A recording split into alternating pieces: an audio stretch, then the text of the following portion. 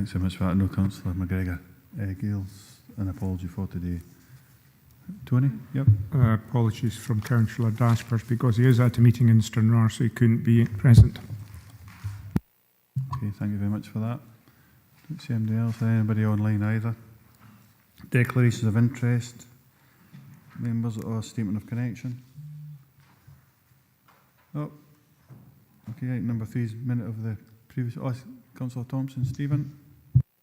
Yeah, thanks, Chair. I think on item 5, it's really a statement of connection about the RLUP, because there was a member of the advisory board who helped take it forward. Thank you. Okay, thank you very much for that. Councillor Hagman as well, I think, is coming in. Katie? Yeah, thank you, convener, and good morning, members. Yeah, it's statement of a connection, really. I mean, certainly in item 5, I'm a substitute for the rep.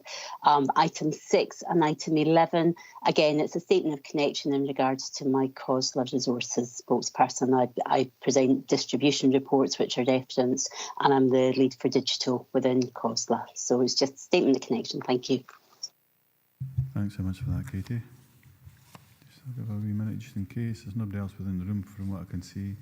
No further hands or anything within the meeting. Did you pick up an apology from Councillor Scobie in the chat? Claire, just when I see that coming up there, I'm just looking for chat in regards to declarations of interest. We'll go back to that. Item number 3 is a minute of a previous meeting. Can we approve the minutes, members?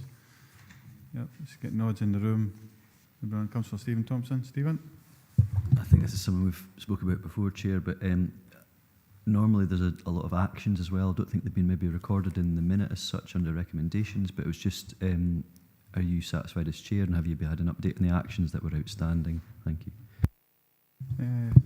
No, I haven't, as far as I'm aware anyways, but I don't know if there's the action track. So what we've agreed historically, we can be happy to share them with the rest of the committee if required, Stephen, if that's what you're looking for.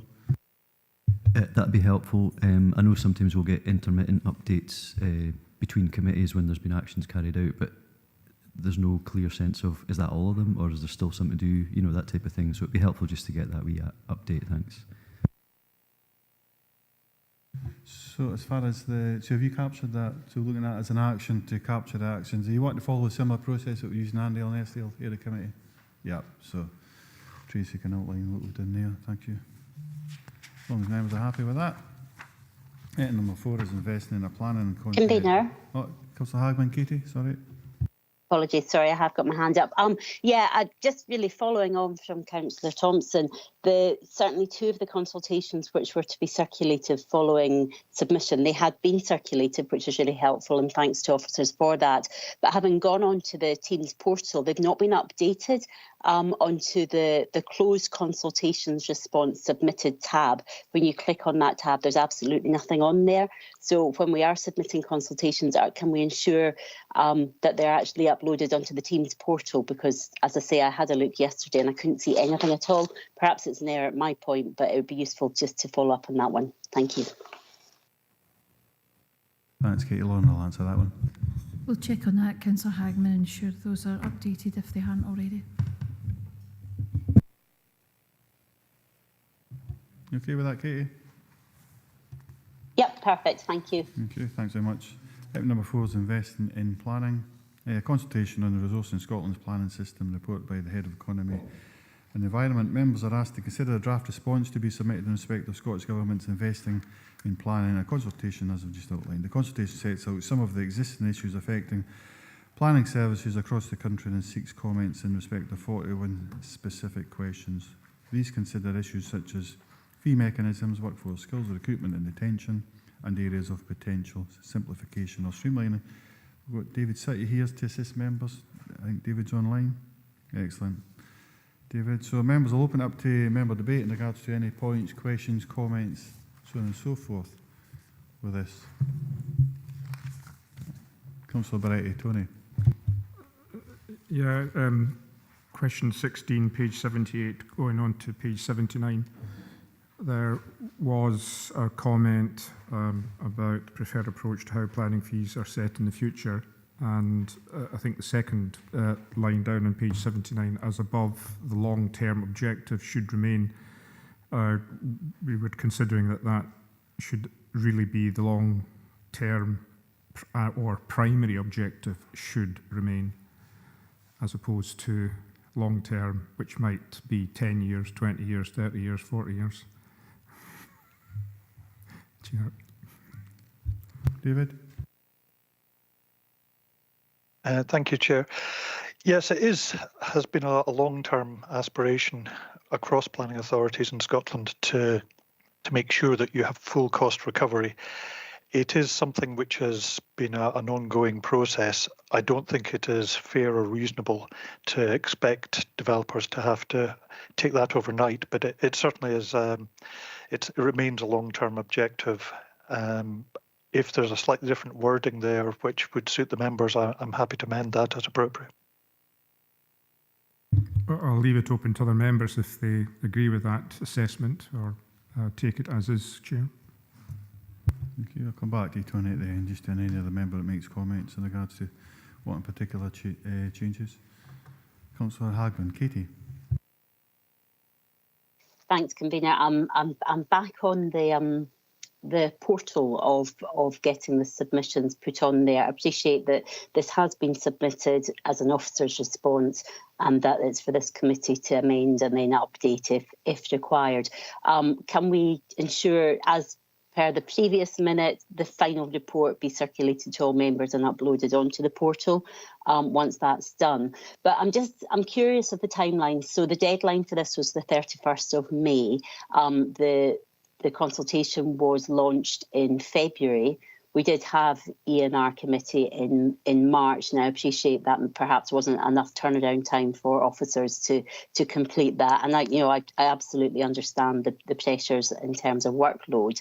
And I really appreciate the fact that the director has circulated in the past a sort of flowchart of how consultations should be proceeded. But this scenario, which is happening on a number of occasions, isn't captured in our flowchart, our policy, our guidance in terms of dealing with that. And I'm just wondering, do we need to update that sort of guidance going forward? Because certainly having looked back, there's all sorts of scenarios where the chair and the vice chair are given sight of consultations. It's decided which will come to committee, which won't. But there's nothing in that guidance, as far as I can see, that captures when the committee is unable to meet prior to a submission deadline. And it's just so we've got a uniformed approach going forward for the council. I think it would be really important to have that. Thank you. Thanks, Katie. Lorna's got to speak to this.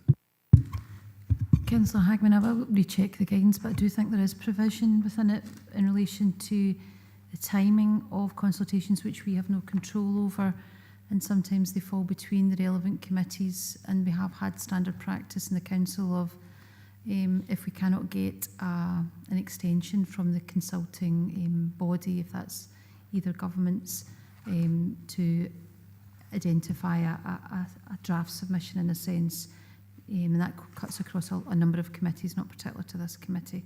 But I'll check the guidance again and make sure that if that isn't fully clear to you, that we make sure that that's clear. I'll maybe ask Steve to comment on the timescales in terms of the original call for the consultation response.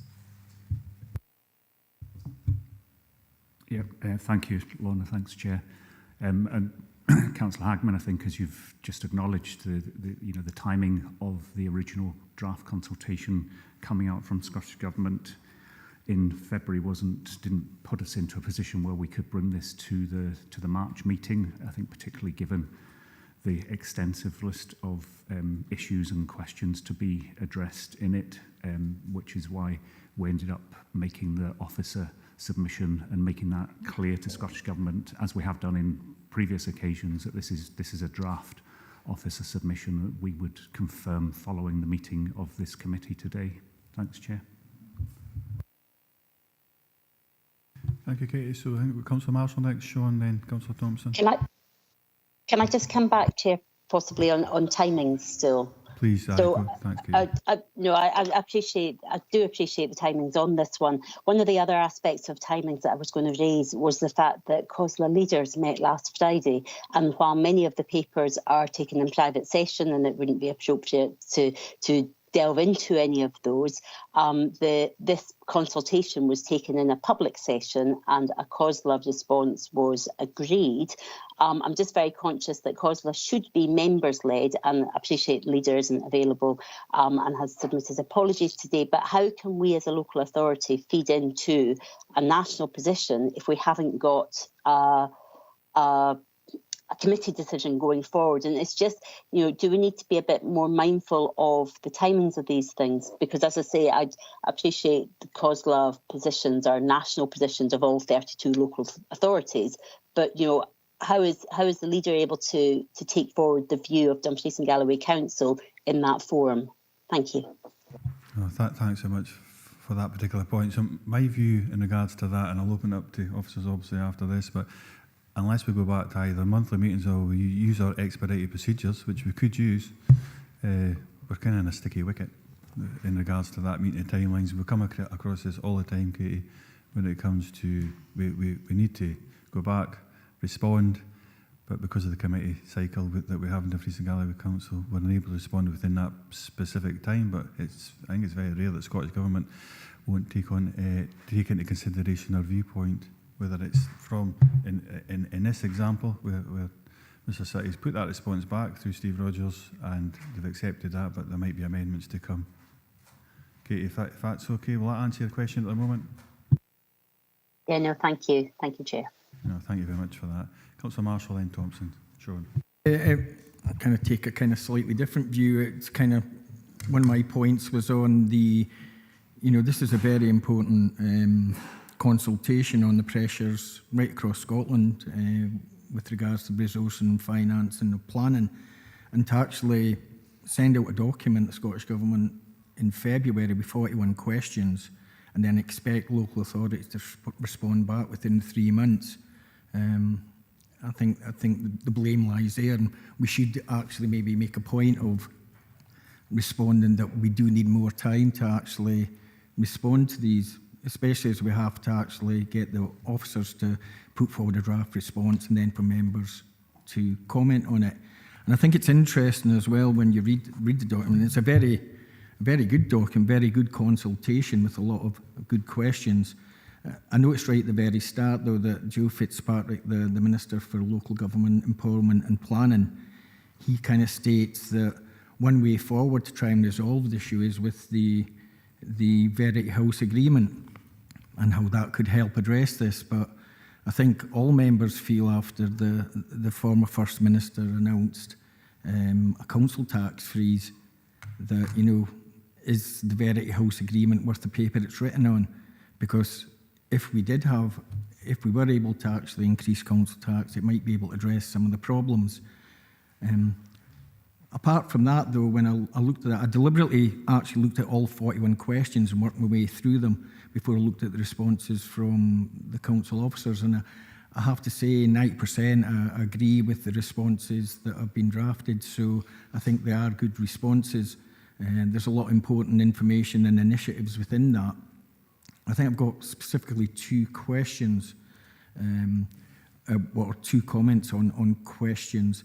On question 28 on page 81,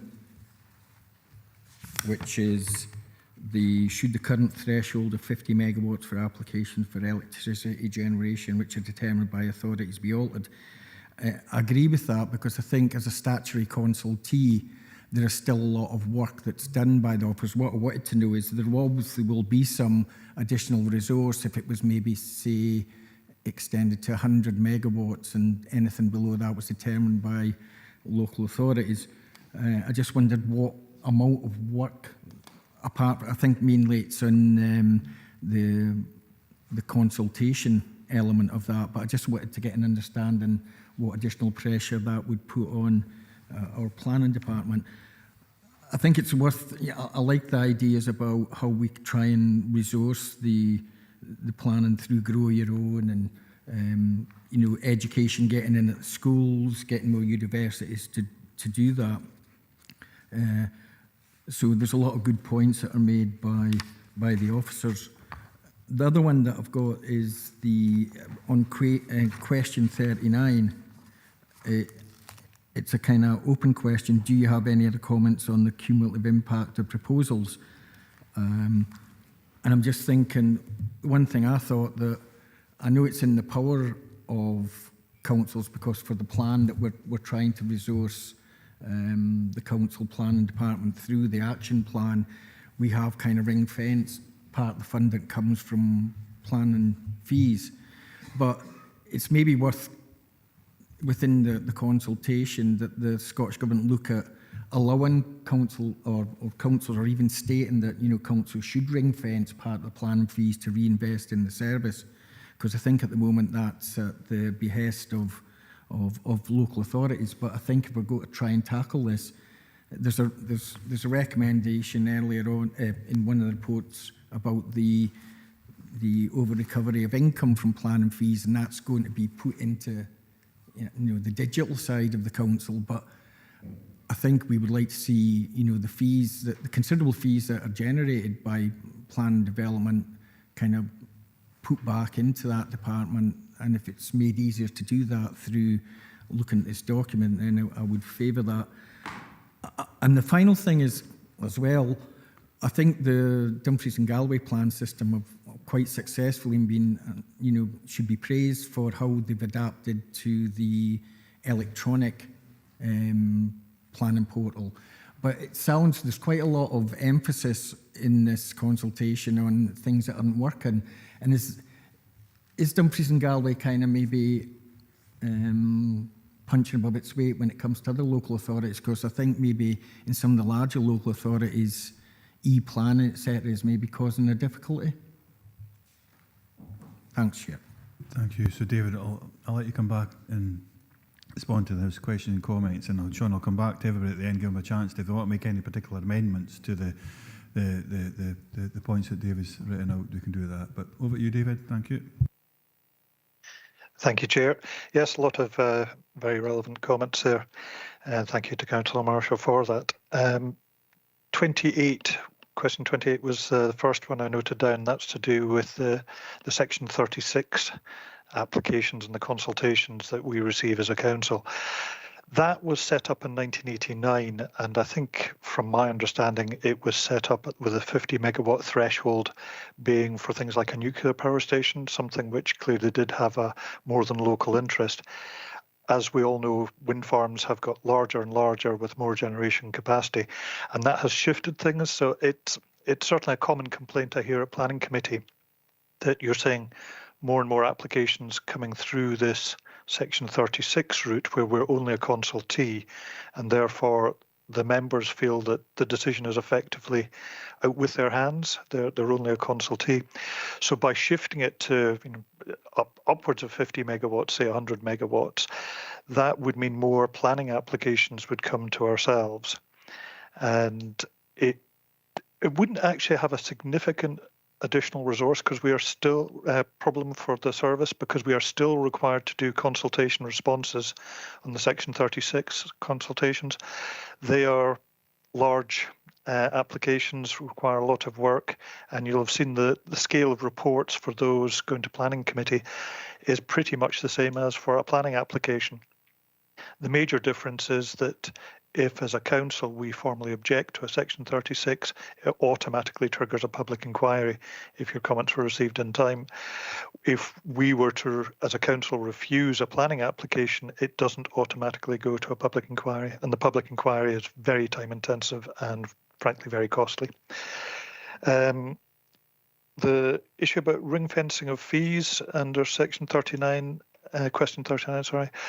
I don't think you'd find any opposition from me about that, but obviously there's a bigger budget setting issue here across the council, and even within the planning service, you've got to remember that we've got to fund, there's three parts of the planning service effectively: development management, dealing with planning applications, development planning, producing the local development plan and other policy documents, and planning enforcement. And only development management brings in any fees. So it's not as simple as just throwing money at the planning applications. You do have to look more widely at what's being done. But I do appreciate there's a bigger budgetary issue there. Final point I noted down was to do with the e-planning side of things. I would like to think we're fairly well advanced with that, and I think things have got considerably better since we just when it would be in the last earlier part of the year, we moved on to a new version of our back office system, which has allowed it to work much better from home, much faster. The pandemic changed things significantly, that overnight from a hybrid paper electronic system, which had got more electronic as time went on, the only way we could deal with things was taking it as an electronic application. And when we saw the benefits of that, you weren't having to have admin staff scan in all the paper documents, which are of poorer quality, frankly, than getting a PDF document received. The benefits were such we didn't want to go back, and that's our default position is electronic submissions.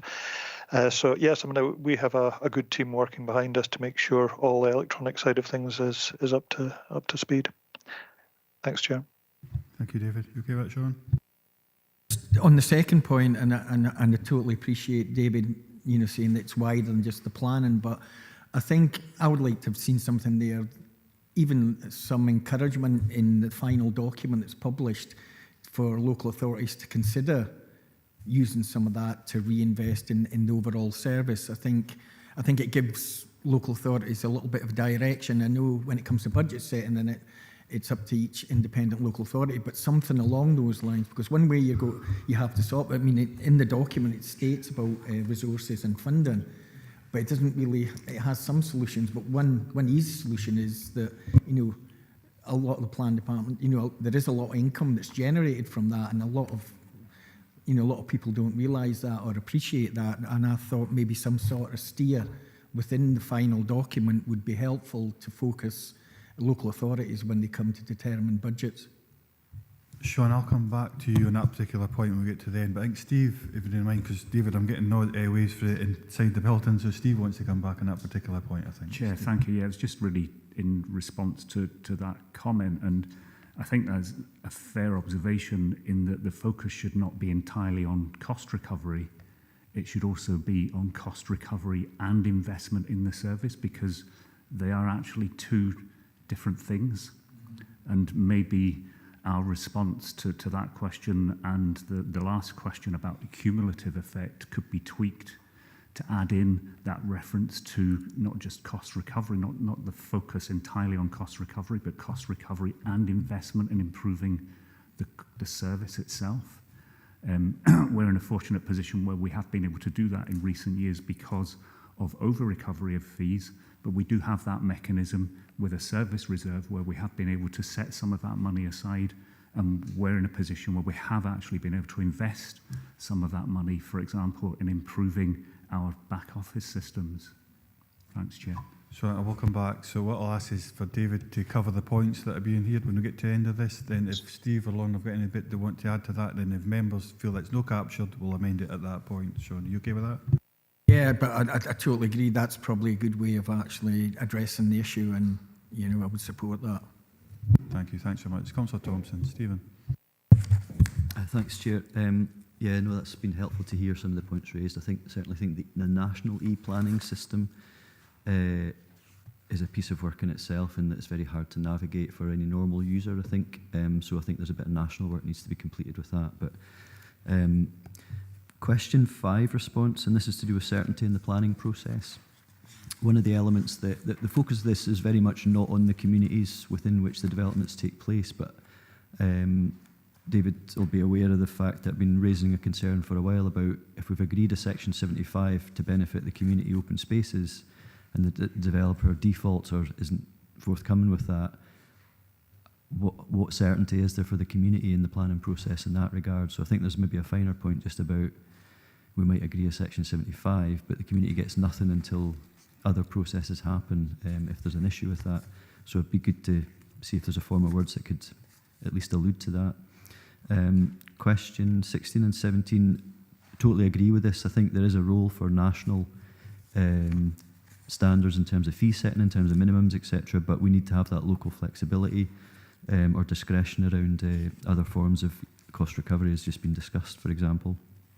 And even when Steve Rogers was talking about the investment, cost recovery investment, there is a fine balance there between as long as we know we can generate the income, I suppose we would always want to cherish the autonomy of this council to decide how best we spend that money. So there is a wee balance between ring-fencing money for investment or providing that there's enough money for the council to choose how best to invest that across the wider services. So, but broadly supportive of what's been discussed already. Question 28. I'm just wondering what a reasonable megawatt limit would be.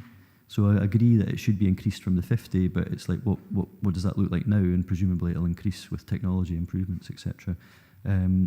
Question 32 on the hydrogen. Is hydrogen the only thing we need to consider if we're talking about PV and other technologies, for example? And similarly in question 33, we've seen the advent of battery energy storage systems in the region, and I don't know how proportionate it is, but certainly there's been concerns about the community about potential fire risk and things like that, and the Scottish Fire and Rescue Service aren't a consultee, as far as I know at this time, for energy for applications like that. So maybe there's something about who else do we need to speak to get that assurance about potential developments in the region. And I think that was probably about it, but everything else has been covered. Thank you, Chair. Thank you very much for that, Stephen. David? Thank you, Chair. Yes, probably not an awful lot that I need to add to that. Although there's a number of elements which are perhaps separate from this consultation, such as ensuring that communities do benefit through Section 75 agreements where there's a breach of that, and I know exactly the case Councillor Thompson's referring to, that is probably the exception rather than the rule, but there are procedures which can be followed, and we've done that. So I don't know if that's something really which needs to be fed into this particular response. Reasonable time limit for reasonable limit for Section 36s. I don't know. That would have to be something which the Scottish Government would go through a consultation. It would be, interestingly, because the Energy Act is something which is Westminster-based, it would require that change to actually move the Electricity Act more than 50 megawatts. So it's something which is actually even out with the Scottish Government's power to do that. But there would be a whole element of work need to be considered for that. And question 33. Maybe I can just give some reassurance on that separately, that the battery storage is the fact that fire services are not a statutory consultee is something which is causing a lot of national concern, and that has been raised through Heads of Planning Scotland, HOPS, so that has been dealt with separately. Thanks, Chair. Councillor Thompson's nodding to say he's okay with all that stuff. Excellent. Is that right? Are you come back? No, that's fine. It's been addressed. Thank you. Let's see, David, just prepare. I've got a couple of things maybe just for clarification on for myself, but then we'll ask you to try and address, if there's any amendments, we'll go through the ones that you think need to be amended, and we'll ask members to agree with them as we go through them. Firstly, David, I think you've done a great job, actually, going back to what Councillor Marshall said earlier when I read through this. A lot of hard work. You can see he's clearly went into this. Question number 6, it's a permitted development rights stuff. David, you allude to BT in particular, prior notification. Is it just the utility stuff you're talking about here? Does it go beyond that? Is it about the farmers of that type of prior notification as well? Is what I'm thinking of land users. I would just try to get clarity in regards to that before I made any comments. I'll just go through 2 or 3 and let you capture them as we go through. So, other stuff, I'm agreeing with most of what you're saying here. Things are just in case. No, I'm going to cover that. Agree with that. See the question 18, David. I don't think Emmy's picked up on this to a great degree, but see the potentially says what other resources. So, what other processes that support the determination of a plan application could authorities be given powers to charge at their discretion? And it was when I think you're referred to when the validation of an application, when it comes in, if it comes through the second process, that's an admin fee you could charge at that point.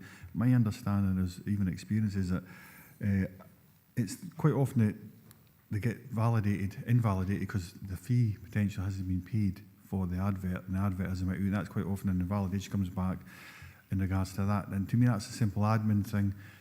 Would it be correct in that? Would it be correct in that evaluation, or is it more complex? Do we have a lot of history where people are putting in applications where there's a real lack of information, which does create a lot of extra work. I strongly agree with that one. Question 21, you're talking about the simplified planning zones now classed as master plan consent areas. You've used an example there. I was keen to understand why the developer went back to a standard planning process rather than use that simplified process. You would have thought that I think we've always encouraged wherever we can, if that's an option, come forward, house type design codes, so on and so forth, using that as a methodology. I think pretty much the rest of it I've been very much supportive of. The last one was in question, which hasn't been covered, I think, question 40. Do you have other ideas to help resource the planning system? Your development planning in particular is what you're talking about there. I just wondered, the question for me would be, if we were to charge for sites coming forward, I think it's called for ideas and it used to be called for sites. If we were to charge for that process, would that restrict the level of opportunity in regards to sites coming forward for the local development plan as it's developed? Everything else has been covered from my perspective, but I think a lot of work, David, and thank you very much for that. Thank you, Chair. Yes, quite a lot there as well. Prior notification, question 6. This, I think, is a particular bugbear of the HOPS, Head of Planning Scotland, where it's something that the Scottish Government seems to be particularly keen on, is this halfway house between something clearly not needing planning permission and something needing permission. And through HOPS, we have always said don't do that, because all it does is just create uncertainty in the system. And very often with the telecoms ones in particular, class 67, it's just got longer and longer and more complicated.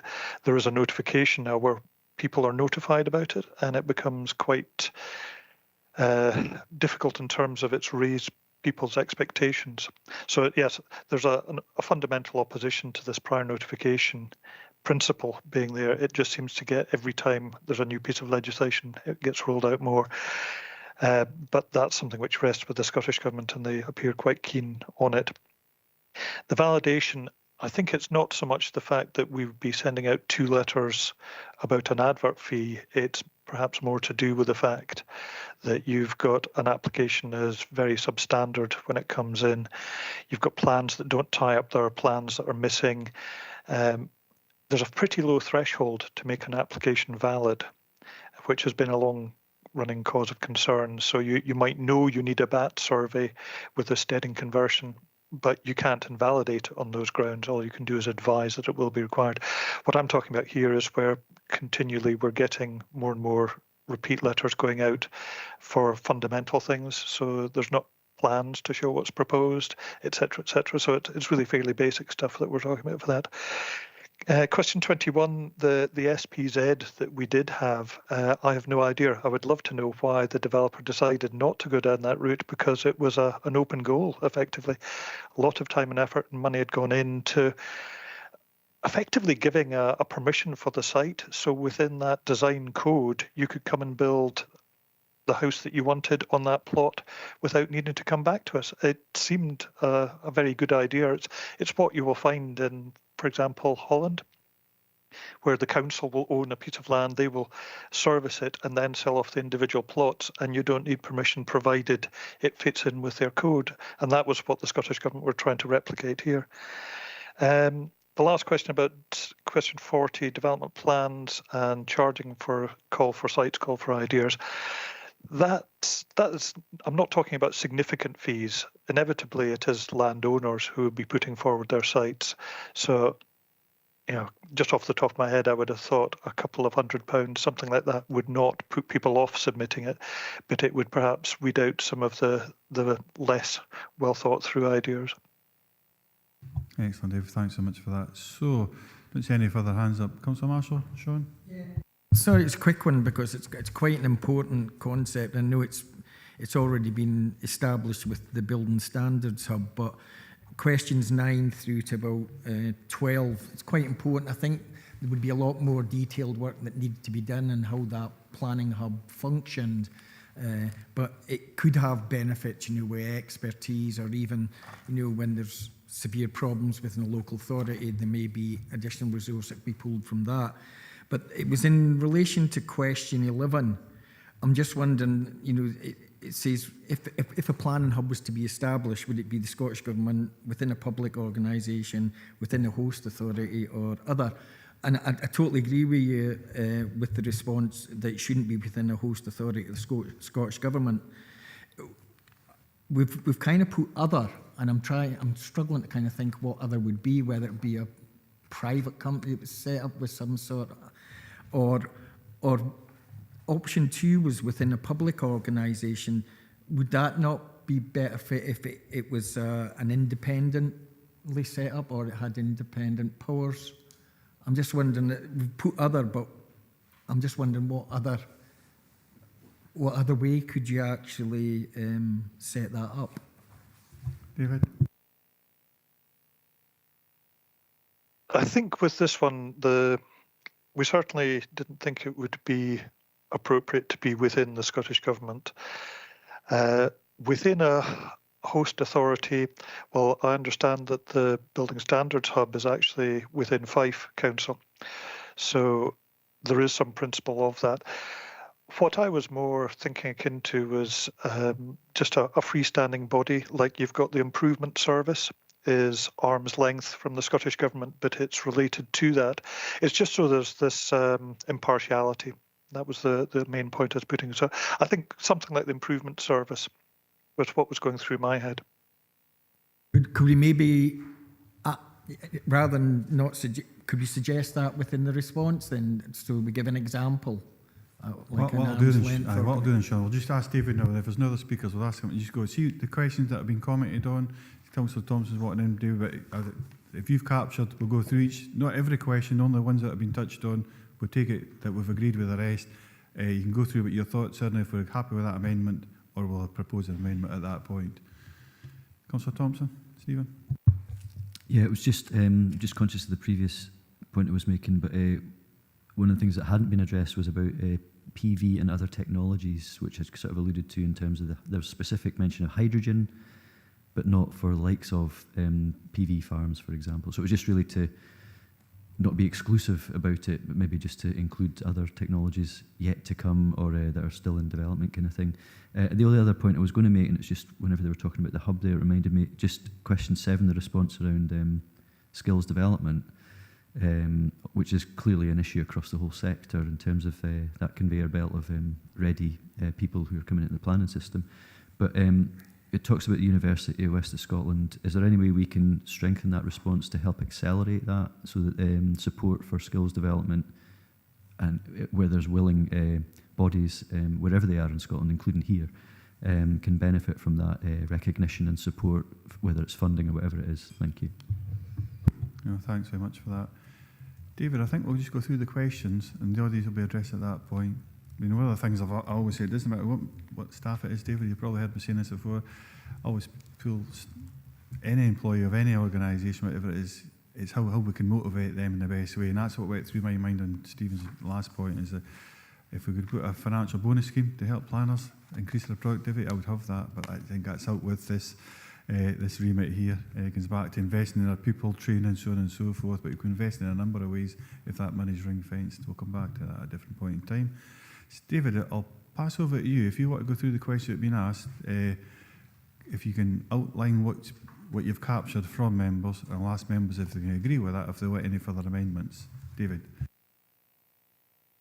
Thank you, Chair. To be honest, I was sort of scribbling down things as we went along, but most of the issues which were raised today, I think, were predominantly around clarification, rather than I didn't pick up on an awful lot of change of wording.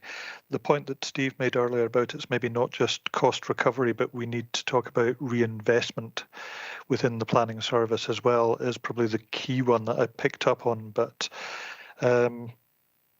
most of the other points were really just clarification of questions that members had, rather than wording differences that I noted anyway. What I'll do, David, I'll put briefly to members. We'll go through it. I won't go through every single one, so I'll go through the speakers that have spoke already. I'll come to you left to right. Councillor Thompson, any particular amendments would you like to change, and taking into consideration the responses that you've had from David? I think just maybe strengthen that acceleration of funding for the likes of the University of West of Scotland, for example, that develop skills, maybe just to make it more assertive rather than beg the question kind of thing. And I think to articulate and specify about PV and other technologies rather, alongside hydrogen. So I think, although it's the question, the response is answering that question on hydrogen, it's sort of narrow in the answer, and so it doesn't seem to extend to the other technologies that we know are in existence. But beyond that, I mean, yes, there is clarification in the wording, but we could actually express it explicitly in the response. I think that's really what I'm looking for, just a couple of extra words, really. Thank you. Thank you, David. I'll just make sure you've captured that. Yes, thank you, Chair. Thank you. Thanks very much. Sean, Councillor Marshall. Thanks, Chair. It was really just seeking clarity in question 11. So the response we've given, does that kind of suggest that it would be an arm's length organisation? Is that the only, or would we be specific in saying, for example, an arm's length organisation? David, sorry. Yeah, I mean, I'm quite happy to amend that one to say just as an arm's length organisation. Yep, that would be fine. Is that enough for you, Sean? Anything else you want to touch on? No. Katie, I think we had you in earlier as well. Councillor Hagman, I think I've got you noted down as being a speaker on this. Or maybe not. Maybe I was asking about the flow chart to be updated just in terms of the consultation response. So it wasn't specifically to this, although I think Councillor Beretti had made comments on the strengthening of question 16 to ensure that full cost recovery is captured more strongly. Thanks. Thank you. Councillor Beretti. Tony? Yeah, I just wonder if that sentence there on page 79 can be strengthened as well to show that we believe the primary objective should be, I mean, they can word it both long-term and primary if they wish. You've got that, David? I see your hand up, Sean, just a wee second. Yeah, we can clarify for David. Sean, you want back in? I think as well, right at the very start, and I think a couple of members have commented on it, is just the timing of and the length of time for the consultation, whether if there's some way we can feed back, it's not satisfactory to have a 3-month period, especially if you look at the time of year, at the end of the financial year, budgets, etc., and to give just 3 months for responding to an important consultation that has over 41 questions. And they have to consider that has to, first of all, be drafted or looked at by officers, then it has to go to the relevant committee. So I think feedback on that there should be more time for these consultations. I don't know why it's so rushed at 3 months. So I'll come back to that at the very end. We get to recommendations at a particular point. David, I think my points were captured as well. I don't think it was anybody else that spoke on it. I got clarity in regards to from yourself that when it came to the LDP and the allocation of sites or sites, call for sites coming forward, that would be a kind of minimal type. If you could have expanded on that, I'd be happy enough that it would be a light touch approach or whatever language you think is appropriate, David. Councillor Slater's wanting to come in. David? Yes, thank you, Chair. I don't see anything about nuclear power here in planning and for the future, because there's companies now working on small nuclear units that are very small. You could fit 3 into the size of a major football stadium. But I just wonder if that will go into the system as well. No, but I don't know I can certainly clarify that, but I'll always put it back to an officer. But I mean, there's no nuclear, as it stands with the Scottish Government in place. They've made it clear that there will be no further future nuclear development in Scotland. David, I don't know if you want to clarify that in a more professional way. I would just simply comment that it's probably beyond the scope of a consultation on resourcing Scotland's planning system. Sean, do you just want a quick comment on that one, I think? Just to say, I know that it's with regards to the planning legislation in Scotland, but there's no reason to say a change of government and a change of heart. So I think captured within, it's more on the megawatt generation that would be covered. So it's not excluding it. It's just it's something, you know, we don't have to be specific about it. But yeah, certainly small modular reactors, etc. Something that may be considered in the future. But I think within the scope of the document, that will be covered under electricity generation. No, thanks so much for those comments, Sean. David, see, in simple terms, my mind quite often works in simple ways. So going back to, say even 20 years ago, a standard turbine, so to speak, would generate a megawatt, megawatt and a half. Now we're between 5 and 7 or even 8 megawatts. Higher up, fair enough. So would that level of fund, is that too simple a way to look at this in regards to the difference going from 50 megawatts beyond that goes to a Section 36 application? Would that be too simple a way in which to look at this, do you think? No, that's absolutely the way to look at it. If you look back even a number of years to the sort of applications we were receiving, they were smaller turbines and very much smaller generation capacity in each one. They have got bigger and bigger, and that's what's resultant effect of that being that they need to go to the Scottish Government rather than ourselves. Would it be competent for us to put some kind of figure on that then, above the 50 megawatt or not? I suppose that's what I'm driving at.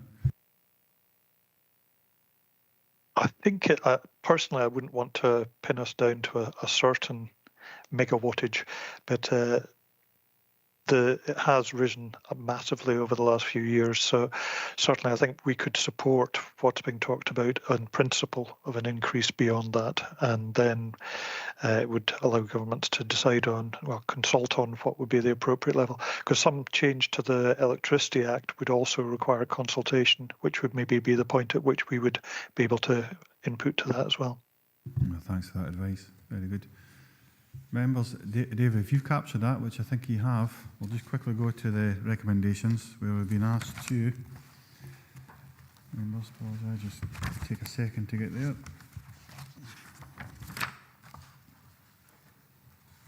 Notes 2.1, note 2.1, review 2.2, and 2.3 is to agree the updated final response with amendments.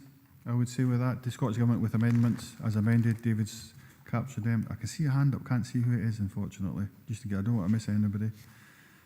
Will we see, is that handy? Councillor Slate, is that an old hand, David? Right, that's an old hand, that's fine. And 2.4, Sean, you've got a wee proposal, I think. Sean, do you want to, Sean, I think you were mentioning about in regards to the timelines, Scottish Government, they're giving us, I don't know if we want to make that in explicit, so to speak, at 2.4 as a recommendation. It's not one there, be a further recommendation just to say whatever you want to outline. No, I think probably you'll have captured the fact it's just on the timelines and the response times. I think it's an important document, and we should feed back that given this from February to, was it the end of May, is not an adequate amount of time to respond to a document of this importance. No, thanks very much. I think we've captured it. If seen this was coming earlier, we would have spoke about a workshop. Sorry, David, were you coming in there? I was going to say, if it helps, Chair, I'm happy to incorporate that in the covering email that I sent to the Scottish Government, just expressing the committee's concern about the length of time given. Thank you. Sean, recommendation or action? What do you want? Explicit within the minute? I think David, yeah, whatever, and I think David's captured it and suggested a way forward. Thank you very much for that. I'll take that as an action then. So it's you'll see that coming through, your action reports. Excellent, members. On to item number 5. Thank you. I'm a second to find my place.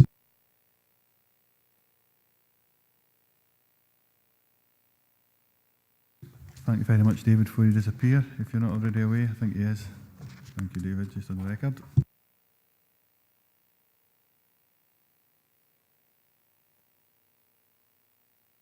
Members, item number 5, this report brings the amended final draft regional land use strategy for our consideration following public consultation on the pilot and as requested by this committee in November 23 last year there.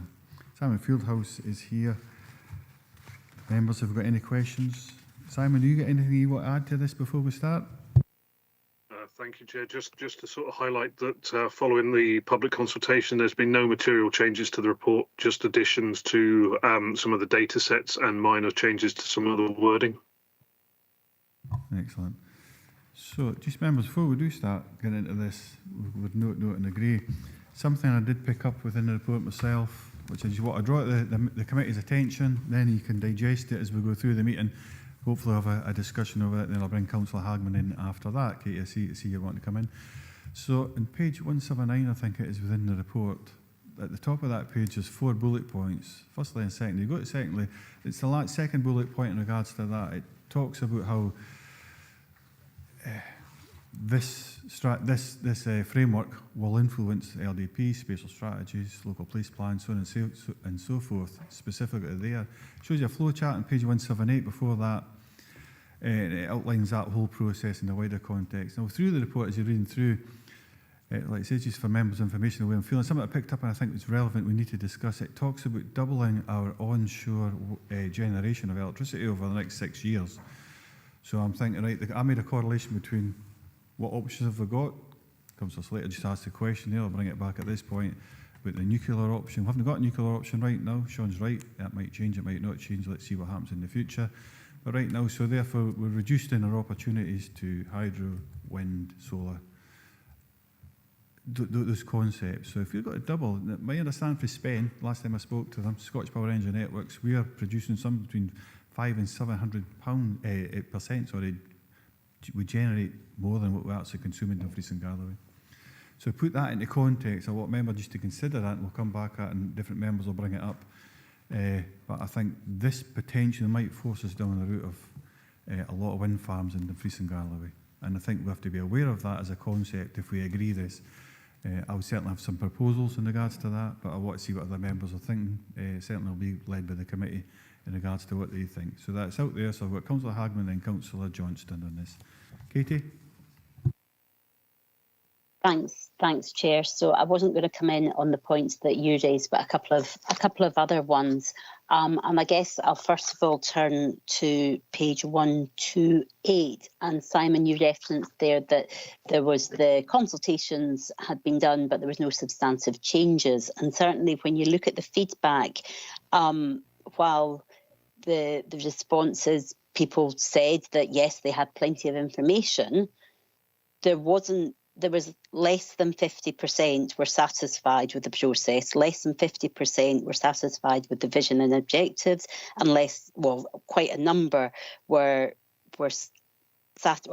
they were not satisfied with the actions for implementation. I went through a lot of the comments, and there was over 100 that the comments were noted but led to no change. And I'm just slightly concerned that we do a huge amount of consultation. People take the time to respond to the consultation, but it makes no discernible difference. And certainly when you then look at the responses of how people feel, there's a huge amount of dissatisfaction there. Now, I appreciate that the report is very detailed, and actually having gone through it, it is a good report. I think there is definitely a way forward, but the public perception from individuals and organisations isn't positive overall. So how is that addressed? Are we looking at further stages of how we do better consultation? How, if people don't feel ownership and satisfied with the results of the consultations, then there is almost a failing within that, because it's then, could be said that it's not capturing what our communities and stakeholders are actually wanting. There's a few other aspects that I was sort of wanting to touch upon, one of which is on page 143, references setting targets in the future. And my question would be, who would set those targets? Because it doesn't make it clear. Also on page, let me just get the page number, 154 and 156, they're both marked figure 5. So I'm assuming that that's a typo. One should be maybe marked figure 6. But I'm also confused as to why the biosphere is on the second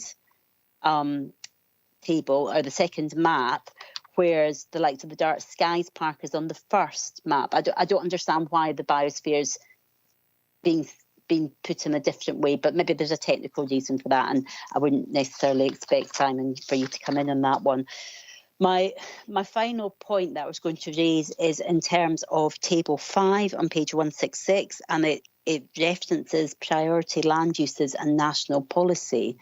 And within that, there's nothing reference about the biodiversity national strategy that's just been agreed. So that seems quite a fundamental point not to have been captured. I appreciate maybe it's a timeline issue, but should that not be captured in that list of national policy contexts, because biodiversity is referenced throughout the document elsewhere? So there's a couple of specific points, but my wider point is about how can the community, stakeholders, individuals feel confident in the process in terms of consultation and actually feel that their voice is being heard, and we don't fall down the trap of sort of consultation apathy or consultation fatigue going forward.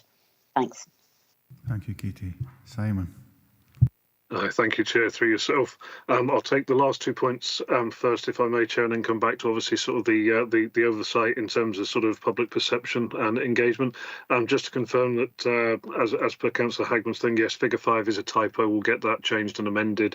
And in relation to the biodiversity sort of strategy and framework that's come out from the Scottish Government, you're quite right, that should have been included. It is probably not been included because the consultation went through just last year, so it may just be a timing thing, but I'll make sure that is included and updated in terms of the strategies to include within that. With regard, obviously, to the consultation responses, obviously, the process undertaken was quite vigorous, quite robust. Completely understand about the feedback. We had a panel that obviously represented both Scottish Borders Council and ourselves to look through the comments and to sort of identify whether there was any necessity for any material changes on the actual sort of engagement and the actual outcomes of the report. That obviously has been identified both within the actual consultation document and also sort of more substantially within Appendix 2 in terms of where we've taken amendments and consultation. I think it is a lessons learned in terms of how we undertake consultation in the future to ensure obviously that we're capturing sort of the stakeholders' viewpoint and obviously public perception and where we move from that. I think it's something we need to sort of learn from and obviously move that one forward for any future consultations that we undertake. And that's something I should definitely feed back to the group to ensure that we've got a process in place for that, Chair. Thank you, Simon. Katie? Yeah, thanks. Thanks, Chair. I think it is important that we can capture that, and whether we need to add to a sort of further recommendation that as a committee we would like further work to be done in terms of the consultation process to ensure that it is robust and actually when the outcomes go forward people are satisfied, because it's clear from the evidence on here that there's a huge number that aren't satisfied with the process. So whether we can maybe add that as an additional recommendation, or maybe we can come back to that. Thank you. Thank you. I'll make sure I bring you back at the recommendations, Katie, to give you a chance. So Councillor Hislop it is, sorry, I'll capture that, Ron, then Johnson, and after that, Ivor. Thank you, Chair. I think I share a lot of concerns about the consultation that Councillor Hagman has addressed. When you read through some of the responses, a lot of it's, well, we don't need to amend just now because it's a pilot. And once we get the next time it comes to us, it'll be different and we can change it then. But what happens if, as it states in one bit, there's no further funding for this? Will we actually see a change to this, or will this be the actual one that's taken forward? And we won't have the opportunity to amend as we see fit. We've got a framework here, and a lot of the things are, I think it was blue sky thinking or something that said high level strategy, but people who come to consultation events look for bits that refer to them and more how it's going to affect them. The sort of blue sky thinking doesn't come into it as a major thing. It's more what happens on the ground round about them. So I think that's maybe a reason why people aren't engaging with this. And must admit, when you've got 60 people across a region of, is it about 200,000 electorate, I think it's somewhere about the others, 3 constituencies, it is a wee bit kind of disappointing that we've only had 60 people actually reply, and of those, a third of those were paid to do it because they're from organisations who said to somebody go along to this event. So the public haven't engaged in this. I don't know if it's something that the public are actually wanting to see, and I don't know how we can then take it to them and actually encourage them to engage with this if it's something that they're not really focused on at this time. Thanks for that, Ivor. Simon? All right, thank you, Chair, and through yourself. Just to sort of pick up on Councillor Hislop's first points with regard, obviously, to what happens next. The Scottish Government have indicated, obviously, that there are future sort of developments in play for what comes next in terms of a further follow-up to this. There aren't any details, and we'd be looking, obviously, to bring that back to committee to obviously sort of ensure that councillors are happy with us taking part in moving these things further forward in relation to a more sort of established framework. But as I say, there are no details to come back at this moment in time, just to say that obviously there is further funding on the table for the next iteration, whatever that might be. So there would be an opportunity to change things. Taking on board Councillor Hislop's other points in terms of the actual engagement, public engagement, particularly on sort of some topics, is very, very difficult. The turnout was low. It was engaged. There were stakeholders that obviously came along that gave their time. I take on board the points that are made in terms of sort of the representation from groups, but obviously we did publicise. We did push this out. We put it out for the 12-week consultation. We tried to do the online sort of consultation as well, to give ourselves as much feedback as possible. And obviously sort of it is slightly disappointing with the level of response that we had, but what we've had, we've obviously tried to run through and capture that and present that back to committee today. Thank you. Thanks for that, Ivor. Thanks, Simon. Thank you very much. So, Councillor Johnson, Malcolm. Yeah, thanks, Chair. It was just on the basis of that. We keep talking about stakeholders here, and basically everybody that lives in the region is a stakeholder in this. And maybe a cheeky question, but possibly can't answer it. But it would be interesting to see how much each response cost. But we'll maybe gloss over that. It was going back to what you said at the start, and I mean the report's very good, and I enjoyed reading it, and I'm glad we're recognising things like on page 138 to achieve a nature positive net zero Scotland, and Land and Sea will need to balance competing demands and will require negotiation and compromise from all. So that's a clear indication of the issues. And we then go back to what you said at the start about doubling onshore generation, and for most people in the region that would imply wind generation. And there are a number of communities in the region at the moment who are struggling and feeling like they're being put upon by massive wind farm projects going forward. And Dumfries and Galloway, we do generate a lot of energy from wind, and to double it from where we are just now, or would encompass a large part of the region, which would cause a lot of problems for an awful lot of people, particularly down in Newton Stewart area, and particularly again over in Annandale, North Annandale as well. So how do we square that off? Because doubling wind generation is a laudable target, but when we're already set quite a high benchmark, would we then end up bearing the brunt of that? Thanks for that, Malcolm. Simon? Thanks, Chair. In terms of the cost, I couldn't comment at this moment in time, Councillor Johnson, on that particular one. With regard, obviously, to the wind or the sort of the doubling of onshore generation, I think obviously sort of we wouldn't just be looking at wind, but I completely recognise the points that have been made, and obviously maybe that's sort of something from this committee that can be fed back before we make the final submission to the Scottish Government. Chair, could I possibly come in just to add to that? Just in terms of clarity, so the reference to targets is a reference to national targets in the document. So there are a couple of references to doubling the amount of wind energy that's produced, but that's a national target for Scotland, and those two references are quoting essentially what the national target is and saying it's really explained, I think, best on page 142. And I think also Councillor Hagman raised a question about targets and target setting, which I think is also addressed in the same paragraph on page 142 and 143. So I think the purpose of this particular section is just to illustrate, I think, one of the comments that Councillor Johnson made, which was acknowledging the potential for competing demands on our limited land resource through expansion of various and pressures on various land uses. So that section sets out the context really within and the scale of the challenge which has been set by the Scottish Government for Scotland as a whole.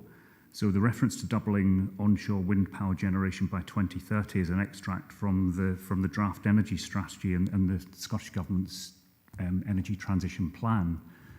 But the document then goes on to say it will be for us within the south of Scotland to determine how and if we apply a regional target to some of those national figures.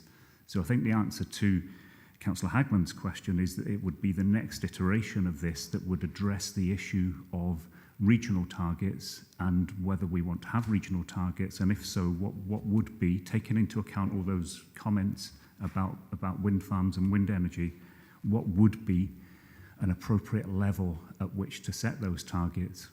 So the responsibility for doing that would rest with the next iteration of this document, which is overseen by the Regional Economic Partnership and the advisory group that the REP established to kind of oversee all of this work. But it would need the agreement of both local authorities also. So just to provide that reassurance, Chair. Malcolm?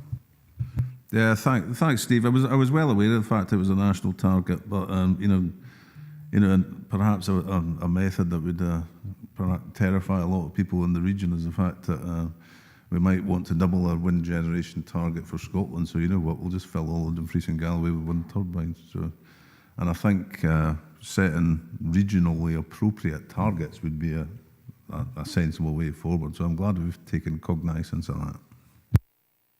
No, thanks so much for that, Steve. And Malcolm, and I did actually, that's where I'd taken it from, my doubling onshore, I've highlighted that, exactly the point you're coming from, but I think it needs to be spoken about, addressed, and that potential perceived threat that's there, actually, there might be, and we'll come back to that and discuss that a bit further when we get to recommendations. So thank you both very much for that. Councillor Stephen Thompson, then Marshall. Stephen?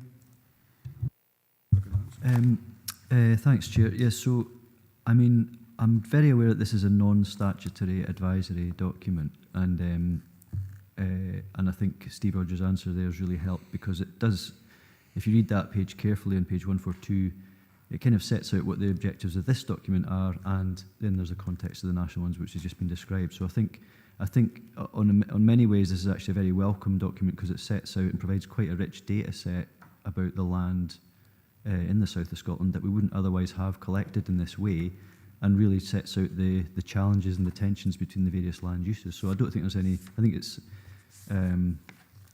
appropriate that we have this in order to base future decisions on, but it's not a decision-making document in and of itself. I think the point about consultation, though, is well made, in that clearly if you've got tens of respondees for a document like this, it's really not landed, or it's really not captured the active imagination of the people that it's intended for. However, as with maybe the previous consultation, there was quite a tight turnaround in terms of when certain things had to be sort of submitted for and developed and put out to draft, all the rest of it. So I think there was pressures around that as well. So I'm kind of comfortable that this goes forward, but I think the points in the report itself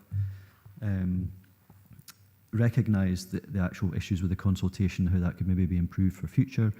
And on that basis, I would, notwithstanding the comments that have been made by other members, I think we should find a way to agree that this can go forward, at least to sort of then get to the next stage, recognising that it's non-statutory, it's a not decision-making document, but it does actually pave the way for us being able to take better local decisions. And just on the point of energy, I mean, the ward that I'm in has a number of onshore developments. The issue isn't always necessarily the technology, but it's the cost of the energy to the local people. And unfortunately, at this time, we don't have the powers in this country to decide how we deal with our energy policy. And I think that's that's a sort of fundamental problem in terms of energy supply in the UK and Scotland in particular, given that we produce most of the onshore wind per head of population. So I think it's a complex picture, but I think people would be happier if they knew they were getting cheaper energy, for example, if they were producing it nearby. However, that's not the case in the current UK. So, but that's not what this consultation is about. So I'll just leave it there, Chair. Thank you. We'll address them at the recommendation. Simon, you want any response to Stephen's comments? Thanks, Chair. Just to reiterate, obviously, that this is guidance, not statutory, and obviously sort of will help. And the work that's obviously been undertaken to pull together the information is very useful for the region as a whole. Thank you. Councillor Marshall, then Baretti. Sean? Yeah, just picking up on some comments, Chair, and also your comment with regards to, and a few other members with regards to proliferation of wind farms across our whole region, across the south of Scotland. I mean, that's been there for some time. And I just think maybe you should have been wider looking with regards to, if you look at 165, page 165, the priority land use changes, it's just got renewable energy development. It might have been helpful if it was renewable energy and carbon-free energy development, because I can remember, and we all know the position with the Scottish Government at the moment with nuclear fission generated electricity, because we wouldn't get planning for that. But certainly, and Archie will recall this as well, there's a call for sites by the UK Government to the development of potential nuclear fusion energy. And the Scottish Government were quite happy for a call for sites in Scotland to look at nuclear fusion. And I think that at Chapel Cross, I think the Chapel Cross Site Stakeholder Group put forward Chapel Cross to be considered for that, and the Scottish Government were quite acceptable to that. So I really think it's something that can develop and change over time. If the current Scottish Government are serious on net zero, then why would they not consider nuclear within the overall mix? Don't know if you want to respond to that, Simon, or not. Thank you, Chair. Just to obviously sort of highlight that maybe sort of renewable energy development, we should be looking at low carbon renewable energy development to cover obviously all aspects in the future. But yeah, point well made, and we'll take that one back. Thank you. 20 I missed out, Councillor Slater. Apologies for that. David? Yes, thank you, Chair. Yes, wind farms, it's becoming a stage where it looks as if the visitors will come to see wind farms, not the surrounding area. But one point I'd like to bring up, which hasn't been mentioned yet, is hydro energy of water. And the fact is that that should be looked at a lot more carefully, because the National Trust is using a lot of these across the countryside to generate power. And we have a river here, which millions of litres of water pour over that call every day. And in up to the 1920s, I think it was, there was a generator there that generated water for electricity for the mill and Truquia. And I believe that's a way of probably bringing our town on the map as such, as generating quite a lot of their own power. And I think that should be high up in a process of looking at an installation like that, because as soon as you turn it on, you're guaranteed to make money and you're getting the water free. Whereas wind farms, you can't keep building them forever. And when the wind doesn't blow, the people, these electricity companies get paid millions of pounds for not even generating the electricity. So I would really ask you to look at the river where there was a generator, and possibly look into that again, because I think it would, a town that can generate a large amount of its own energy would certainly put Dumfries on the map. Thank you. No, thanks for that, David. I don't think there's any comments, but Simon, it's up to you. Aye, no, thanks, Sue. Just to reconfirm, obviously, Councillor Slater, that we are looking at these options. Thank you. Thanks so much. Yep. I'd just like to ask Simon if it could be brought further up the agenda, because it's been looked at apparently for a long time now, and I think that it would be good to maybe, we talk about feasibility studies, but I think it's a viable proposition to do that, and you would be guaranteed making revenue back to the town. So that particular process, take that offline with Simon if you want, because it's a particular project you're talking about rather than the document we're looking at. Councillor Baretti, Tony? Thank you, Chair. I think at this stage, most of the questions I wanted to ask have already been answered by Simon, and a number of positive comments have been made by some of my other elected members here. One of the things that has been highlighted quite a lot is this doubling of requirement of renewable energy. This is a base for the entire region. Now, to give you an example, yesterday when I attended the Harbours Committee and we were at Port William, it was blowing a hoolie down there, whereas the rest of the territory was quite stable. And there are farmers down there who have very small scale turbines which they use for their own use, do not go into the grid. Now that technology is still in its infancy because they have developed large scale, whereas the small scale have been sort of left behind. So effectively this report would address that, because as the technologies get more sophisticated and the electronics gets more sophisticated, agricultural users can make use of that without having to go through an awful lot of the disadvantages that they tend to suffer from at the moment. And it's not just wind turbines, of course. PV is going to get better. So it's a report which lays the foundation for Dumfries and Galloway to capitalise on its position both in Scotland and in the Gulf Stream. So I think this is a very good report, and I think Simon should be recommended. Thank you. Thank you very much. Good debate as well. Councillor Ingalls, David? Thank you, Chair. It was really just to pick up on it. Oh, Simon, this is a fantastic report, by the way. It's really interesting. To pick up on a point that the Chair made about the perceived threat of wind farms in Dumfries and Galloway, and I think a lot of our constituents would see that as a very real threat in Dumfries and Galloway. Doubling wind farms, you know, okay, it's throughout Scotland, but there are already an awful lot of wind farms in Dumfries and Galloway, and we do produce more electricity than we need. So we're net exporters. I think there's a growing vocal opposition to wind farms in Dumfries and Galloway, and our constituents are driving that. And I'm wondering whether, as a council, that's something that we should be debating and perhaps taking a view on, from a council perspective, of the number of wind farms that we've got in Dumfries and Galloway, and whether we're prepared as a council to actually accept the fact that we're going to have, the chances are it could be double the wind farms we've already got. Steve, so Steve and I had a conversation, I think it's on the right, that I relayed some of my concerns, and actually you've probably addressed the bulk of them, Steve, because that is a national figure. But there might be a drive still towards the south of Scotland in regards, because we're going back to what Councillor Baretti just said, we get a lot of wind in here, so opportunities knocking, so to speak, for the wind farm developers. Number of opportunities there. And I'll come back to how we get the recommendation, but David's specifically asking about, okay, how, are we at saturation point?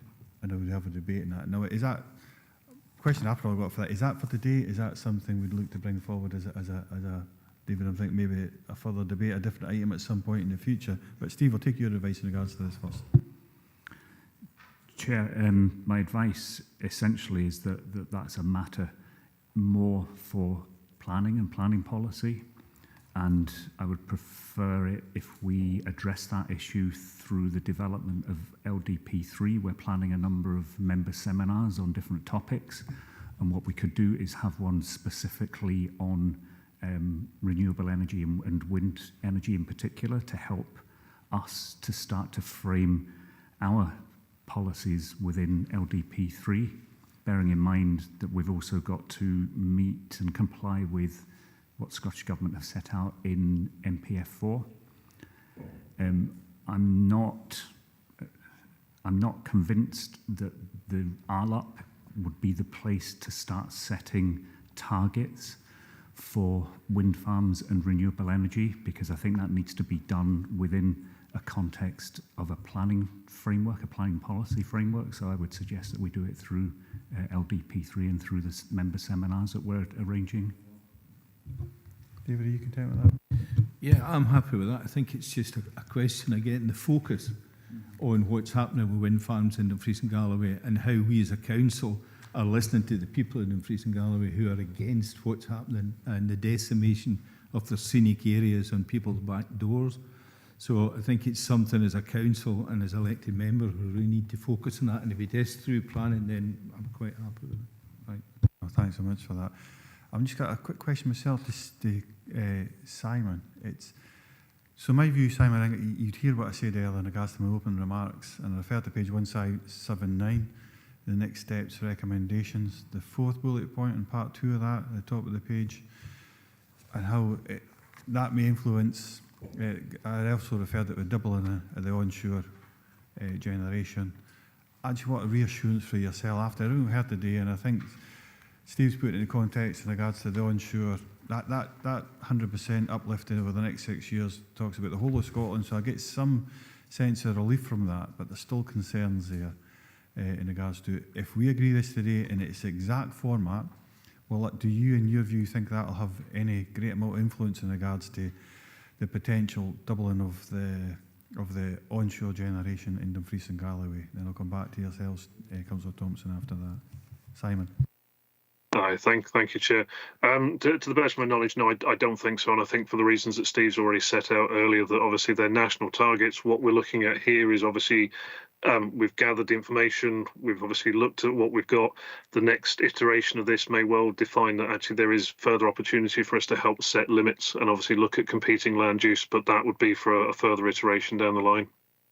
No, thanks very much. So no, and I alluded earlier, I think probably away from this meeting, the Dumfries and Galloway's wind farm landscape capacity study, the LDP3 National Plan Framework for like yourself, and I think all these things do have to be taken into consideration, but so long as that perceived threat isn't there, and also spoke about actually going back to a point that Mr City made earlier, when wind turbines first went up, they were 8 metres high and had a 1 or 1.5 megawatt generator. Now they've got somewhere between 5 and 7 or 8. So there's a number of different ways in which to achieve the same objective, but we need to get that reassurance that we are not agreeing to influence a doubling up of the wind farms in Dumfries and Galloway. And I certainly feel that I'm getting that. That perceived threat's not there, but there's different mechanisms where if we do feel that threat's coming, we'll be able to get that involvement at that point in time. Councillor Thompson, Stephen. Yeah, thank you. And I'm sure, I think it's probably, I think at some point this council in the appropriate forum would benefit from having a mature, rational and evidence-based discussion on renewable energy in all its forms and the impact it has in the community. I mean, I think since 2022 we've had a kind of priority of this council to address the cost of living as one of our central tenets. And while the number of wind farms is certainly seen as a perceived threat in some communities, it's not been the council's priority to deal with that specifically. I think the cost of living is more important because it affects everybody, and I think the cost of energy is a key part of that, and I think I've alluded to that in my earlier answer, but or comment. But I think the main thing is about the consultation. I think the key thing I've taken away from this is the document itself is fine. If you read it carefully, it's clear that the non-statutory advisory nature of the document isn't saying we're going to double the wind farms in Dumfries. I think that's, we can allow ourselves to run riot in our minds about the perceptions, but it's not actually there in front of us as stated fact. But I think the key thing is about the consultation and the lessons to learn from that, because clearly there wasn't that much response. There was a concern that it maybe didn't land well with the stakeholders that we were hoping to get from. There's compression of the timescales just to do with other deadlines, etc. And I think in terms of our roadshows that are happening right now, in fact, for the LDP development of that, we could probably have a look at that, because I'm sure there'll be places where that roadshow's turning up and nobody's turning up from the public or one or two members. So we might be falling foul of the same assumptions about how we do consultations, and we might find ourselves that our elected member seminars are better populated than some of these roadshow events. So I think we need to sort out our own house first a wee bit in terms of, are we getting the right engagement from the members of the public that the planning framework is going to affect, which is everybody in the region ultimately. So I think the consultation part, if we can agree as part of the recommendations to to improve and recognise the shortcomings of the consultation up to date, and then find ways to improve that going forward. Thank you, Chair. Thank you. So I think you're echoing what everybody's been saying, and I think and Councillor Johnson and others have been echoing, are saying exactly the same message. Actually, there's, when it comes to whether it's fuel poverty or the crisis that we're in at the moment, there's different ways in which these type of projects, wind farm talking about our community benefits, where the wider public can benefit from that. But taking into consideration what you just said, 2.1 is to note the public consultation activity and work undertaken as part of the regional land use pilot across the south of Scotland, as detailed paragraphs 4.1 to 4.9. So I'll come back here. At this point, do you want to make any amendments to that, taking into consideration what you've just said, looking for improvements, or do you want to wait and add a 2.4 in regards to that? Because that is for noting what's happened. Come back at a 2.4 if you want. Stephen, because you're the only person that's proposed something at the moment. Get Stephen then Marshall. Yes, so, I mean, in the hands of the committee and through yourself, Chair, but the best place to make a meaningful action or recommendation about improving consultation, I'm comfortable wherever that goes, as long as we're able to do it. Thank you. I'll come back and add a further recommendation, I think. Sean?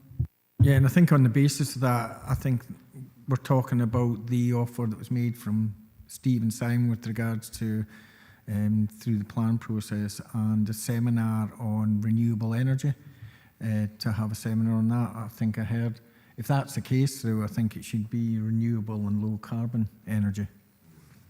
Come back to the recommendation. So 2.1 is to note. We note that. 2.2 is to note as well. 2.3 is to agree. I think we've been through it and we're content to agree it as it in its current format without amendment, with the reassurances that we've had.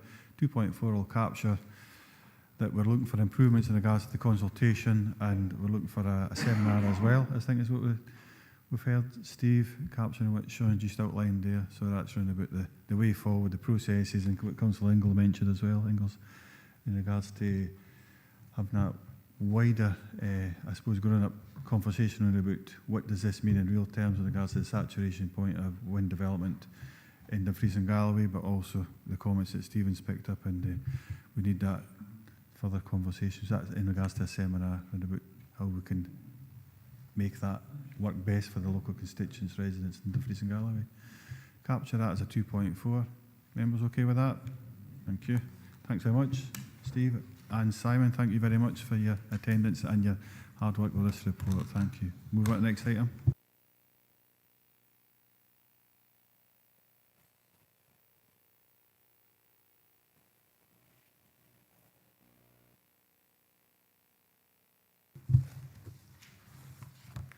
Item number 6, this report asks members to agree the Energy Efficient Scotland Area Based Scheme 24-25 projects for Dumfries and Galloway, based on the funding allocation for the coming year from the Scottish Government, and also the outturn position for the 23-24 projects.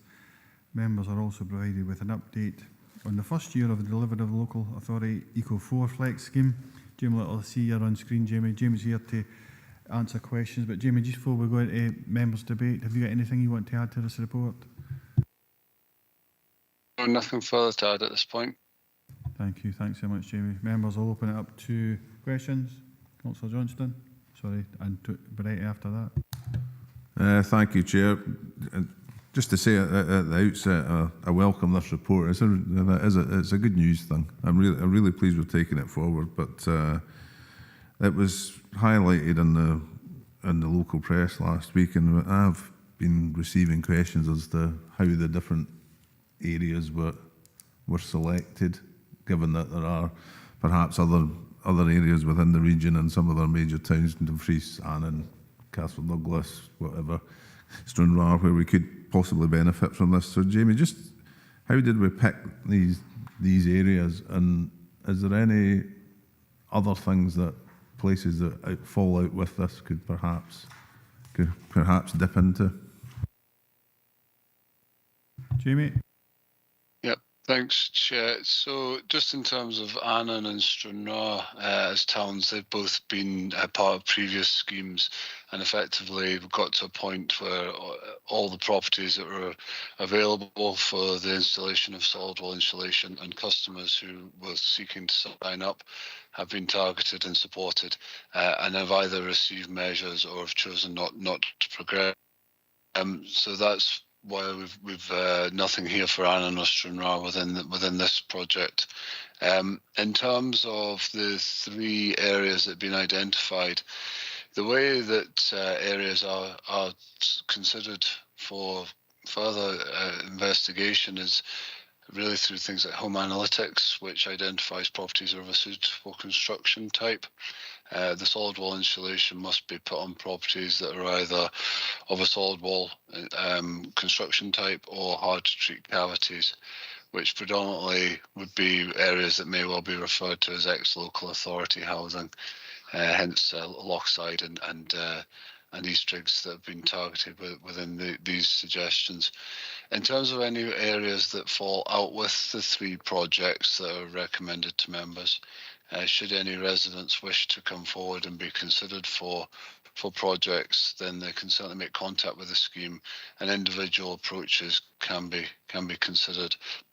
That's been something that members I know have been keen to ensure we've had throughout the years, particularly in some of our rural areas, but also within town centres where we may well identify that individual properties could benefit from the scheme. But effectively, are being put forward in front of members are the ones that will, we feel, deliver the most cost-effective approach through the economies of scale of targeting whole streets within these areas. And we've identified that we feel it's likely that we'll get successful sign-up and delivery throughout the year. Getting a thumbs up to Councillor Johnson. Thanks for that, Malcolm. Thanks very much. So we have Councillor Baretti, Marshall and Hislop. Tony. Yeah, thank you, Chair. Jamie's managed to virtually answer all the questions I was going to ask there about economies of scale and RSLs and what would be the most beneficial between local or town and rural.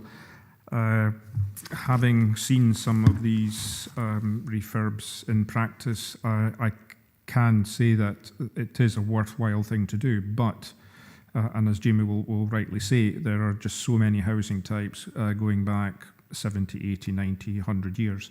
And therefore, it's not a one size fit all. And therefore, only some organisations can actually have access to the means and the technology and the experience of getting these buildings done, which of course they do and they need. So having this extra funding this year or continuing funding, I think it's an excellent idea, but it is going to be something that we're going to have to see well into the next 2 decades. It's not going to be something that we're going to resolve in 2-3 years. That's a reality, but any comments from Jimmy would be welcome. Thanks for that, Tony. Jamie? Yes, thanks, Chair. Thanks, Councillor Baretti. So in terms of just providing absolute clarity, this funding is aimed at private households, but what we will be looking to do is work further with local registered social landlords who may well have properties in the same streets to see if there are ways we can deliver measures together and work collaboratively. It's an approach we have taken in a number of areas, and it has benefits for not just the private house owners or tenants, but also for the social housing tenants. Completely agree as well with the points that this is something we need to be looking at over multi-year funding allocations. We have been advised by the Scottish Government that we can expect to get longer term funding put in place. We continue to still get annual awards, but we are able to plan on the basis of an 80-60-40 over the percentage allocation over the next 3 years. But there's certainly some more assurance around longer term funding would be appreciated. And we feel that would also deliver some more strategic benefits over and above just the currently being delivered, such as job creation in the area and sustainment of local contractors. Aye. Just on the back of that one, and do we have an indication what the RSLs may draw into Dumfries and Galloway by the way of grant funding for this type of project for themselves on an annual basis? Then it's Councillor Marshall after that. Yeah, thanks, Chair. So the registered social landlords currently aren't able to draw down grant funding for projects these works. They'll be expected to finance these projects for themselves from within their own resources. There can occasionally be one-off schemes, or they can look at specific pilot projects, But in the main, any works that would be in alignment with what we're proposing here would be funded directly by the registered social landlords themselves. Thank you. Thanks so much. Sean, Councillor Marshall. Yeah, I'm glad to see the continuation of this successful scheme. I'm just want to ask, just when Jamie was mentioned there about the RSLs, certainly in Nairn area, I think RSLs were heavily involved in the previous scheme, if I'm right. And I'm just wondering, it's maybe to expand on the relationship with RSLs when you're identifying these, because we've got 150 properties funding for, and there's 500 we've targeted within those 3 areas, Thornhill, Eastriggs and Lochside. And just on the side, and Eastriggs as a local member, probably I would appreciate the addresses of the properties targeted. But I think the one thing is that certainly it's maybe the communication of the scheme, because certainly I've had in Eastriggs a number of people a little bit concerned, wondered, you know, because it's been leafleted and there's been information sent out, but I've had a few questions back saying, you know, is this a scam, etc. And we've also, and I've made you aware, we've also had some of the interested tenderers going into people's gardens to kind of look at properties, etc. So it's just maybe it could be better. It's a fantastic scheme, but maybe the communication could be better with, so that, you know, the areas that are targeted, people understand what they're entitled to and what the contribution would be, etc. Jamie? Yeah, thanks, Chair. Thanks, Councillor Marshall. So in terms of the contractors that you mentioned there, obviously very clear guidelines were set, and there was feedback provided to that particular contract about the entering into the gardens, and obviously that's something that we've sought to address. In terms of promotion of the scheme, it is very challenging, as you'll be aware, traders who will and have recently been using the Dumfries and Galloway Council name in some of their correspondence, particularly to do with the Local Authority Flex scheme. But we are working very closely with our trading standards team to make sure that people are aware of any scams and what to do should they receive such a letter. There was recent social media publication of what to do in such a case, and also highlighting of the genuine routes you can go down to actually secure some funding. So these matters we are looking to address, and obviously as soon as an opportunity comes up for some further information and publication, we will certainly do that. So can I just clarify, was there an official letter sent out, though, to these areas? There was one, wasn't there? Or did that go to the whole, like in the Eastriggs instance, did that go out to every household in Eastriggs or just to the targeted ones? To the targeted ones, Councillor Marshall, the properties that have been identified as being suitable would receive a letter from the Energy Agency with Dumfries and Galloway Council heading on it as well, to say you may be eligible for support. If you wish to make contact with us, then please do so. But we would only send that letter to households that have been identified as potentially being eligible. One final question, and did that, because as I said, Nairn, and that included quite a number of RSL properties. In Eastriggs, did that just include privately owned, or was it a mixture? Yeah, we try to work with the registered social landlords to ensure that we're not sending letters to those properties. It may happen occasionally, but certainly every effort to cross-reference different addresses is done, and we work as closely as we possibly can with the registered social landlords to avoid any confusion. Thank you. Get a thumbs up to Councillor Marshall. Thanks, Jamie. Councillor Hislop, then Thompson. Ivor. Thank you, Chair. It's with regard to page 212, paragraph 4.2.6, and the need for a contribution from the person getting the upgrade. Now, we're sort of doing this to make sure that people are coming out of fuel poverty. And if you're upgrading their house, yes, you'll get possibly a capital increase in the value of your property, but you might have a short-term revenue consequence where you're either paying off the loan if you don't qualify for, is it the extreme fuel poverty grant. Have we went back and spoken to people who have accessed this money and got upgrades, and making sure that we aren't putting them into a worse position because the grant funding's costing them in a revenue consequence, and they can't afford to actually turn the heating on yet because they have to pay the grant off or the loan off from the Home Energy Scotland. Just because I don't want to see people not benefiting from this if the loan might cause them a problem. Thanks, Councillor Hislop. So in terms of customer feedback, we're regularly looking for responses and customer surveys following works and following installation of equipment. My understanding, and I will absolutely clarify this following committee, because it's just my understanding at the moment, is that the loans are effectively calculated on a repayment basis on the fuel bill savings. So that should effectively mean that while the loan is being paid off, outgoings remain fairly similar to how they would have been before installation. And then obviously once they're paid off, that's when the genuine in-the-pocket savings are being delivered. I will go and clarify that because, as I say, that is my absolute understanding. But they are administered by Home Energy Scotland, as you've rightly referred to. Excellent. Thumbs up for Ivor. Thanks for that, Jamie. It will be difficult to achieve that now compared to when it used to be with the cost of energy price increases. Councillor Thompson, Stephen, you're next. Yeah, thanks, Chair. No, fully welcome this, and it's good to actually see that there's a recognition in terms of the percentage of the total national fund.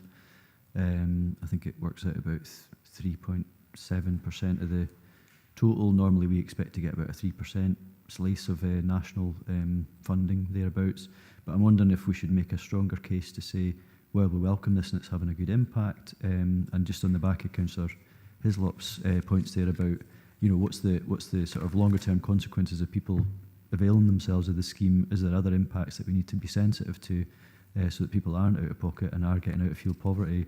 Would it be something that we could go back to and make representation either to yourself, to COSLA, and say, this is great, thanks very much, good to get that recognition for rural poverty and fuel poverty, but can we tilt it more in our favour because we're one of the regions where it's quite exacerbated with people not being connected to main supplies or whatever else it would be, and the types of housing. So is that something you'd be prepared to do as chair and write back to do that and say, can we look at the COSLA model because we think we should get more recognition for the rurality and the types of housing that we're facing? Thank you. I'll let Jimmy make comment. I'm more than happy if that's an instruction for the committee. I'll be more than happy to do that. But Jamie? Yeah, thanks, Chair. Thanks, Councillor Thompson. I suppose the greatest way to reflect on that at the moment would be highlighting the 2023-24 outturn and allocation, where due to underutilisation in other local authority areas, we were allocated an additional £800,000, and we were able to deliver on that. So effectively for 23-24, we did receive a significant proportion of funding, and it has been to the benefit of the local area. If more funding does become available, we will obviously be looking to take on that opportunity. But more than happy to support the chair with a letter to through COSLA or to the Scottish Government requesting additional funding if it becomes available. Just before you come in, Stephen, I'm just because I am thinking of tackling poverty and inequalities in housing. It might be better left to that individual. If that's the case, I'm more than happy, like to say, but just a thought for yourself before you come back in. Well, I wasn't thinking about what you were thinking about there, Chair, but just in terms of Jamie's response, I think it's good that we've been able to utilise the money, and clearly that demonstrates that the need and the application and implementation of that funding has been matched better than maybe allocations to other areas. So I'm wondering if we could recognise that if we contact, whether it's through COSLA or the Minister or whatever, and just say, great, can we baseline that then, because we clearly have a need that we're actually fulfilling, and can we have that strength and recognition of the rurality and the need in terms of retrofitting housing, for example, to address fuel poverty? More money. Yep, we'll come to that, Stephen. Councillor Slater, David? Yes, just a question for Jamie. It's regarding these funding schemes. I know people that's been contacted from a company in North Wales, and I spoke to Citizens Advice to see if there was a company there that do that sort of work, and they say there is. But this company also asked for, information regarding income and things like that. I just wonder if you know anything about that, Jamie. That there is a company there that can work within Scotland and do this type of grant work as regard heat pumps, solar panels, things like that. Thank you. Jamie? Yeah, thanks, Chair. Thanks, Councillor Slater. So as part of the Local Authority Flex scheme, members agreed that we would set up a list of accredited installers who effectively have gone through an element of verification process to ensure that they are able to produce these works and that they're also able to do them to reasonable quality. We have, with member support, always sought to support local contractors as much as possible to do so. And we do have 2 local contractors who are on the accredited installer scheme. The rest, though, are nationally based, some in Scotland and some across the rest of the UK, and they can operate within this area to ensure that they're delivering the schemes as best as possible. There may well be some that are based in North Wales. I don't know off the top of my head, but I can check on that and come back to you following the meeting. But in terms of requests for income and information from householders, members have also agreed the eligibility criteria for people to be able to draw down the funding through the Local Authority Flex scheme, which does include elements related to income, also health. In some cases, it can be letters from GPs that we're asking for. So some is required as part of the application process, but obviously that's treated with particular sensitivities around data protection requirements. Thank you for that, Jamie. Thank you for, you'll come back to me that, just check that out. Thank you very much. Thank you. Excellent. Thank you very much for that. I don't think we have any further speakers, so members of a content to note 2.1, 2.2, 2.3, agree 2.4 and a further 2.5 that outlines the Chair of the Economy and Resources Committee writing to and lobbying, I think it is, through COSLA, Scottish Government, in regards to improving the level of funds that we're getting. Going back to the point, Jamie, well, you and I will put that together, but touching the points that Councillor Thompson picked up on in particular, there's a number of points, rurality, performance, and so on and so forth. So we'll pick up on that, 2.5. Thank you. Thanks very much. It's been captured. Members, hopefully we're content just to carry on. It's at the moment it's 12:20. If we're good to go, we'll item number 7. Give me a second to grab my notes.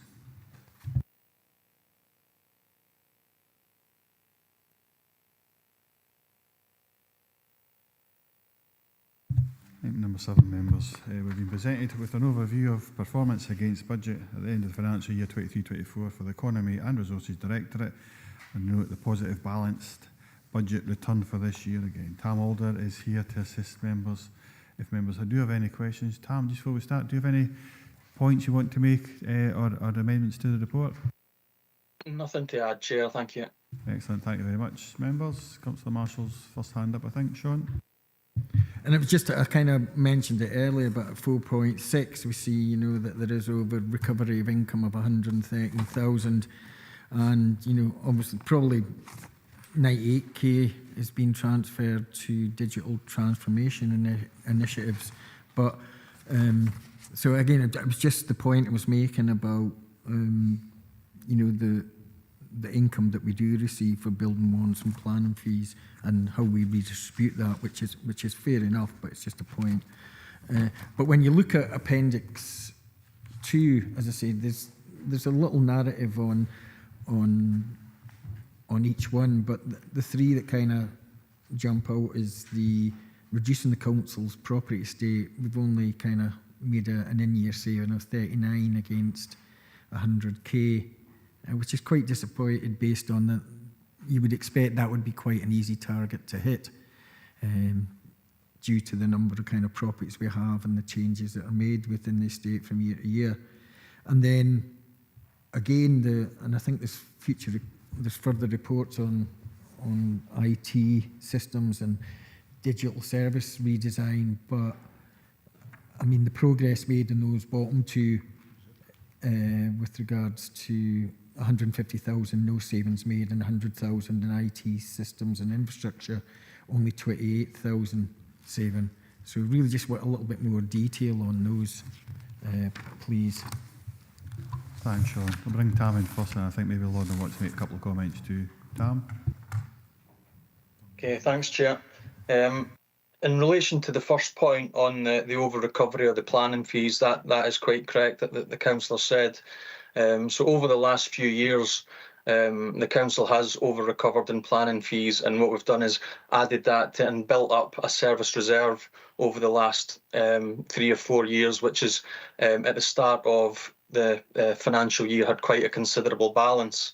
The approach that was taken at the end of the current financial year, the one just passed, was that because of wider pressures within the economy and development function, it was decided to utilise that income to help offset those wider pressures and utilise the resources that were available to the wider service. So even though we took that approach, there is still a service reserve of about 1.5 million, which is built up over the last few years, specifically for over-recovered planning income. In relation to the second point about the shortfall in the property saving, we achieved 39 out of 100k saving. That saving was predicated on specific buildings being given up by the council. I believe the vast majority of that outstanding balance relates to depots that were agreed to be put forward as savings initially, but it's since been realised that those cannot be given up at the current stage, and my understanding is that there's a wider review of all depots that's ongoing at the moment, so that accounts for the outstanding balance in that saving. In terms of the IT savings, so the IT systems and infrastructure savings, so yes, there was only 28 grand achieved in 23-24 due to the rationalisation of the telephony estate. We did note that there's a further 34 that will be achieved from the beginning of 24-25, so further inroads to that saving have been made. And the other saving, the other IT-related saving that has been reported as having no progress against it at the moment is more complex, as it encapsulates multiple directorates. I believe that saving was initially predicated on a number of FTE over a 5-year period. So I don't believe that's been progressed or it's been advanced to any great level at the moment, but it's still part of the digital board's radar that saving needs achieved. So hopefully that helps answer the councillor's queries. Thank you. Thanks, Tam. I'm just going to bring Lorna in to say a few words, then I'll back to you, Sean. Just to add to Tam's comments, Councillor Marshall, around the planning reserve. So members took a decision quite some years ago to build up a reserve when we had challenges around planning fee income, which was below predicted levels. So there's a cushion of 1.5 million there, and there's been assessment made both by the service, David and Steve, with finance around the levels within that. In addition to that, within that reserve, there's also considerable headroom which has been invested in the service in terms of IT, resources, training and those sorts of things as well. So there's a healthy balance sitting as at the year end for planning fees. Okay with that, Sean? Fine with that. It's just, I think, and I knew there was a reserve there for all the plan initiatives as well, but sometimes when you look at some of the reports further on as well, the estimated cost of doing something and the rises, you know, when you actually get the costs. So I'm looking at, hopefully there's plenty of room within the 1.5 million to achieve everything that, you know, within the action plan. And thanks for the responses, which, you know, I can read the narratives there, but I think there is a worrying trend that we're not achieving across a wide range of things, you know. and quite, you know, like with the property one, it's quite a low amount to start with, and it's just a worrying trend and concern. Thank you. Lorna? I think it's a fair point, Councillor Marshall, around the property savings, so revenue savings from disposal of properties or closing the use of those properties as well. As Tam's mentioned, depot rationalisation is a considerable part of that, and the intention around that. There's been some delay due to other pressures within, particularly the what is now the Economy and Infrastructure Service around looking at need. But I do know that they are going to bring forward that piece of work around rationalisation of the depots. Obviously, that'll be a matter for members to consider as well. So the work has progressed. It's just taken longer than anticipated. Thank you. Thank you both for that. Councillor Slater. David? Oh, legacy. Sorry about that. So, Councillor Hislop. Ivor? It's similar comments to Councillor Marshall with regard to the savings that need to be identified. Now, going forward, if it's not identified, it's another year that we're pushing them back. And you'll have the additional inflationary costs on top of what the costs are that you were hoping to achieve last year. And I know that they say they hope to identify them, but I think one of the ones, was it the last one, is more complex. I think Tam said that's the one that would give me concern. If it's complex, are we actually going to be able to achieve it? If there's no work being done in it now, we're not getting a full year's saving on it. So I would think we'll get maybe half of it if possible. And that's what causes me concerns. Going forward, you'll maybe achieve it, but it's concerning that these are slipping. And the change fund seems to be a nice pot of money just now, but eventually it might run out. And I always thought the change fund was sort of to change things rather than to shore up sort of budgets that haven't been achieved. Thanks for that, Ivor. Tam, I'm going to ask Lorna to say some words on that first. Lorna? Thanks. Just in reference, Councillor Hislop, and to the points you've made around the digital savings, they are about automation and reduction of need for, I suppose, staff input to some of the processes, and the approach to that is really driven by our customer online and digital services. And there's an update later on the agenda around progress around particularly the website, which allows for customer access to processes, etc. So thinking about some of the areas that have already been moved on to the new website, if that's contact about your bins and waste collection and pickups, we're moving on to areas of leisure and sport, those areas. It's really about automation and therefore being able to re-engineer the processes behind the scenes that allow for less need for direct staff input to those areas, and that was the intention there. So we have made progress around the web, but it has been challenging given the other pressures on those services to be able to kind of work through some of the automation behind the scenes in as quick a fashion as we are moving the website forward. That is still part of the plan, and I think it is about timing, but it is complex, and I accept the concerns and the matters members are raising, and it is getting our full attention in terms of being able to, I suppose, accelerate and catch up with the expectations that we've been set in the budgets, but we do anticipate them being achieved over the medium term. You okay with that, Ivor? Getting a thumbs up. Thanks very much. No further input needed, Tam. Thank you. So we have Councillor Hagman next. Katie. Thank you, Chair. Yeah, I'm looking at Appendix 2, please, on page 229, and it's regarding reduction of the council property estate. I appreciate we've not made in-year savings last year, but we've set the target the same. I'm just wondering, did we meet our target for 22-23? It's quite hard to be able to scrutinise any any pattern in how we're going forward. And I've also been asked by one of my colleagues who doesn't sit on this committee, where a common good asset is sold in terms of the community, do we include that in our figure? Though I appreciate that that's not necessarily funds that comes into the council, but is it overall captured within that figure at all? And sorry, my final point is the 100,000 a realistic target? Tam, I'm going to ask Lorna just to address that, particularly the first point, but maybe the second one too. But Lorna, it's up to you. Thanks, Councillor Hagman.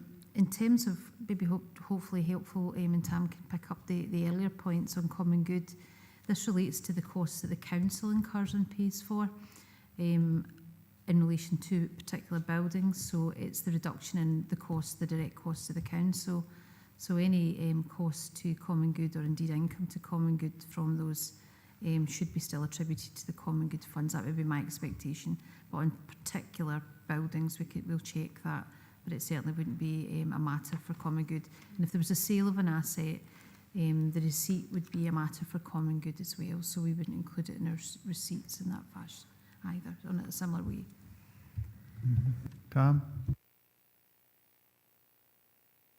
Yeah, just to reiterate, Chair, there's no revenue or capital income or expenditure contained within this report. This is non-common good related, so I imagine that goes to the relevant committee, but I don't have too much other information on that.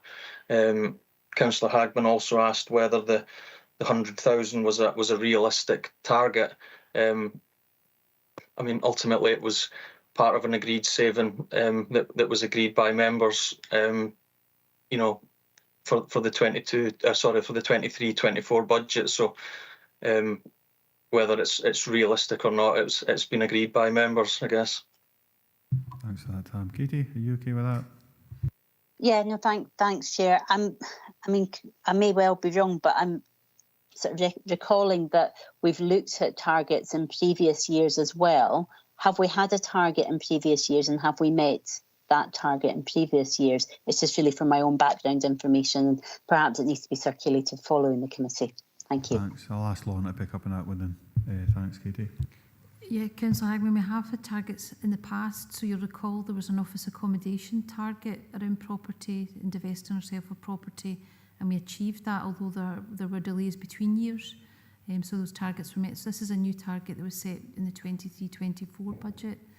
And again, we're seeing delays between financial years, but we still believe they're realistic over the medium term. Thanks, Lorna. Katie, hopefully you're happy with that one. Yeah, no, that's helpful. Thank you, Chair. I'll ask, when we get to recommendations, I will ask that as a general point, personally from myself as well, just about reassurances for the committee. Councillor Thompson, Stephen? Yeah, thanks. So, just on the property saving, which was agreed by members based on advice by officers, so it's and I did hear a wee bit earlier just that there was going to be a review of this, subject to about the depot uses or whatever. But I mean, we're either able to make that saving or we're not. I think Ivor touched on it earlier, Councillor Hill touched on it earlier, just about the loss of value of the saving. Increases over time, if you like. So if you're paying for a job for a contractor, they'll maybe offer you a thing and say, "We'll hold that price for a month or whatever." But beyond that, it's the price changes; it costs more or less, or whatever. We're not really doing that effectively as a council. We've agreed a saving in year 23-24, not delivered, and now there seems to be an indication there'll be a review of the depots. So I'm not entirely assured that we'll actually hit the target, and if it's going to be worth what the saving we thought it was going to be when we got the advice in the first place. So there is a wee question mark around the property advice that we're getting, maybe, I think. Just in terms of the digital transformation monies, I'm a wee bit confused about this. I mean, I'm quite happy that we get a paper to FPT so that members can decide what the 98k is used for. In the paper itself, it says that the digital pressures were contained within existing resources around the people services, etc., and that next year's funding should be contained within existing resources. So I'm not clear what the need is apart from this notional new initiatives from digital transformation. But I think it'd probably be better if members just decided what the money should be for without it being tagged as for BTS particularly, you know, so I mean, I'm sure that's one of the options, but there could be other priority demands, especially around property as well, so comfortable to have a chat about that. And the other thing was just in terms of page 22, paragraph 4.9, is it? So it's about the recurring savings around the broadband deal. Is there a figure on that? I mean, do we know what that looks like? Obviously, we're looking forward to these types of transformations, but it's just to get a bit more specificity about it, if that's okay. Thank you, Chair. Thank you, Councillor Thompson. So Lorna's got to answer those questions. Thank you. Thank you, Chair. Thanks, Councillor Thompson. I'll clarify my comments around there is a piece of work in depot rationalisation which feeds into this saving, and the decisions that are required to release the savings would be brought in front of members. So that work has been somewhat delayed and it'll be brought forward. So it's not a review of the saving, it's a review of the piece of work to allow the saving to be achieved. In terms of the digital, the new initiatives, the Economy and Resources Committee over the last 2 or 3 years has allowed the service where it has made a small underspend to reinvest that. That money has largely been reinvested in 3 things: supporting the digital change to the websites, which is what is progressing at the moment. So that money has not asked for a call on corporate or council resources to enable that to happen, recognising the challenges of the finances of the council. And that's where the money has been defrayed and spent on that work, both in terms of buying a platform and investing the resources required to support services to make the changes which we're seeing an acceleration of.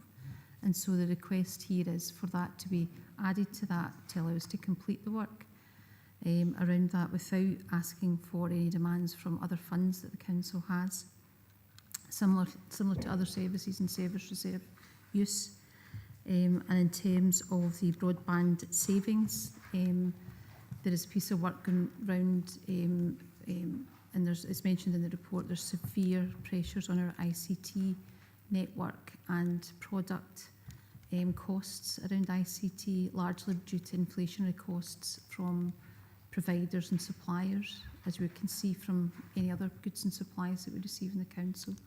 So we are looking at the potential for savings from broadband, but also on the other side of this, the severe pressure on existing budgets, both revenue and capital, around costs, particularly around things like cyber security and the automation and digital requirements that members have commissioned as regards the kind of core budgets that we have as well. So we will bring that forward to members when we have that kind of final piece of work complete.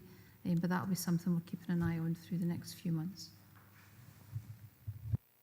Yeah, thanks to yourself, Chair. Thanks for that, Lorna. And the property questions fully answered there, so we'll look forward to that paper. And I think probably that detail will come forward in the FPT report in terms of the use of that 98k. So that's helpful. I'm just sort of conscious that there's been, over the years, again, we've probably, members have asked questions about, are we putting ourselves at too much risk of signing up to licenses by products or software providers that will end up biting us on the bum, if you like? And you could sort of say that, I mean, it would be naive to think that inflation wouldn't happen across these sorts of things, but it would be sort of ironically amusing if we'd been sort of elaborately and slowly constructing the scaffold for a barrel over which we would place ourselves. So it would be over the barrel and sort of subject to victim the sort of license costs that we then are totally reliant on because we've moved to digital services. But then it becomes a pressure that we have to sort of balance our budgets to try and sort of support. So I think that's something we have to, that's potentially a risk, but I'm sure we're more aware of that now than ever. But thanks, Chair.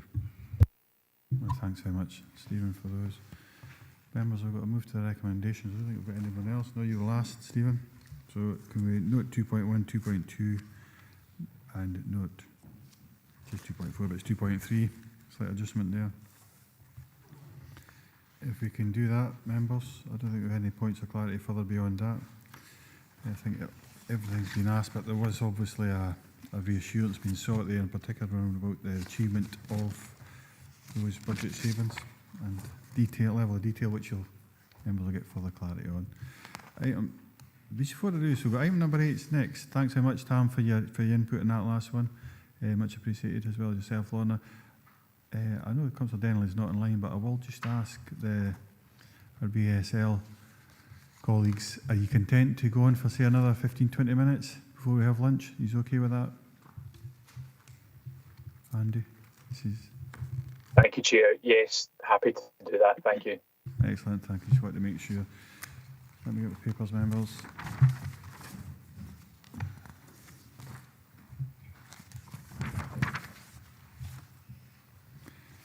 Members, item number 8. This report provides members with the end-of-year assessment of the progress on delivery of the 23-24 service plan for the assessor and electoral registration officer for the period 1st April 23 to 31st March 24. The report also provides more detailed information on health and safety performance.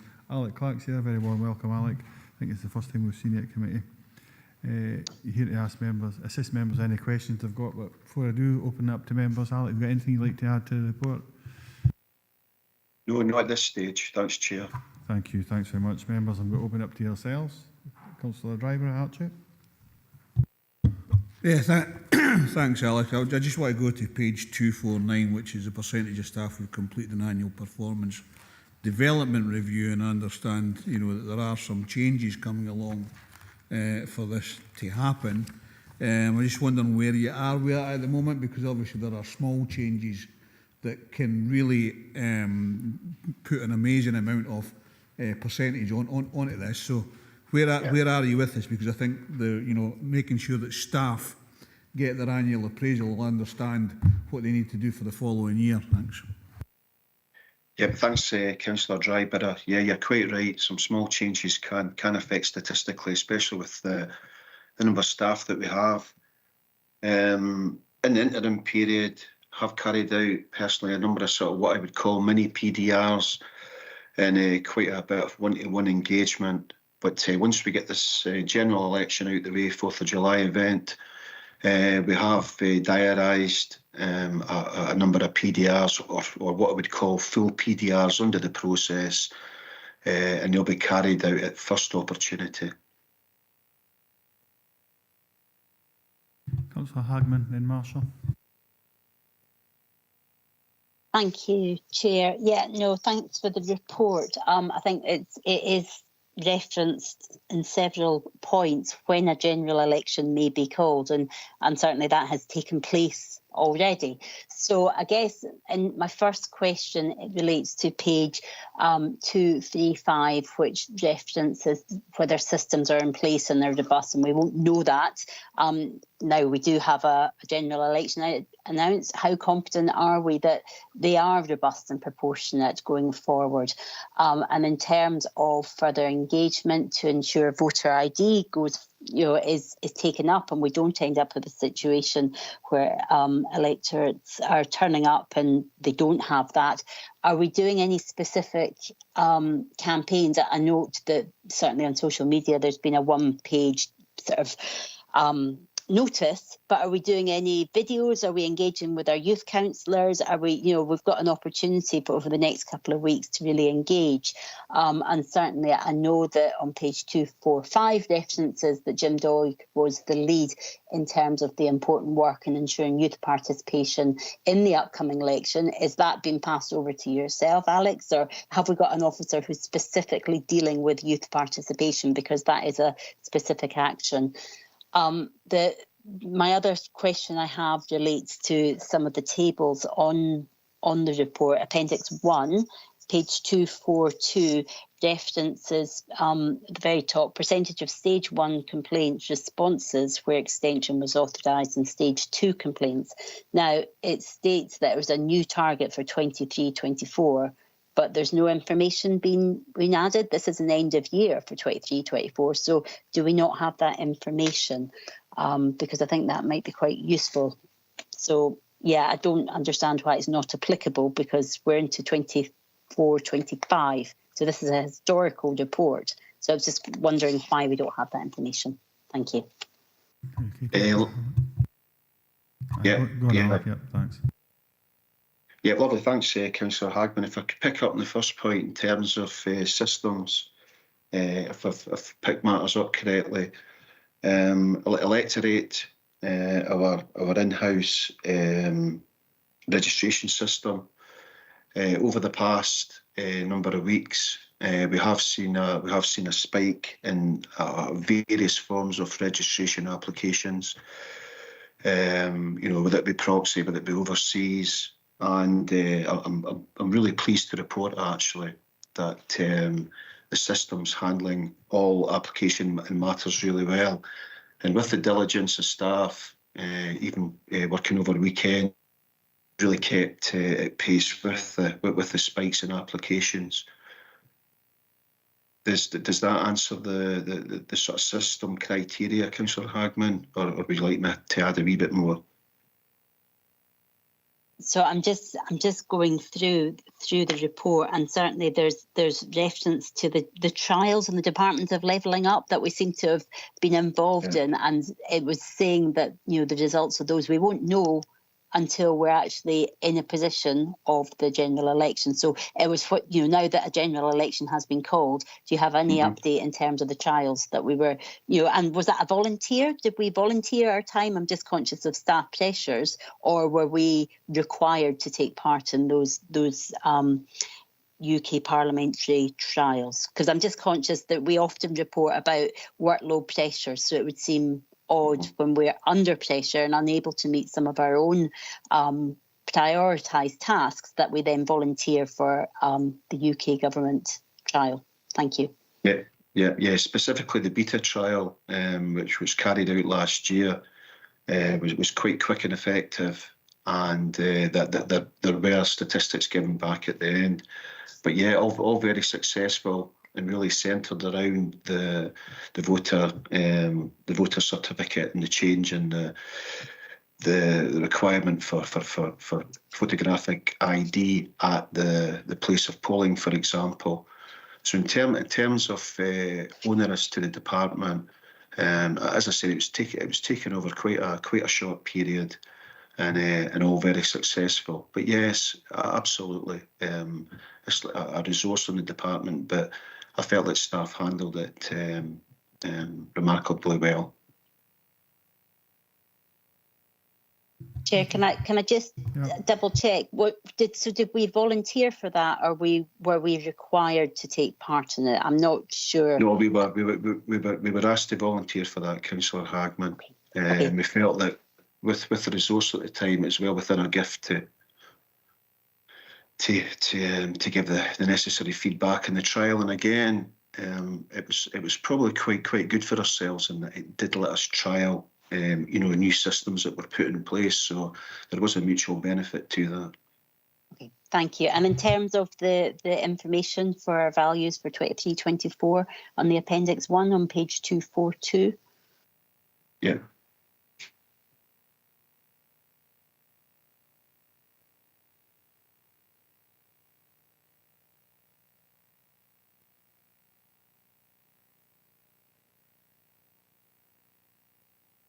You just bear with me. I'm just looking through that. Thank you. I appreciate there's a number on there, Chair. So perhaps that maybe needs to be followed up with the details. But I'm conscious that they were new for 23-24, but this is an end of year report. So I don't understand why we don't have those figures. No, it's a very good point. Even in terms of my own involvement in my previous role as Deputy Assessor, the majority of any of these sort of stage complaints usually came to myself, and that minus the actual input of the figure there, that they were all dealt with in a timious manner. If that gives you any initial confidence, Councillor Hagman. Alec, I'll let Lorna just want to say a couple of words as well. Katie, just for. Councillor Hagman, just clarifying, it's the stage 1, stage 2 complaints extensions you're referring to? Is that? Yeah, that's something. I mean, there's some other ones on there as well in terms of health and safety. But yeah. In terms of the presentation, any means there were no extensions because there were no complaints extended. So it should perhaps have been presented as 0 because there was none. But hopefully that avoids confusion. Yep. That would be the same throughout. When there isn't any, it's a 0. So it's just been how it's been presented to be helpful. That's fine. If we could have consistency in the reports, that would be good, because 0 is marked on several of those. So there's no consistency even on the same page. So yeah, thank you for that clarity. Okay, you've got that. Thank you. We've got Councillor Hislop next. Ivor. Thank you, Chair. Alec, it's with regard to page 247, the percentage of amendments made to the valuation role. And we're looking at 53.6% have been made to the role. Now, I take it that's entered into the system from my reading of this. So the other 47%, are they still to be entered into the valuation role? And one of the things in here, it says there's no, it's one at the end, resource implications. Now, maybe I'm looking at this wrongly, but if you're doing only 53%, you're building up a backlog. And should there be a resource implication where we actually look to maybe add staff in to make sure that that work is able to be done? Because I realise that there's been extra work put onto you this year. And, you know, do we need to actually look at this and say, right, if we want to achieve 70%, then we need to put someone in there to actually do the work to enable us to hit that target? Thanks very much, Councillor Hislop. What would firstly explain with that? That's one of our key reporting criteria, key performance indicator that we report back to Scottish Government on. Now, that percentage, my understanding is that that's the amount of cases or amendments to the role that we've carried out or managed to carry out within 90 days. Now, quite often, well, it's not quite often, but what happens if you look back over the years, when we carry out a full revaluation for non-domestic rating, and also the fact that those are now in a 3-yearly cycle instead of the 5, what we tend to find is that the resource implication of meeting that commitment for that revaluation is that operational work, there's a bit of a catch-up position. So to say that we're not compiling the valuation role or keeping it as accurate as possible, what it means is that we just haven't got to them quick enough. But with the undertaking of key events such as a revaluation, and it's quite interesting, and it's myself that really compiles that statistic from a valuation perspective, that over the last 2-3 months, as we've climbed out of revaluation 23, those statistics are improving markedly. But it is a fair point in terms of, I suppose, we are spinning plates, but that percentage, I would see that improving markedly over the next year or two, albeit with the 3-year cycle. We do have revaluation 26, which is really just round the corner. And with government initiative as well, we also carry out what's called a draft revaluation, which is back end of next year, November. But I do see that percentage, or I do see it improving in the future, albeit with the revaluations every 3 years. It does put us under pressure a bit, yes. It's just one of the things that worries me is there was a former director used to always come in here and, we'll do this extra and we'll do that extra. And what's the resource implication? Nothing. And it's putting more stress on the staff. Whereas, if there's more work coming in, we might need to re-examine the workforce and say we need to bring more resource in. And it's something like that. I would rather see that in the report than there's no implications, because that suggests if there's no implications, are you covering something up as in you don't want to say that, rather than you're open enough to say, look, there is an issue and we need, whether it's 1 staff, 2 staff, full-time equivalents, to get this work through so that it makes it easier for everybody and people are not stressed. So that was my main concern there. It seems to be always there's no implication, and you just wonder, because there is extra work with the extra work you've done. You're going from 5 to 3 years, so But thanks for your answer. Thanks so much for that, Ivor. Alec. So we have Councillor Marshall's apologies, Sean, as she should have been last, and then Councillor Stephen Thompson after that. Sean? No problems, thanks, Chair.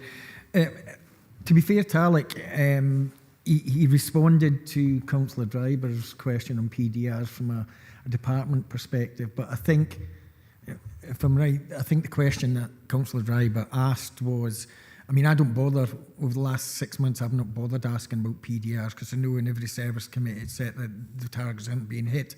But I remember at ENR, because this is the service committee is responsible for HR, the director took an action to look at the overall PDR system. I know that's still in the process.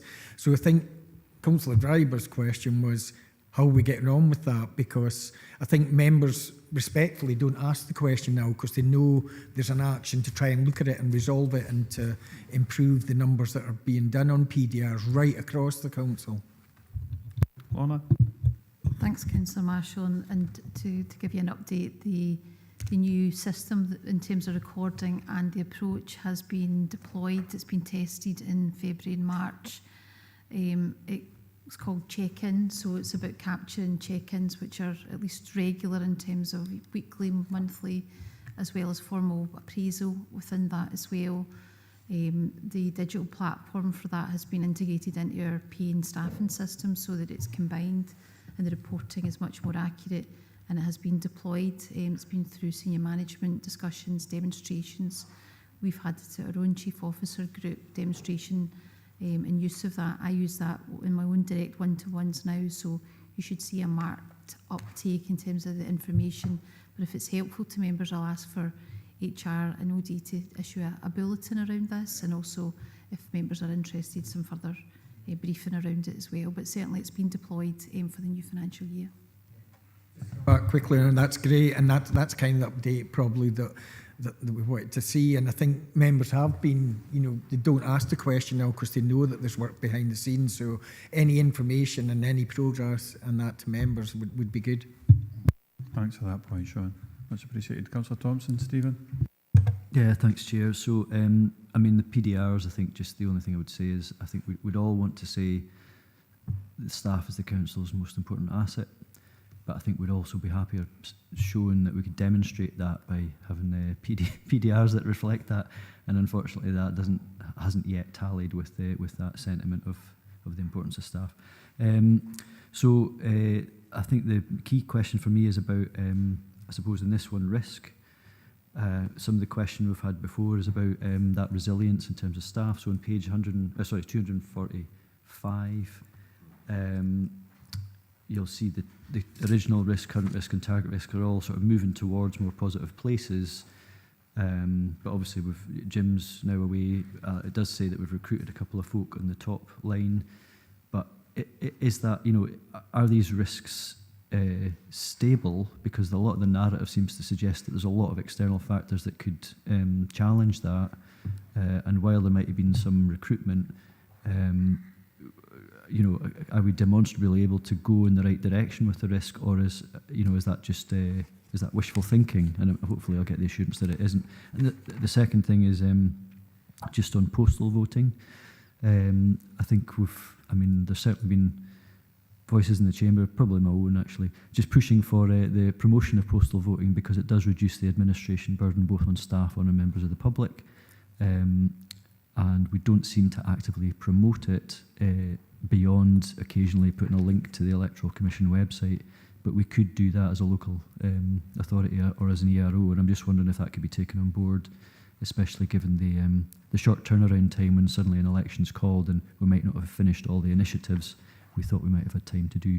Thank you. Thanks, Stephen. Alec? Yeah, if I could, thanks very much, Councillor Thompson. If I could come in on the risk angle, maybe to give a perspective, and successfully brought in a number of trainee valuers over quite a short period, who are at different stages of their professional journey. Very, very successful indeed. So they will be our professional staff of the the future are really just round the corner. So in terms of workforce planning, I really do see that as a key. In terms of the position at the moment, we have had some key retireals, one or two that have come up quite quickly. But in terms of holding position, in terms of empowering some of the professional staff in here just now, there are key short-term promotion, if you want to call it that are being put in place. And I do have a particularly strong relationship with my professional staff, and I've been delighted with the response so far in terms of the change that we've had over the last number of months. So it's just to give a bit of confidence on that. However, there will be, or is anticipated, that we will have a service review at some future point whereby we will have an overview of exactly where we are. But in terms of a holding position, in terms of the risks that we do face, every major event that's thrown at us, snap election, revaluations, 3 yearly, I do feel that we have delivered them quite successfully. But a holistic overview in terms of going forward, a service review will be anticipated, but I don't see it as a re-engineer.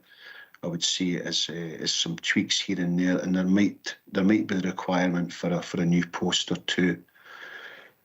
In terms of the postal voting aspect, to give you some gauge on the actual numbers that are now involved, we as part of this electoral event on Monday, you're sitting at nearly 33,500 or thereabouts postal votes.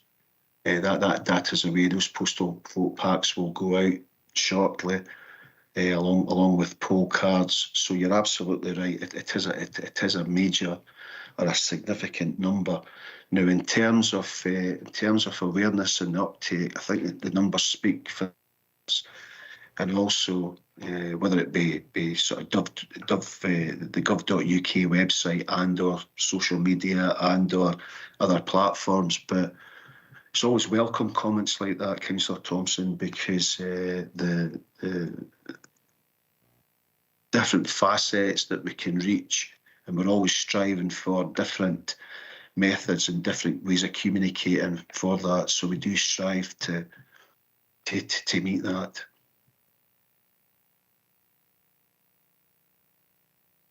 Okay.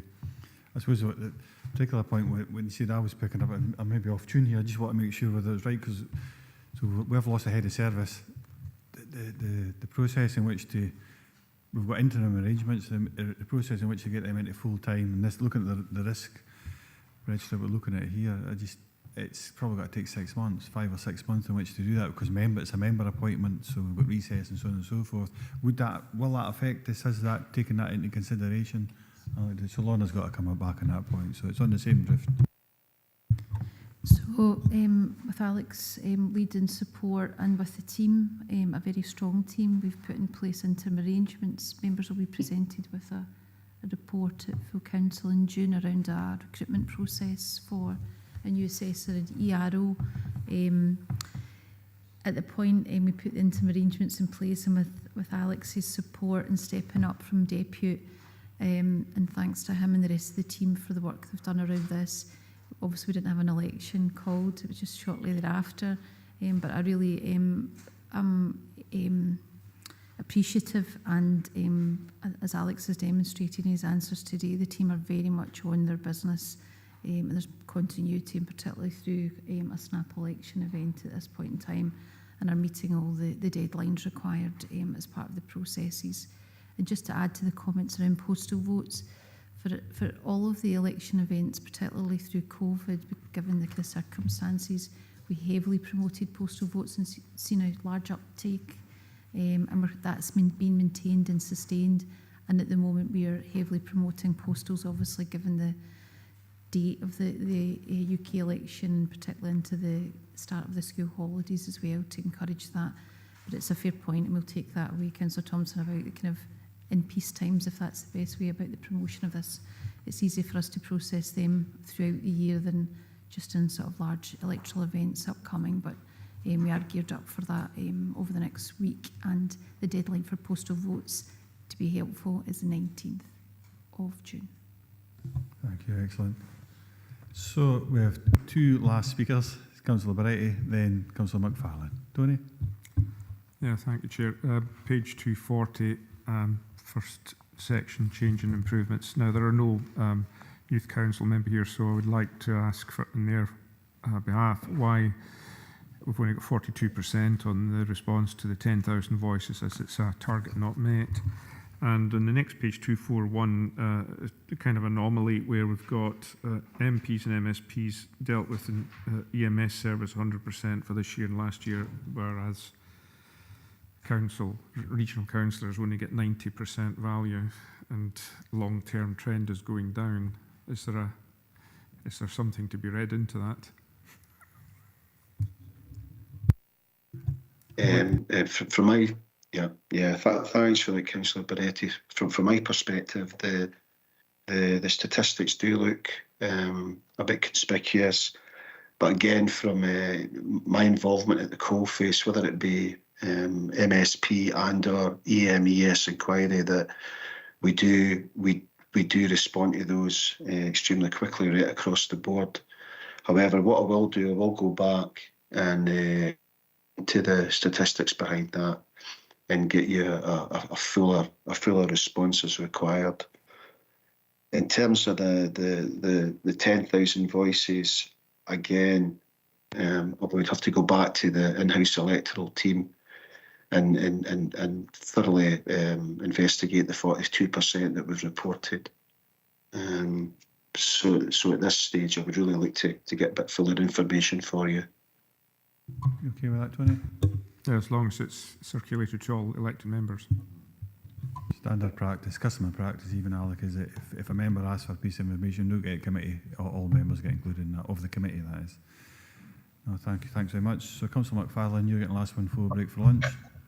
Yeah, thank you, Chair. On page 236, there's mention of the new process that's been introduced in relation to overseas electors, and I'm just wondering where we are with that. Do we have sufficient processes in place, and have we had much of an uptake? Thanks. Yeah, thank you very much for that. The overseas voters, as soon as not as soon as, but the old 15-year rule basically was it was done away with, and that then a number of overseas voters to contact. We've rigorously undertaken that, and we've reached out to those parties. Now, with a lot of the overseas voters, where they're located around the globe, we have written out to all, and with the timeframes, that, especially with the snap election, they are squeezed. We have put contingencies in place with regards to a proxy position. So they've all been written to. A number of parties have came back.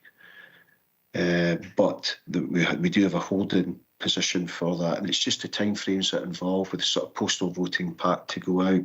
It's where we're ticking closer to the deadline, the critical deadlines, i.e. 19th of June being the cut-off for postal votes. So we're doing everything that we can and taking a holistic overview with that. Yeah, thank you for that, Alex. And if I could just quickly come back, Chair. That's the reason I left my hand up. Yeah, you're talking about the people who, with 15 years, but the time, the duration that people have been living abroad, that's been removed, is it not? And that has. That because so what the perception I got from what you've just said is that we've contacted people who have voted previously, as opposed to people who now are eligible to vote. So what are we doing to sort of publicise that, get that out there and make people aware, and do we have a process for managing that? Thank you. Yes, yeah, there is a process to manage that. We've got our own ERO portal where we look at it as a separate category. I think to date we have about 175. But what's happened with this is that a lot of the parties have actually, they've came to us. So as I said, with the tight timelines, we have suggested other forms for them to actually carry out their vote. But it has again been widely communicated through various channels, whether it be social media, the government website, over the piece of the last year. So what I don't have at my disposal just now, but I can quickly get it, I can give some statistics, facts and figures over the last sort of 2 or 3 weeks as we've reached out or the overseas voters have come to us. So again, I can give that if that would be helpful. Councillor McFarlane's given a big thumbs up there, Alex. So listen, thanks very much for your input this morning, this afternoon. It is now actually. Members, forgive me for going on as long before we took a lunch break. Apologies for that. We have scrutinised, we have reviewed, I should say, Appendix 1. We have scrutinised Appendix 2. 13:45, we'll see you back at 1:45, please, members, after lunch. See you then.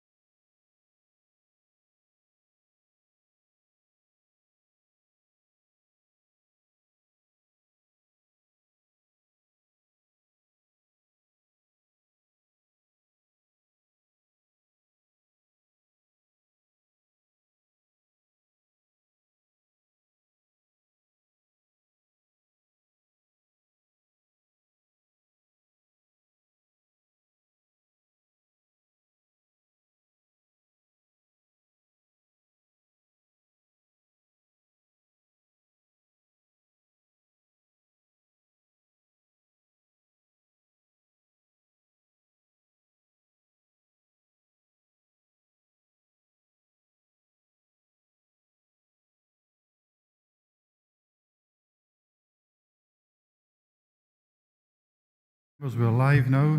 We're on item number 9. I hear a wee kerfuffle at the back.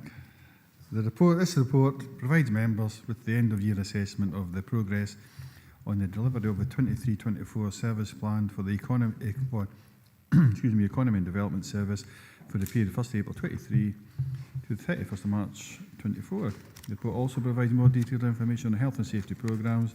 Steve Rogers is here to assist members with any questions. Steve, before we open up to questions, do you have anything to add? Nothing further to add, Chair. Thank you. Members, Councillor Marshall had his hand up first, I noticed. Sean, then Councillor Driver. Sean? I think I might cover what Archie's got asked, but Probably. 4.1.5, just well aware of the situation, the ongoing development and the work that's being done. Just a general question on this one. How long do we think that we will still require agency? You might not be able to answer that, but just some kind of ballpark, you know, is it a year, is it a year and a half, etc. And then I've got about just 4 or 5 on the exception reports. They're quite quick, so page 289 is the percentage of stage 2 complaint responses issued within statutory timescale. And note that there's 7 outstanding of the 14 that have been submitted, so it kind of explains the reason why, but I wondered if, and I asked this at communities, just a little bit more detail, and not, you know, if some of them are to take any names or anything out, etc. But I think members, it would be advantageous if we could see a list of those complaints, and particularly the 7 that are outstanding, just to see the nature of the complaints that are being made. And then on page 292, it's a new one, this percentage of emergency jobs. Just a quick, I had a look through the report, didn't seem to give me any more information. What's classed as an emergency job? And then on the next page, 293, it's the average time weeks to deal with the local plan applications during the year. I just want to know, what is the time period for when some of these applications can be called in? Is there different depending on the type of application? And then on page 294, it's just again another new target, but it's the head of service safety visits. I'm just wondering, you know, a target of 2 and not being met, and notwithstanding there has been a new senior management structure, I just want to understand that, because I don't think 2 visits, safety visits, particularly as they're safety visits, would be anything that couldn't have been achieved. And then finally,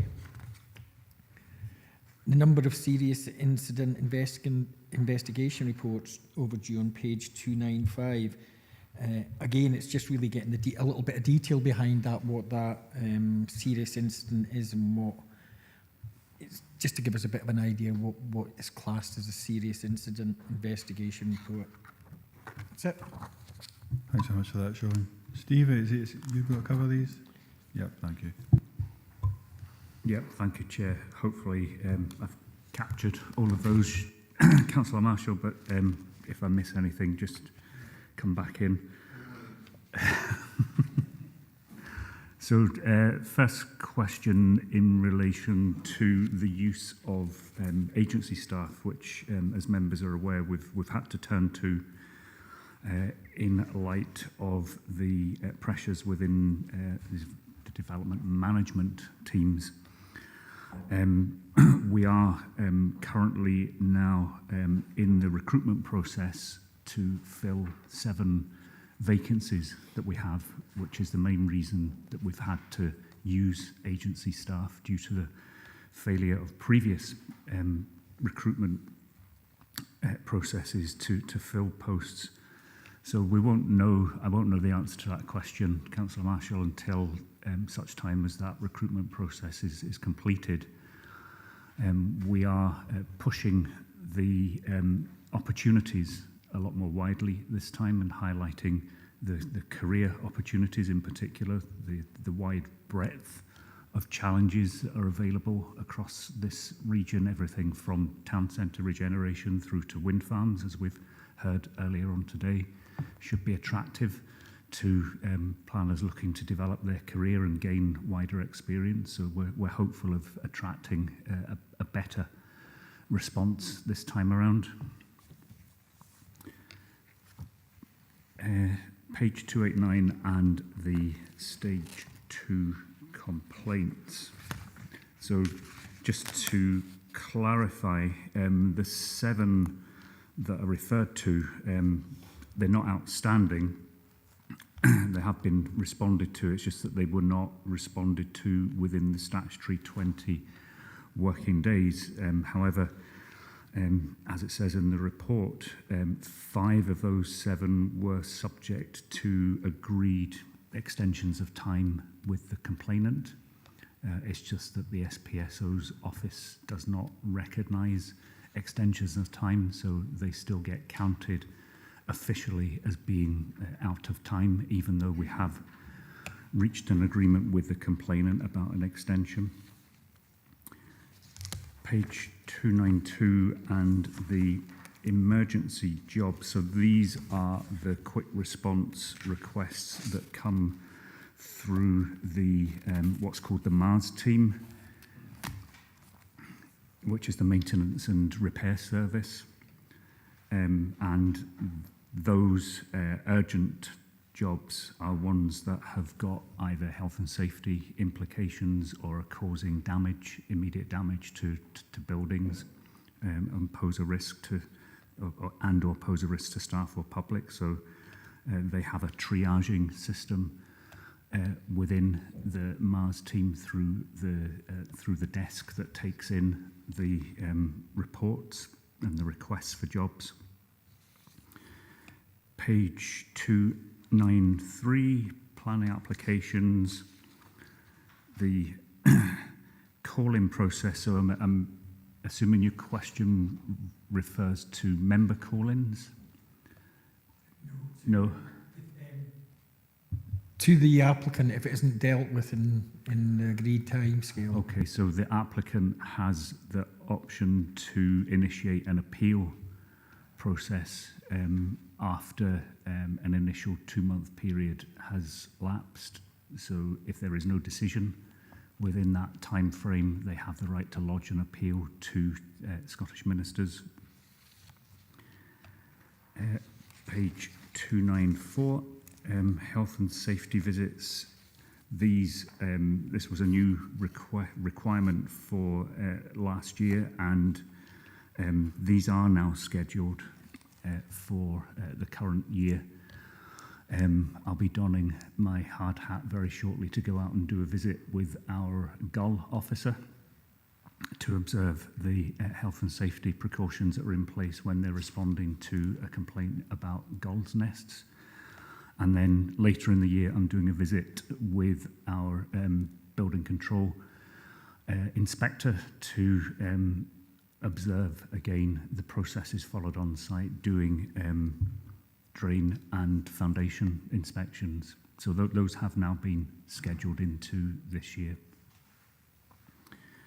And finally, page 295, the serious incident. I'm afraid I don't have that detail to hand, Councillor Marshall, but I'll arrange for that to be circulated to members after the meeting, if that's okay.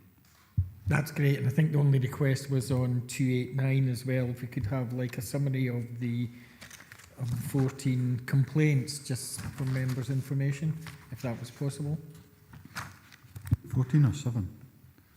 Oh, right, spot on, thank you. We can arrange to circulate those. They are tracked, so we have all the information available. So I can circulate those. I can make sure that they're redacted if necessary. See your calling question, Sean. Just your calling question. Your calling question, and you spoke about that after 8 weeks. I think you said, but was Sean referring to deemed refusal at that point? And there's a window at that point, isn't it, rather than a time. So it may well initiate 8 weeks as a start and a cut-off point, I think. Is that correct? There is a cut-off to, so yeah, the appeal has to be lodged within a certain time frame. I don't have that information to hand, but again, we can provide that Yeah, do I? I thought it was something else to call in regards to members of it. So if it's, I think it is classed as a deemed refusal. So therefore, an applicant can then refer that, appeal it to Scottish Government in real terms or the DPA, but there's an end point. So if it went to say 4 months, you've lost your opportunity to do that, and you have to let the authority deal with the process. I think that's right, Steve, isn't it? But that's clarity you'll bring back to us anyways, or we can get on that if that's okay. Yes. Yeah. Thank you. It's a window. No, thanks very much. Okay. Councillor Archie Driver dropped. You said you're okay, Archie. Got asked. Sean picked up on it. And Councillor Katie Hagman's next. Katie, then Councillor Johnston. Katie. Thanks, Ian. Yeah, so this is, I mean, it's a really full report that we've got before us. So there's numerous questions to be asked. If you will indulge me on this, although I will try and be brief and summarise. My first point, though, on the second page of the report, 254, it references during 22-23. Is that just a typo? I appreciate, that we are looking at the progressive delivery between 2019 and 24, but I'm assuming that we're focusing in on 23-24, as is the title of the document. So just to correct that typo, if it is in fact a typo. My main point is, and I won't go through each of them, I think I've clocked up about 12 within the Appendix 1, is where we've got the improvement project, we've got a start date, a due date, and where the progress is, and then the status, and where appropriate, and the exception report. And there's numerous lines on this table, which has the due date of the 31st of March, but we've gone beyond that date. So I'm just wondering, and there's no exception reports, and it's marked as being on status. So, for example, if I take the one on page 262, progress work with communities in Gretna, Kirkconnell, Kellerholm, Stranraer, Whitehorn, in relation to border plans. Start date April 23, due date March 24. Progress is sitting at 81%, and the status is fine. It's got a on progress, but we've clearly missed the due date. So why are the tables not capturing? There's no warning. And also, when we have got statuses where there's a warning, for example, and again, I'm just picking random 265, the Borderlands business infrastructure, it's sitting as a warning, but there's no further information. So it's really great to have the snapshot of information, but one of the questions I always ask myself is, so what afterwards? So what does this mean? What are we doing? And the exception reports, where we have got them, does give further clarity, and that's really helpful to have. But where there's not that further clarity, it's not great. And let's be efficient with our time and not just get stats for the sake of getting stats, but actually let's have them meaningful so we can have the debate. So it's really just to ask for a review of how some of these reports are presented. So if we have missed a due date and the progress is not at 100%, why are we having it as on progress? So I'll maybe stop there rather than going through each individual one. Thanks, Chair. Thanks, Katie. Just before I bring Steve in to answer, if you've got any particular points you want to raise at the recommendations card, they have a different layout in regards to how the performance reported, potentially reviewing that. Happy to pick up at that through the recommendations if that's the case, Katie, but obviously Steve, if you can get a chance to answer the best you can. Thank you. Thank you, Chair. Yes, and thank you, Councillor Hagman. I'll take the easy one first, which was the question about the typo. Yes, apologies, that is a typo. So that should refer to 23-24, not 22-23. With regard to the broader point about the reporting, and you'll appreciate that this is a corporate format, a corporate template, and its information is drawn from Pentana, which is our kind of project management system. So I have in the past queried that very point myself, and it's because that information relates to the council delivery plan, which is a 1-year delivery plan. So the project may be a multi-year project, but what's captured in the council plan delivery plan is our commitment as to what we're going to do over the next 12 months on that project. So in some cases, the project might be complete within 12 months, but in other cases, it might be a multi-year project, in which case it will get picked up in the following year's council plan, delivery plan, and hence the following year's update to the business plan. So I hope that explains why that what looks like an anomaly, but it isn't, because it refers to those projects that are within the council plan, delivery plan. Later on in the reporting, there are a number of projects which are service level projects that are not in the council plan, delivery plan, and you'll see from that where due dates are missed in that, then they do generate exception reports. So the reason that there are no exception reports for those continuing projects is that they are essentially rolled forward into next year's council plan, delivery plan.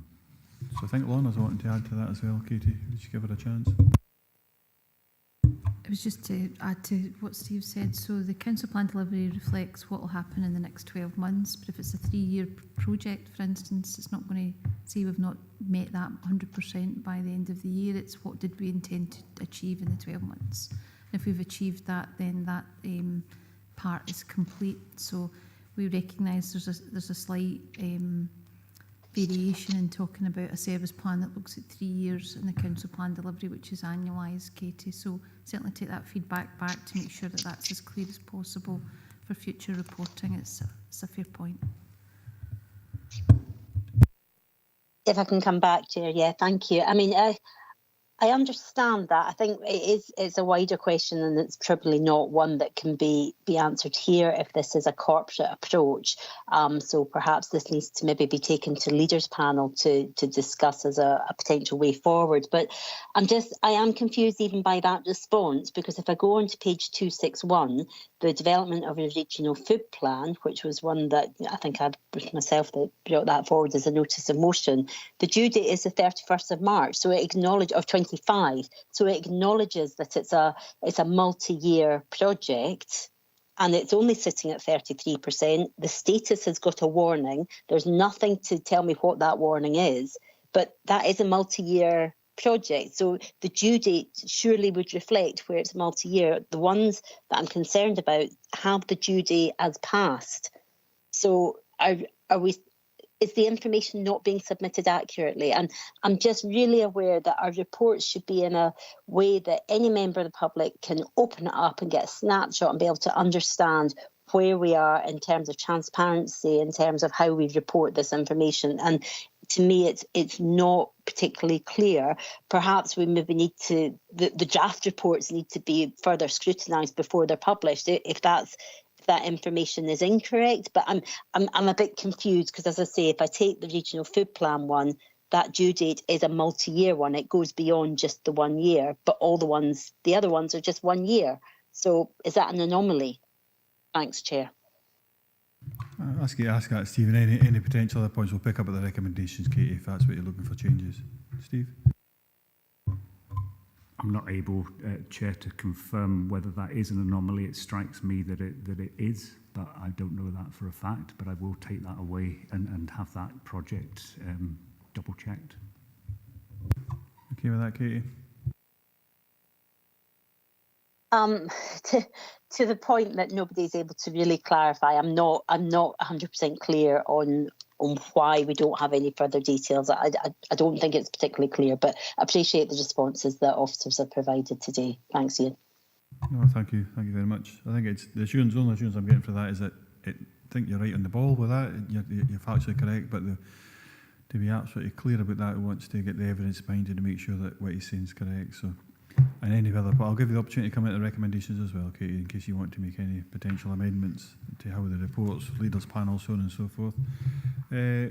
Councillor Malcolm Johnston. Malcolm. Yeah, thanks, Chair. I'm just looking at the risk register, and there's a couple of worrying things in there. For the future, really, I suppose. We go to page 279, and again, there's been a deterioration in the risk for delivering a number of available affordable houses.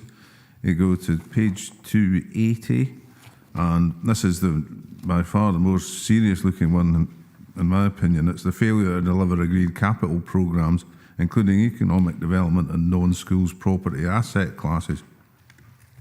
Now the target for that is nicely down in the bottom left-hand corner, and we're suddenly moving up to the top right-hand corner and the risk register there. And then we move on to page 284, and there's a risk there for failure to deliver critical essential services, and that's blank. We don't seem to have any risk of that happening. So what are we doing to try and bring these things back on track? I know we've got a list of the latest positions and some mitigations in there, and a lot of it seems to revolve around the old chestnut of staff recruitment. So how confident are we can actually bring these things back on track? Because there might not be an immediate problem now, but if the risk is worsening, then surely in the future it's highly likely that we will have serious issues in these areas. Steve? Chair, yeah, thank you very much. First of all, just to assure members that these risks are currently under review as part of the preparation of our business plans for next year within the new service configurations. The affordable housing risk has partly escalated because of the issue with the resource planning assumptions from Scottish Government. In other words, our allocation has diminished this year, and that will be reflected in probably the increased risk that we're not going to be able to deliver that target. But again, that risk will be reviewed as part of the new business plan for my service going forward. There are a number of mitigations that have been put in place in terms of the capital programme delivery, in particular that have been put in place by the PMO, and again that will be picked up by the new assistant director, bearing in mind that property and the delivery of capital programmes responsibility is shifting across into that new service as part of the realignment that's currently ongoing. But there have been, during the year, a number of challenges in terms of delivering those programmes, and I think they're fairly well listed in the report. In particular, some of the challenges around supply chain issues and contractor availability, as well as the kind of well-known impacts of construction cost inflation, which was compounded also by some challenges in terms of internal staffing within the PMO, which have now been resolved in that key positions have been recruited to. Thank you, Chair. No, just can I come back in there and about the risk that's blank?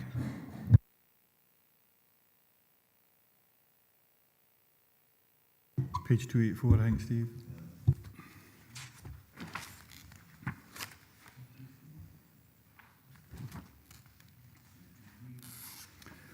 Yeah, so just to assure members that in terms of the new business continuity plan model, that has now been put in place. So we did update and put in place a refreshed and updated business continuity plan during the year. I'm not sure why it hasn't been captured in the revised risk assessment, but again, I'll make sure that's picked up in the new business plan.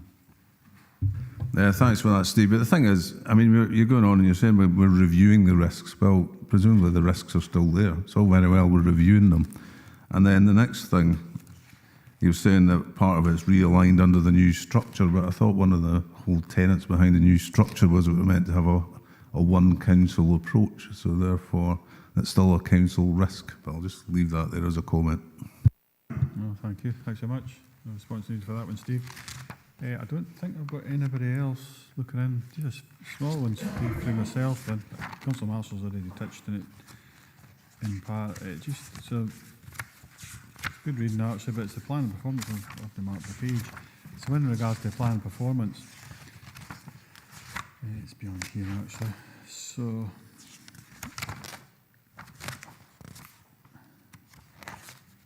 there it is, trajectory. There's 2 points. Yep. So it shows, if you look at page 293, currently it shows we're nearly 100% off target. Now, I have to be honest, my ears to the ground with this kind of stuff, and it's no what I'm hearing on the ground. It's no as bad as it looks here. That's the first time I've ever said that, I think, in regards to that. So I'm interested here what the trajectory is in regards to going forward, and it talks about it within here to a degree, but I'm hearing more positive sounding straight for the architects, agents, applicants, so on and so forth, as what's been reflected in this one here. So I'd like to get the kind of history and information behind that. Yeah, thank you, Chair. I suppose that's the difference between statistics and what's actually happening. So there is a paragraph within the covering report that says that in Q4 there has definitely been an improvement, and that in particular the use of those external agency staff that we've brought in has really helped to clear the backlog, and I think that's where we've seen a lot of good progress.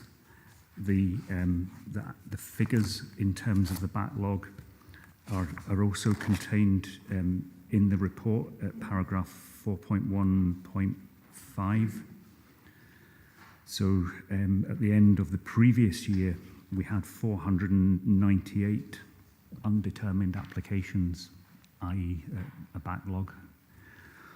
Whereas at the end of the current year that we've just finished, that was down to 280. So there's been very good inroads made into reducing that backlog. And also in terms of the pre-application submissions, there were 67 carried forward from the previous year of a backlog, and that was down to 26 at the end of the latest year. So we have made really good inroads into the backlog. That doesn't reflect through into the stats at the moment, and one of the reasons for that, and this is a quirk of the way in which planning application performance is measured, because it's measured in terms of average weeks, and that measurement is only triggered once a decision is issued. So if we work our way through a backlog, by definition those are historic applications, and as soon as a decision is issued, that period that is taken is then captured and measured as part of the average. So the average will continue to go up while we work our way through the backlog.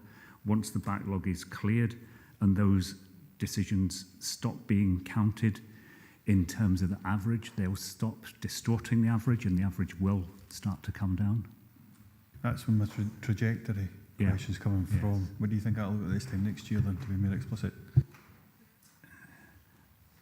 It will come down because for that reason, because we are making inroads into the backlog, that will filter through into the figures for the more current applications, because the more current applications will be getting turned around quicker. And I think we're starting to see that. We've seen that in Q4. No, fine. So the proof of the pudding's in the eating, and that's what it says. So next year I do think we'll be way beyond that. At 19.28 value will be decreased considerably. Yes, I mean would that, say, but to be fair, that is probably the worst performance that we've had on that particular indicator. Yep, no, and that's what the point I thought, because I've been very, very critical of that, and that's what I preempted in the statement. But actually, what I'm hearing on the ground is something completely different. My ear's fairly close to the ground with this one, and that's why I made those points. But I couldn't just hide it, and that's why I understand about the trajectory. Where we'll get by this time next year, I think it'll be quite positive by the looks of it. Hopefully better than 22-23 start. So members, we'll go to the recommendations. I think we've reviewed Appendix 1 and certainly scrutinised Appendix 2, but Katie, I see you're wanting to come in. Happy to take any points or proposals. Yeah, no, thanks, Chair. So I'm sort of thinking of how best to move forward. I don't know if you want to put this as an additional recommendation, but certainly my request would be that we agree to review the format of the service plan performance appendices. Now, how that's best done, I'll maybe look to officers, but whether that's done through the Business Bureau or through the Leaders Panel, but I think we do need to ensure that progress and warning indicators are consistent throughout all the reports, and the exception reports are also consistent, because my reading of this is there's not a consistency through here, and it's not necessarily clear, but perhaps through an internal review, and whether that's done at an officer level or through the likes of the Business Bureau, I'll maybe go back to yourself and seek some advice or thoughts from staff on that one. Thank you. I'll ask Lorna to speak to that when they'll come back, Katie. Lorna? Just to clarify, Councillor Hagman, I think the points you've made are about consistency rather than format, and consistency in terms of the requirements around that, and particular points on this report, but more generalised across the council. So I'm happy to take away an action from the committee that I'll have a look at that with colleagues and make sure that we refresh and with colleagues the requirements around areas of consistency that have been highlighted today. Happy also to take any further feedback you have on specific areas of concern. But this committee doesn't have delegation around changing the format of it. But I think, as I said, the points I've heard from you are about consistency of the application of the existing rules rather than a generalised issue about the format of the performance reports and making sure we present information in a consistent manner. So I'm happy to take that action away, and I'll assure members, and I'll come back to members around that. Thanks for that, Lorna. And Katie, just in regards to whether it's Leaders Panel or Business Management Bureau, I wonder if we could check the terms of reference, and if that is the case, both you and I sit on certainly the business management side. We could put that on as an agenda item if it fits that terms of reference. If not, we could find out away from here exactly where does it sit if we want to see a report coming forward, and what is the appropriate committee in which we could get that question answered. Sorry, are you content with that? Yeah, that's fine. Happy for it to be captured as an action. But yeah, as you say, it would be really useful to clarify where that action comes back to, because if it doesn't sit within the delegation of this committee, who will then get the response to that? But no, thanks for the comments. No, thank you. And an action for yourself, Katie, because you've raised it. If you can bring it up to the Business Management Bureau, we can pick up on at that point. Thanks very much. Members, it sits before council, I'm just being reminded, so... But we'll go through that process, get to that point. Item number 10, members, give me a second.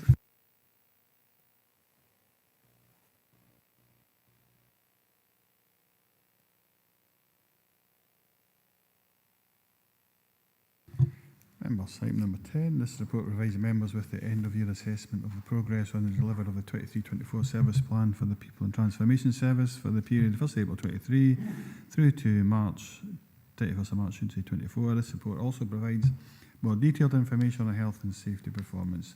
Mike Shepherd's here to answer any questions, take on comments. Mike, anything to add before we start? No, that's a no from Mike. Members will open up to members. Councillor Sean Marshall, you're first, Sean.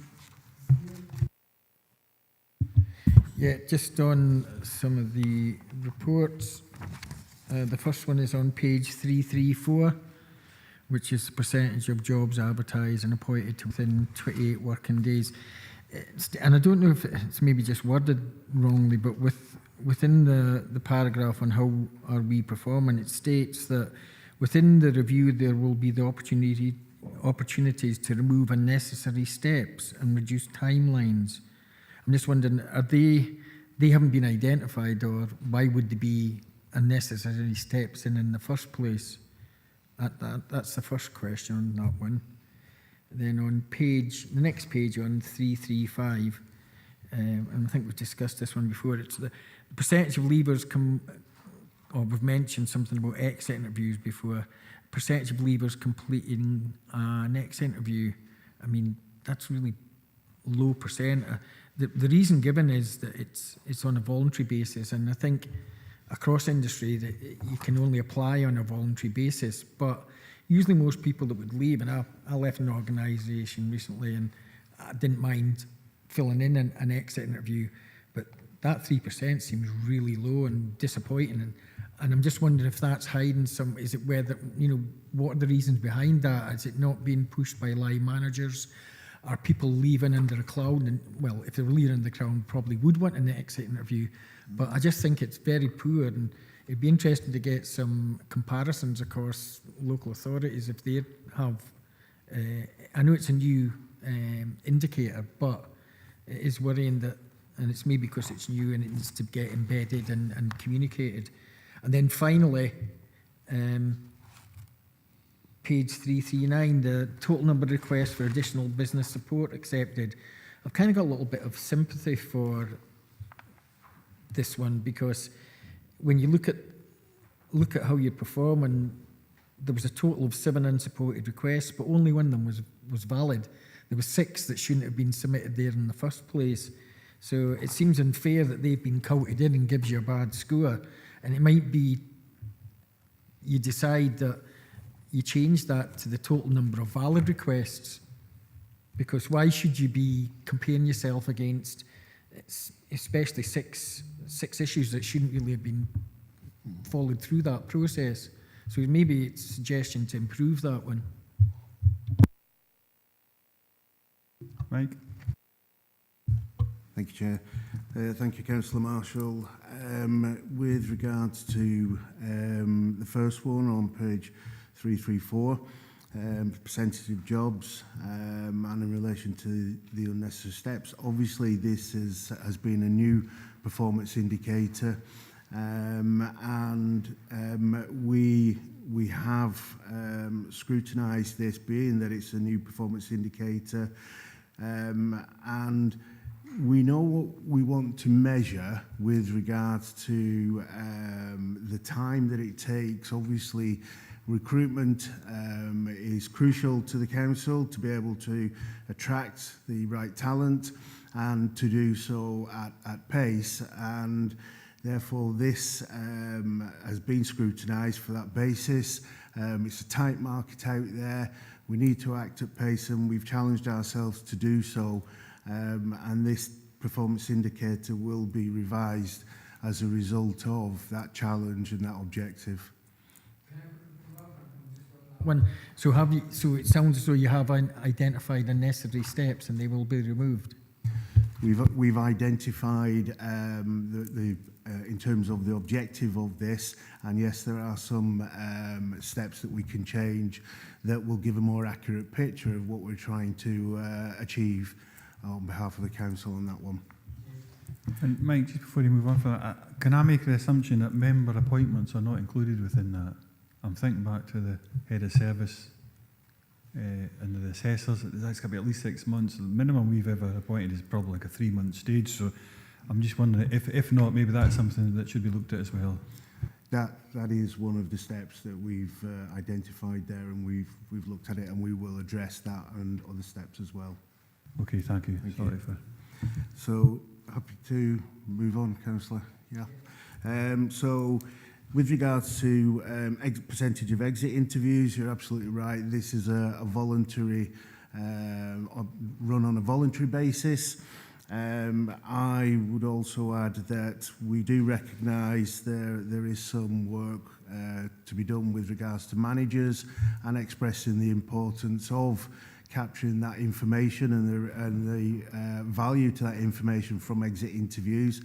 But again, it is down to personal choice. However, I will say that information that can be gained from such processes as exit interviews, we do also capture such information through the staff survey that we've recently run, and also the supportive workplace conversations as well. They don't replace the exit interviews, and we will look to prioritise that over the coming months. I totally accept that employees have got other opportunities but I think you probably get the most accurate and truthful statement when you do an exit interview. And I think if it's new, then that's fine. Let's give it time to bed in, but that's shocking amount of people that are unwilling to actually give an exit interview. Because it's not a long drawn out process, or shouldn't be.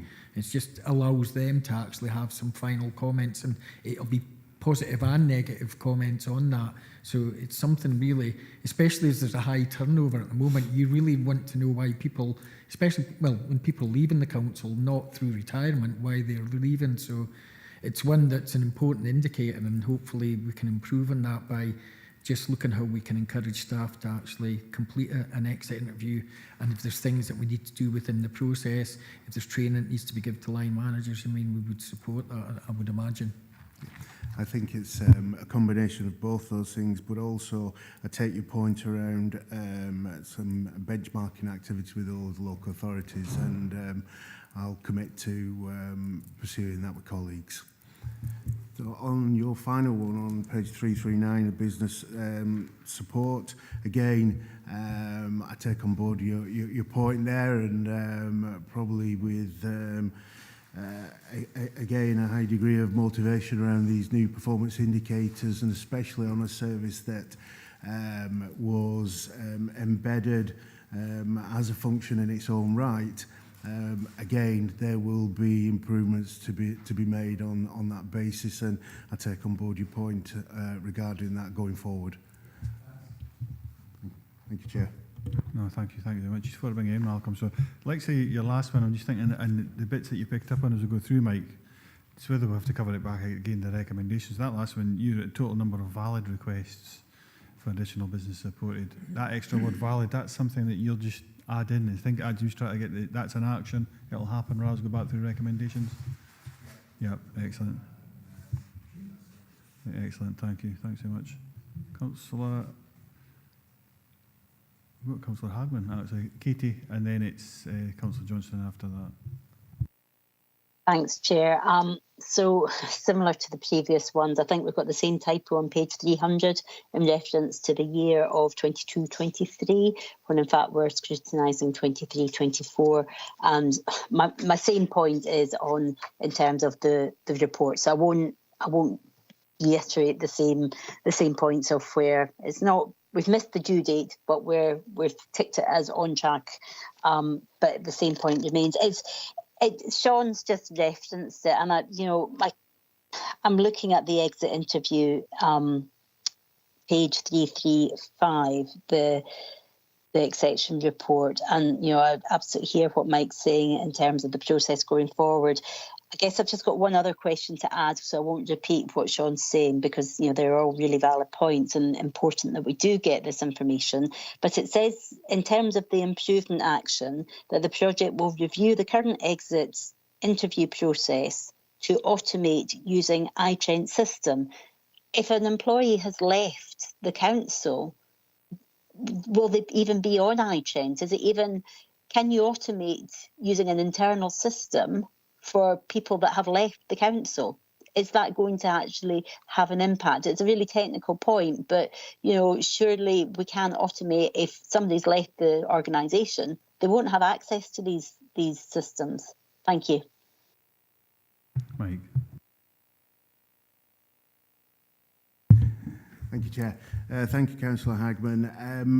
The degree around automation is that obviously people will work a notice period before they leave the organisation, and in automating the process, it's anticipated that this would make it simpler for those who wish to leave the organisation, and equally can complete the exit interview within their own time constraints as they serve their notice period. Obviously, there is work to be done and to look at the whole process and where the tipping points are, if you like, with regards to this and the information we're looking to gather. But in relation to automation, that's its aim with regards to those people serving a notice period. Thank you, Chair. Thank you, Mike. Katie? Yeah, no, I appreciate that, and that covers the notice period. But once an employee has actually left the organisation, is there a grace period of, say, 4 weeks? Is there a follow-up? Because I think that's the point, that, you know, it may be a case that while somebody is still working their notice, that they may not want to go into a level of detail that they may go into once they've actually left the organisation. So is there a catch-up period of, say, you know, a fortnight or a month after, within that automated system? Will it actually give employees an opportunity that says, even once you've left the organisation, you have a month to complete this external link? I'm just trying to find out a way, because, you know, the 3.78% is very, very low, and if our target's 50%, there's a significant piece of work there to be done. Thanks. Oh, Mike, sorry. I think the first thing I would like to say, Councillor Hagman, and through you, Chair, is that whilst yes, it is disappointing to have that performance on view there, we recognise the importance of the employee voice through exit interviews and, as I've mentioned before, through other platforms.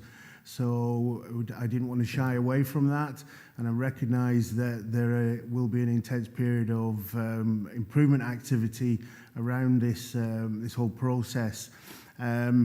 I can't say for sure with regards to the actual cut-off times from our network in relation to employees when they leave the organisation, but again, there is the opportunity for a paper questionnaire to be completed by anyone leaving the organisation. So again, part of the whole systems approach to this is we will very much look at every opportunity that somebody has to provide us with that information, and obviously to improve upon that performance indicator and performance against it. Thank you, Chair. Thank you. Lorna, just got to add a wee bit to that, then we'll move on to Councillor Johnston. Lorna?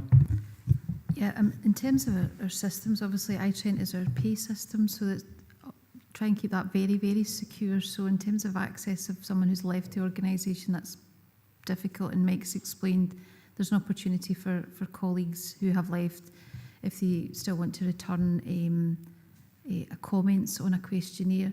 But I think the key thing about Index Interview is the interview. It's about the organisation, not just finding out information, but be able to discuss that with the person leaving the organisation.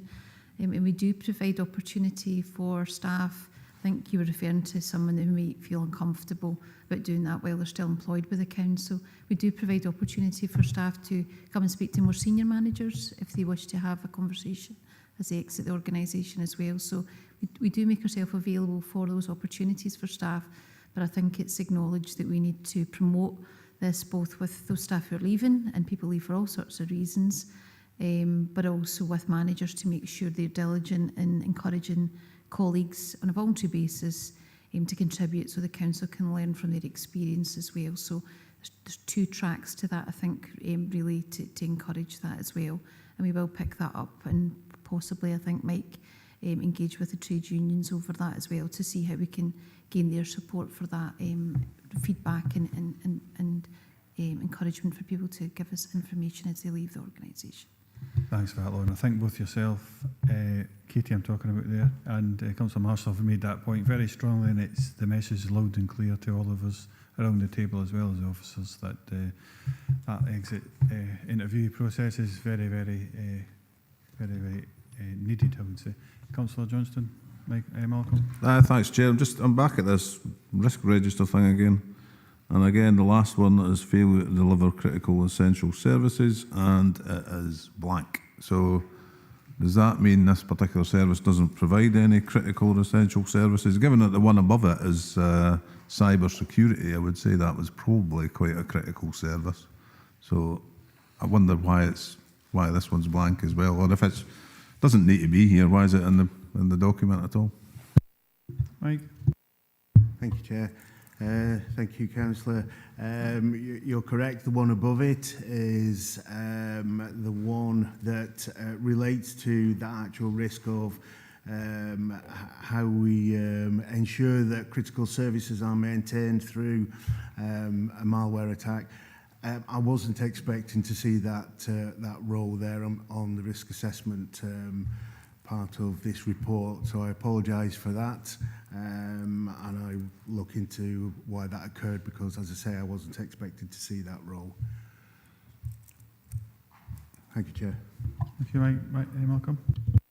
Yeah, I've highlighted the cyber security as being a critical service, but there's a lot of the other things within that remit as critical as well. When you're dealing with it has highlighted a lot of the staff issues, and staff being one of our most important resources and an important asset. So I would argue that there is a merit in having an overall analysis of the risk of failing to be able to deliver critical or essential services within the remit. Thank you, Chair. I will take that back to the risk management group and pass that feedback on, and we will discuss that. Obviously, the risks here are with regards to my previous service operation, but I take on board the feedback there, Councillor. Thank you.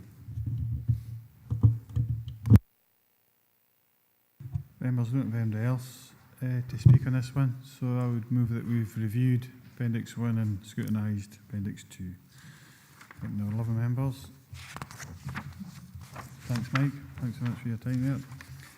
Digital progress report. So, the regular 6-monthly progress, item number 11, the regular 6-monthly progress update on the digital strategy implementation plans provided for our consideration.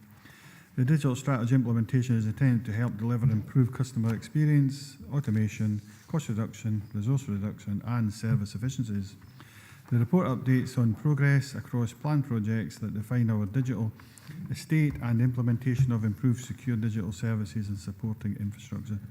James Pocock and David Sawyer is here to assist members if required. I think I see Mike's here too. Sorry, we got that wrong. Sorry, Chair, we heard this morning that Mr Sawyer had been called up for jury duty, so and Graham can't be here today, so it's myself and James that will take the report. Excellent, thank you. Anything to add to this report?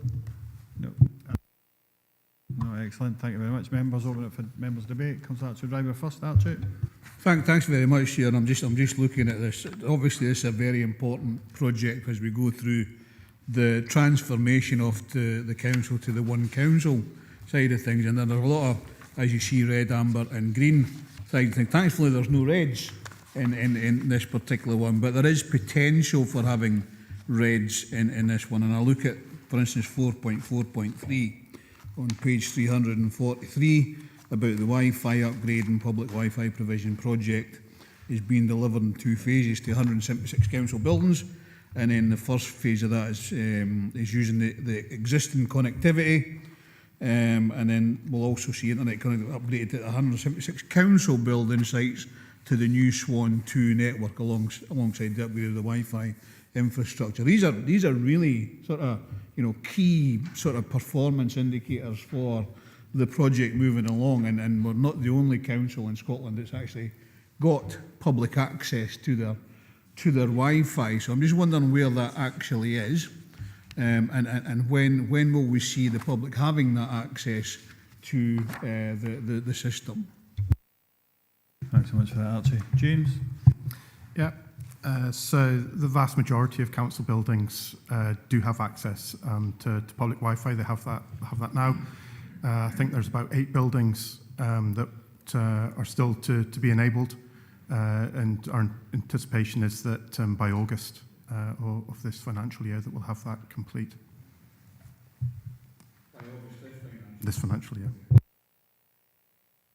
Excellent, that'll be this August then. So, Councillor Hagman, Katie, then Councillor Marshall.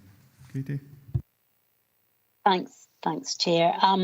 Yeah, thanks for the report. I think it is useful to get these regular updates, and certainly I know that was a request that was made, I think, from one of the former members of the committee. So thanks for bringing this forward. I've got two sort of broad points I wanted to raise. The first one was in regards to digital schools. Now, I don't sit in the Education and Learning Committee currently, but one of the points that is often raised with me is access to subjects, certainly at higher and advanced higher level. And I know that there are some opportunities, and I don't know if it's consistent throughout the region. And I know that there is work with our education colleagues going forward about access to online learning. So the outcome is for school staffs to enable to use digital learning methods in the classroom. And certainly when we look at the actual projects, there's lots about mobile network, the infrastructure, bandwidth upgrades, more infrastructure. There is a digital skills programme and there's a self-paced digital learning for probation. But it also states that pupils will have access to environments, digital environments, fine, but also learning and teaching resources. And there's nothing within these projects that references pupils' learning and teaching resources. So is that something that we maybe need to add in?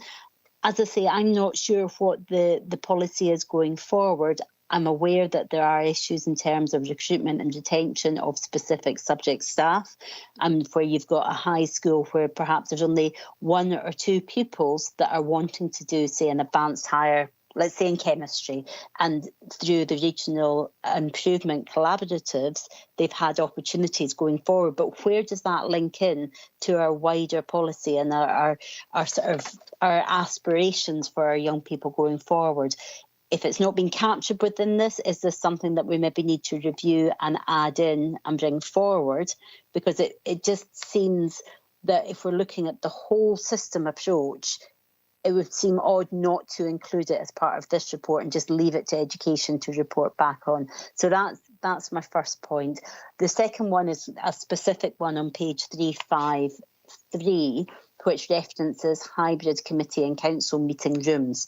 I'm not sure what that means. Is it a physical infrastructure, or are we looking at a new software model? And if it's a new software model, is there a cost to that? I'm just conscious we've had hybrid meetings for a number of years. I hear from colleagues across the country of different programs that are used, different software. I've never had an issue with the hybrid model we're using, but if we are looking to upgrade it, what's the basis for that one? Thank you. Thanks, James. Thank you. So I can't answer the specifics around about the first question on digital schools, but I'll certainly take that away to colleagues in education and make sure that that's reflected in the next 6 monthly update, if that's acceptable, in terms of the actual benefit of the work that's going on there from a digital perspective. On the second part of the conversation on hybrid committees, I believe it's to do with the infrastructure within this room. That's still to be kind of detailed, just to enhance hybrid meetings, but not only here, but in other parts of the region as well, just to simplify that. But I can get more detail and circulate that afterwards, or again, make sure there's more detail in the next 6 monthly update, if that's acceptable. Okay, that's absolutely fine. So, Katie, if you come back in, but what I'm going to ask Lorna just to touch on, I think it's terms of effort or the delegations to this committee and that. So you're talking about adding and changing and moving. So I think there may be a mechanism to do it, but I think it's out with the scope of this act. So our delegations of this committee. But I'll ask Lorna to speak to that, please.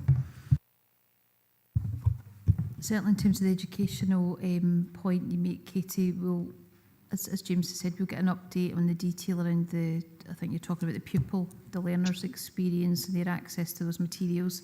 We'll clarify that back to you by return across all members. And as part of the digital board, we'll pick that item up in terms of updating the plan for further action as well. So we'll do that as an operational action for officers, and we'll clarify that. In terms of the infrastructure for decision making, so the part of that is around members who've been here a while will remember that we used to have cards for the microphones, and over COVID we introduced the hybrid and remote meetings and hybrid meetings as well. But there is an outstanding requirement for us to look at infrastructure in this room and the associated supports around it, but it is connected to the overall requirements around investment within this building itself, around electrical works and other things as well. So we'll bring that forward, but there is a piece of work that I know that colleagues in Democratic Services are looking at around future-proofing the requirements around providing access for public meetings on a hybrid basis. So there's no system particularly at that point, Katie. We were just trying to give colleagues support, and obviously they'll want to engage through elected members to get ideas and preferences from elected members about how that goes forward. Thanks, Laura. Katie, do you take assurance from that you'll get a way forward? Yep. No, that's great. I think the fact that the outcome references specifically learning and teaching resources as part of this, so I really look forward to getting that update. I appreciate we don't have it today. And yeah, just really to say thank you for the hybrid models. I appreciate we do need to do some investment going forward. But, by me joining online today, I've saved 84 miles of carbon driving. I've saved myself 2 hours of my time, of which I can use for a myriad of things, all related to council, of course. So no, really appreciate that. And I still have my old card, Chair. What are we meant to do with that? Should we hand them back in? Are we ever going to need them again? Because it still sits in my wallet, in my purse. So thank you. I've still got mine. Just keep a hold of it now, Katie. You never know, you might need it again at some point. Councillor Marshall, I know, okay, Sean's got his bit. So we have got Councillor David Slater, then Councillor Tony Barretti. So David, you're first. Thank you, Chair.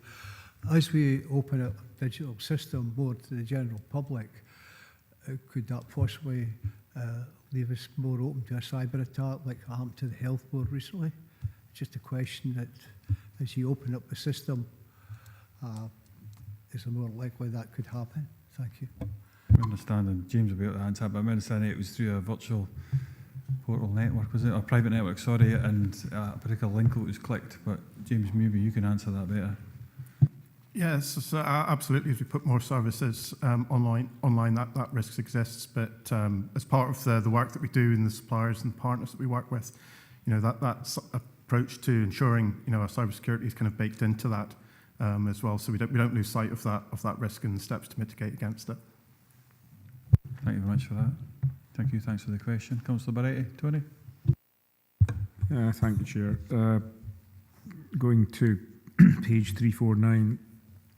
Although it's already been highlighted about the improvements, in the bottom right corner, it does talk about the digital experience project and in relations to road and interactions with the road. So customer reported defects and insurance claims, which is something that I'm sure elected members get constantly reminded about.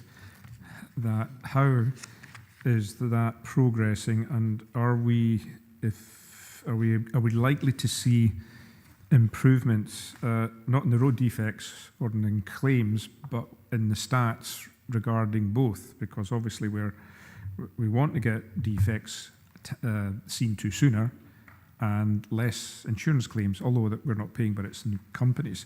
And a bigger question, I think, is noting that a lot of the services are going on to the cloud. What impact is that having on our net zero contribution or our attack on net zero? Because anything that is going onto the cloud is going somewhere. It's being held, it's being stored, and it's been stored possibly for a very long time. So what impact is that having? Because there's no indication here clearly, and I don't know if the officers have thought about actually writing a report on what the digital services are actually going to cost us in carbon terms. Thanks, Tony, for them. James, have a stab at him, please. So the roads project from Digital Experiences is just starting just now, and it's about the primary aim there is about making it getting better information back to the customer on the status of their roads defect. It's not going to have a direct impact on whether or not we can fill in the road defects faster, but we certainly should be able to get that information directly into their new back office system and more up-to-date, accurate information to the member of the public off the back of that. So that work is due to start shortly, and will hopefully complete over the next 2 months or so, I think, on that one. On the net zero one, we would still have a carbon impact even if we weren't moving to the cloud. We haven't done detailed figures on that, but again, if that's something that members wish, happy to look into that. I think that last point is very pertinent, given I'm on the climate group along with Malcolm and Archie, and we are striving to get to net zero. Now, if we are accumulating data continuously, that can only mean one thing: we're accumulating carbon, and that isn't, well, let's say the carbon equivalent. So someone has to keep that data, therefore someone has to use energy to store it. Whether or not we can offset it. The first point, back to the customer info, that's good, but I would also like to see an improvement in the ability for the roads teams to get out to defects and repair them, because clearly that is what this is all about, is customers reporting defects and we're acting on it very quickly. So I'm going to ask Lorna to come back. She wants to speak on your carbon footprint in particular in regards to cloud. Lorna? If I may come back on both points, in terms of the roads work as well, it's about having the best data. So if we've got an automation all the way through into the roads, the new systems that they've bought, they have the best data that's live about where we're getting reporting of potholes.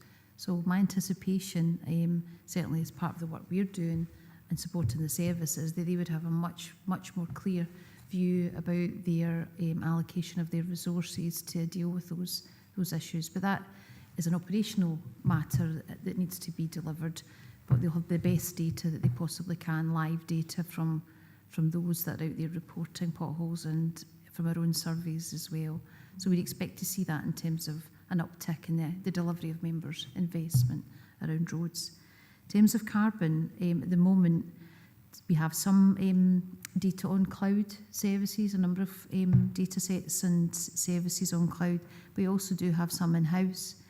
And one of the things we need to look at, and with James we will do this, is look at where those cloud services are being hosted, because at the moment there's a lot of power required to run our networks where they're hosted within the council, and if they are transferred into cloud, but those are more economic in terms of green energy production, transfer of energy, they're very hot in terms of server rooms, etc., in a way that gives support to the council's carbon targets, then we'll try and capture that accountability. So it's a fair point, and we will look into that in more detail. But that transfer to the cloud has other aspects to it as well, but we would certainly be looking to shared data centres that are held as part of the cloud if they have much more modern facilities round about them, and the energy produced from those is recycled as well and provided into the network, or indeed reused in some way as well.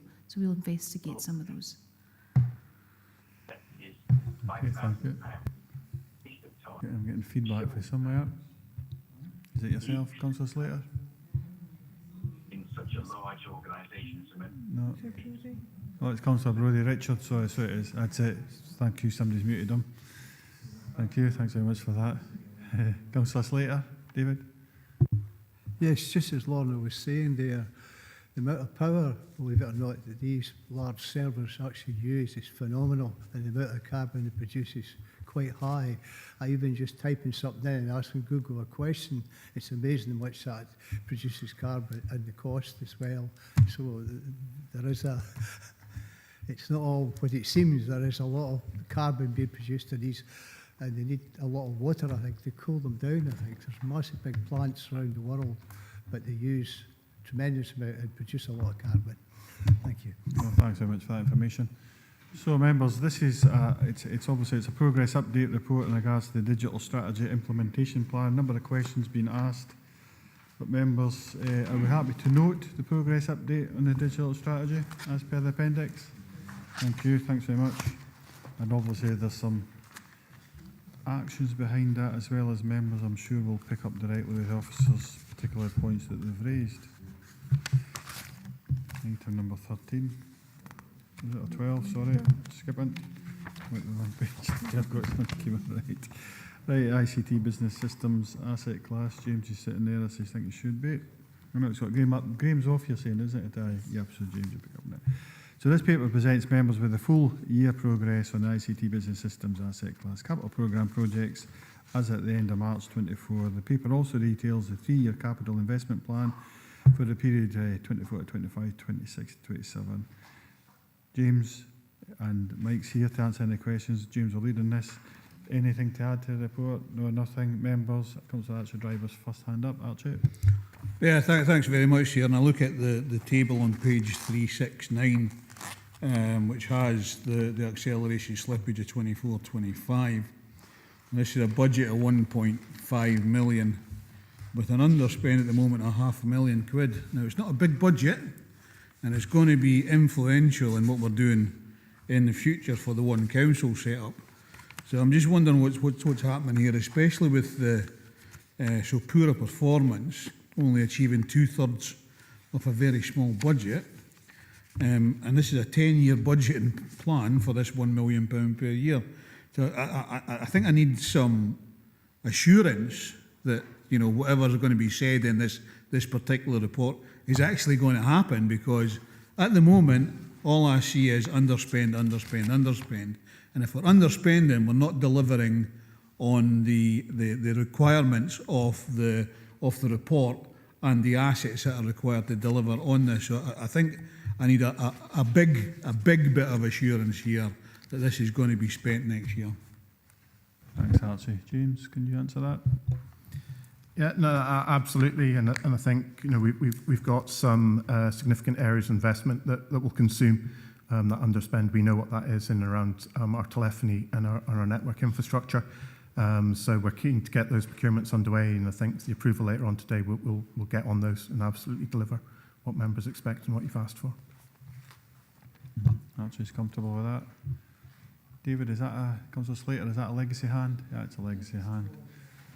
Excellent. Okay, members, we've been asked at 2.1 to note, 2.2 to note, 2.3 is to actually agree that the fund allocations within the ICT Business Asset Class Programme for the year 24-25 is set out as per Appendix 3. We can agree that. And at 2.4 is to agree the provisional funding allocations for years 25-26 through a financial years, that is 26-27, is set out in Appendix 3.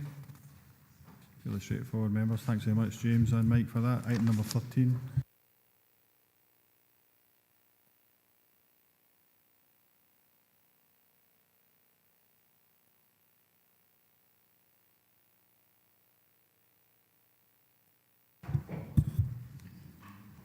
Members, this community-led economic regeneration framework, members are provided with the details and the outcome of the 3-year community-led economic regeneration framework 21-22 to 23-24 and recommendations for us to consider on next steps of the framework. Stuart McMillan and Melissa McGarry are here. For members have got any comments, questions? Before I do open it up to members, Stuart and Melissa, you got anything to add to this report? Just one small item, Chair, just on paragraph 2.4, where we list the emerging projects that CLARF is to be targeting. We've omitted Sanker from that little list in the recommendations. It's referenced multiple times throughout the report, but just for clarity, Sanker should be in that list with Stranraer, Whitthorn, Wigtown, Dumfries, etc. Okay, thank you. Excellent, thanks very much. Good to see you physically present as well. Nice to see you at the committee too. Councillor Sean Marshall. Sean, you're first. You had your hand up. Yeah, thanks, Chair. And, you know, this is another update and detailed report. Welcome it. Just, and we're aware of this, you know, at 4.7, I mean, I think all the projects are involved. They're grateful for the additional assistance given by the officers, but it's kind of morphed into this role originally, and then it's changed, and you've got a lot more work to do. And I'm just wondering how the process was, how you actually how it came to be, and whether or not you have the resources to kind of fulfil those additional obligations with all the other work that you've got. And then just, I think it gets to the another question as well at 6.5, reading that report there, but am I reading it correctly that you should be fully resourced now after being down a number of people? Yes, thanks for the question, Councillor Marshall. I think in terms of our emerging role and change of role in terms of some of the projects which you refer to in paragraph 4.7 and others, part of this is being really clear about what our role as the economic development entity in all of these projects is about, and what the role is of other colleagues within other services within the council. So there is a role for legal, there is a role for finance, there is a role for the ward officers, etc. So it is about that whole council approach to some of the projects. In terms of our role on this, it's obviously around the development of the projects, advising external bodies where they're seeking to promote projects as to what is required to put together a good project and a good business case for a project, a good application for a project, and then really to take ownership of that, to really think about, and this is what Melissa's team do all the time now, is routine, is about advising those projects about how to govern themselves, how to set up to be financially savvy about the projects, what sort of levels of expertise they need to bring in to help them through all of that. And really importantly, to be focused on what is delivered at the end of a project. So sometimes it's not just about the capital expenditure, it's actually what does that buy you at the end. Okay, it might be the refurb of a building or a construction of something, but the point is that it is creating economic and social impacts for a place, and that's what we're trying to assure happens through the process. The second part of your question, just about resourcing of the staff, etc. We are currently up to sort of the level that we are currently resourced to be at, but it is noticeable, and it relates to our second item as well in terms of our development programme ahead, that we're at a staffing resource which has certainly been designed for a much smaller scale of project expenditure than we're currently running with.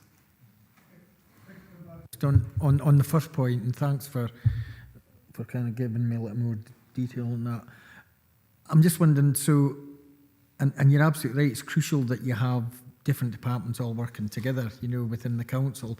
Is there kind of like a template now, or a kind of like a guide for, and is that reciprocal? So are all departments, or is there resistance, or has that all been overcome now? Have you established a kind of framework going forward? Because I think that's crucial going forward, that you need other departments within the council, you know, to do this work. Yeah, we've got a couple of things in place now, Councillor Marshall. So we've got an internal oversight group that's working to that, because a lot of the responsibility for the assurance of project spend actually lands with the Chief Financial Officer of the council as well. So as I say, that split of responsibilities is well understood, and we've got some systems in place now to manage that, and so that everybody understands what their roles are collectively. Well, thanks so much for that. Just to add to Sean's point, I would see that as being that one council approach that we've agreed as a council, and obviously culture will change, so hopefully that's starting to bed in, you're getting the benefits from that. Councillor Baretti, Tony? Yeah, thank you, Chair. Stuart, thank you.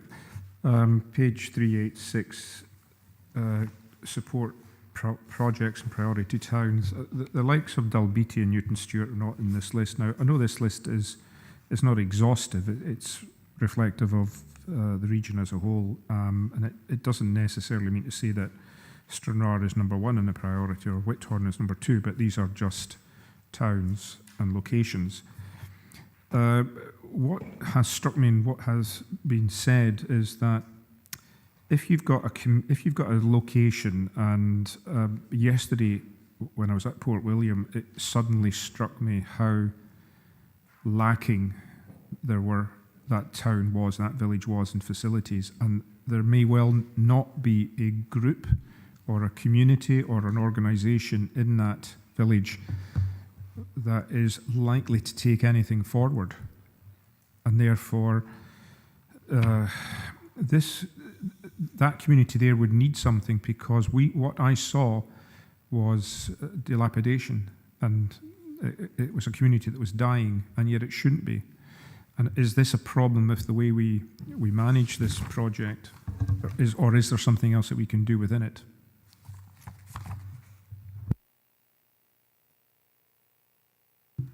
Melissa? Thank you, Chair. The focus of this programme is to be strategic. It was established to support the delivery of the council plan and the main priorities within the council plan, which have been confirmed in the latest version of the plan. This isn't the only show in town in terms of supporting smaller places and smaller communities. Our partner organisation, South of Scotland Enterprise, they also provide support, and there are other funding opportunities available to them. For us, we're always open to projects that emerge and where inquiries come forward through CLERF. Ultimately, the objective for us is to pick the ones that will support the delivery of the council plan, but also that have got the best chance of attracting external investment. And a lot of that external investment focuses on supporting projects that are likely to be transformational in impact. So it's this transformational and impact is the key kind of acid test. And that doesn't have to be a large town. It can be in quite a small community. And we have supported projects and brought investment to projects in smaller communities. But it's really based on the merits of the project. What we're trying to do now is, in order to cope with the number of inquiries that we're getting, is ask for elected members to consider prioritising it so that we can actually focus our work and deliver on that kind of strategic focus. Thank you. Yeah, I think that's a reasonable response, but it kind of brings it home to me that the problems that we have in different parts of Dumfries and Galloway are varied, and it's simply because, there's been a sudden depopulation or a gradual depopulation or a loss of industry or just people getting older. But not every village and town has a functioning community, and that might be an issue going forward. So I welcome the comments, but I think also it's kind of put this into focus for me after what I saw yesterday, Chair. No, thank you. So maybe when we get to recommendation 2.4, that'll clarify that completely in regards to how we prioritise our spending going forward. Members, I don't see any other. There's a hand at right. I don't know if it's Legacy, is it? Oh, it's Councillor Hagman. Sorry, Katie, it's you. Katie. Right. Thank you. Thanks, Chair. I think it would be remiss of me not to maybe just make a comment in regards to what Councillor Beretti is saying there. Port William is a really vibrant community. They have a wonderful community council. They've got volunteers that certainly Melissa will be aware. Chris Churns, as project lead, has been supporting in terms of place planning. You only need to go to the View and look at the rescue service, and certainly their carnival every year is one to behold. And certainly I would maybe dispute the fact that it is a dying community. So just a point that I would make in terms of Port William. It's a wonderful community. I'm getting a little bit of feedback there. I don't know if somebody needs to mute their microphone. Tony, it's yourself. Your mic's on, and you and Malcolm Talkins come back into Katie's ear. No, that's fine. Thank you. I'm looking at the recommendations, and we're being asked to agree the targeted projects within specific towns. And I'm a little bit uncomfortable that we're then discounting other communities from being able to bid in this. And then certainly 2.5 is agree the guidance. Now, if this is guidance, it's not policy. So what actual sway and power will it have? If it's policy, then it needs to go through what would be our robust procedures, ensuring that impact assessments have done that this policy is in fact correct. But if this is only guidance, I'm a little bit uncomfortable with agreeing guidance, because the guidance will not be, in my view, it's only guidance. We don't have to adhere to it. So therefore, the towns, anybody who's out with those towns, and I'll use Newton Stewart because it's in my own example. If it's only guidance, we could still add in. So I think we need to be really clear, is this guidance or is it policy? And I would be uncomfortable with, on page 286, of being really specific that these are the priority towns, because it's not clear as to why they are priorities and other towns are not. But I do think it's important that we need to ensure what kind of projects will be considered And certainly when we look on the first page, it's very clear that those first sort of points, the first 6 action points relate to our council plan.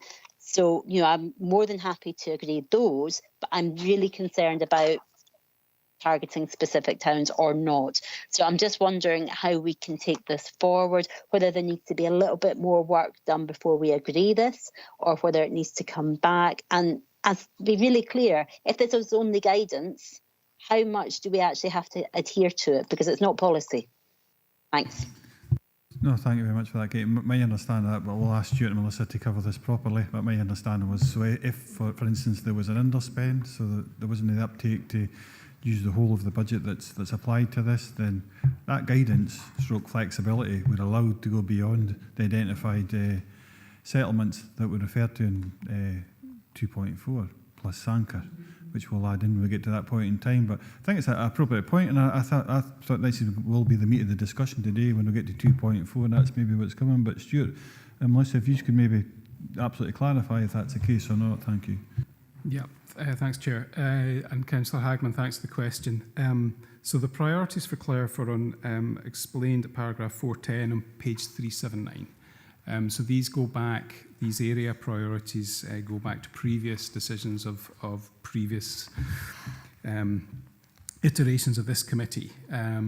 So they're long-established area priorities for the framework that we're working to. So we're not changing those. We are adding to them because there are a range of projects that would really benefit from the support of the team in implementing the framework, because the framework's a bit about funding, but it's also about advice and a bit of specialist support around the areas that is on offer here. And because we have a range of projects now emerging through place planning, particularly the Borderlands place planning work, we need to add those in to that sort of list of where we would like to concentrate our activities. Councillor Hagman is right. The guidance is guidance. It's not a policy statement. So we've got that flexibility. And as Melissa said in answer to her previous question, if we're getting something that will have major impacts at a place level, we would be able to consider that. But this gives us a little bit of direction across, obviously, a very large region as to where we should be seeking interventions, first of all. And it relates to high levels of multiple deprivations and these sorts of social characteristics. Thanks very much. No, thanks so much for that, Stuart. Katie, does that answer your question? Hopefully it does. I appreciate in the report it goes back to decisions that were made in March 2014. So 10 years ago, and the world, and I'll use this, I don't like using the word literally, but the world is literally a different place. We've had a global pandemic, the sea temperatures are rising, climate change is hurtling towards us. To base our guidance on a report from 10 years ago as a starting point, I don't think is actually relevant. And I do think we need to review whether these towns are all but again, that was prior to this council term. So, there's new councillors even in this committee that have had no input into the selection of the towns captured within this. And I appreciate its guidance, but I do think we need to be really careful. So, I'm not sure that I'm content with agreeing it, and I would propose that we remove the specific projects, or we defer to actually come back with further information to reaffirm that these are the specific towns that we're looking to focus on. I'll maybe pass it back to yourself as chair, but as I say, I think we do need to be really mindful going forward. Yeah. No problem. So when we get to 2.4, we'll pick up on that point in particular, Katie, what we can achieve here today and what we can't. Might have to go to vote, but we'll just get to that at that point in time. Don't think we need any further clarification. Have we got any other members? I haven't got picked up on anybody else to come in. No. Councillor Marshall, Sean? Just want to respond to that, and it really just, it kind of feels like, there's lots of reports that come where some communities are missed out, and there's reason for that.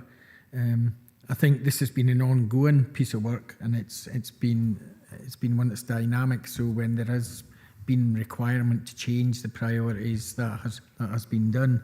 I'm quite comfortable with the list, and it's something that it can be looked at again. But we have to kind of move forward with the number of the communities we've got here. So when it comes to 2.4, I'm quite happy with the recommended list. There is some councillors that might not be happy that some of their communities are missed off it for one reason or another, but I mean, this has been a piece of work, and a lot of the work that was identified for some of these areas, you know, a few years back still hasn't been done, you know, so they are still priority areas because it's not changed. If anything, it's got worse with you know, the cost of living crisis, the pandemic, etc. So, and I think there is flexibility going forward to make special cases if there became an area or a town or a settlement that needed, you know, to be made a priority under the categorisation.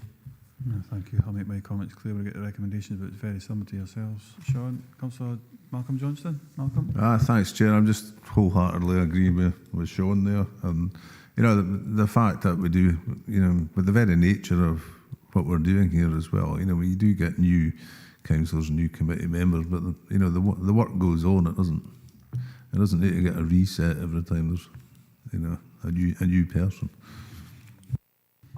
Members, don't see any other speakers at this moment in time. Time's moving on, Katie, so we'll come back to you. So if we can note, look at page 375, note 2.1, note 2.2, note 2.3. I think Councillor Marshall's proposing that we agree 2.4 with the addition that Sanker's included in that, and it's within the actual appendix itself anyway, so it's just missing from the recommendations on that front page. We add Sanker to that. Katie, I'll allow you to come in. But Councillor Thompson, actually, Stephen's wanted to come in. But Katie, you first then, Stephen. Thanks, Chair. No, I appreciate the comments from other members on the committee. I wonder, in that case, before we agree the report as such, it's been alluded to that this is only guidance. So can we perhaps add an asterisk with an explanation in terms of page 2 of the guidance, page 386 for members of the full pack, that while priority may be given to these specific projects, if we can add, but consideration may be given should a strong case be made by a community, because I think it's, you know, there are new communities coming forward, and if there's a really strong business case, I would just hate for a community to not be able to get the support and assistance needed to realise this, just because their name isn't on the list. But I appreciate that there is capacity issues, and it's just to have something reflected within the guidance that this is not an inclusive, or, you know, there will be opportunities even if you live outside these areas. And I think it's just not captured in the guidance. But if that can be captured and taken forward, then I'd be content. Oh, thanks for that, Kate. I mean, I got the reassurance at the point when you, on the back of your question, that if still budget remaining, projects not forthcoming, and there's other projects that can come up with it, it could even be Newton Stewart for that matter, as you've kind of alluded to, then absolutely there's flexibility and guidance there. But in regards to the wording within the Stewart, maybe come to yourself, that could be added, I take it.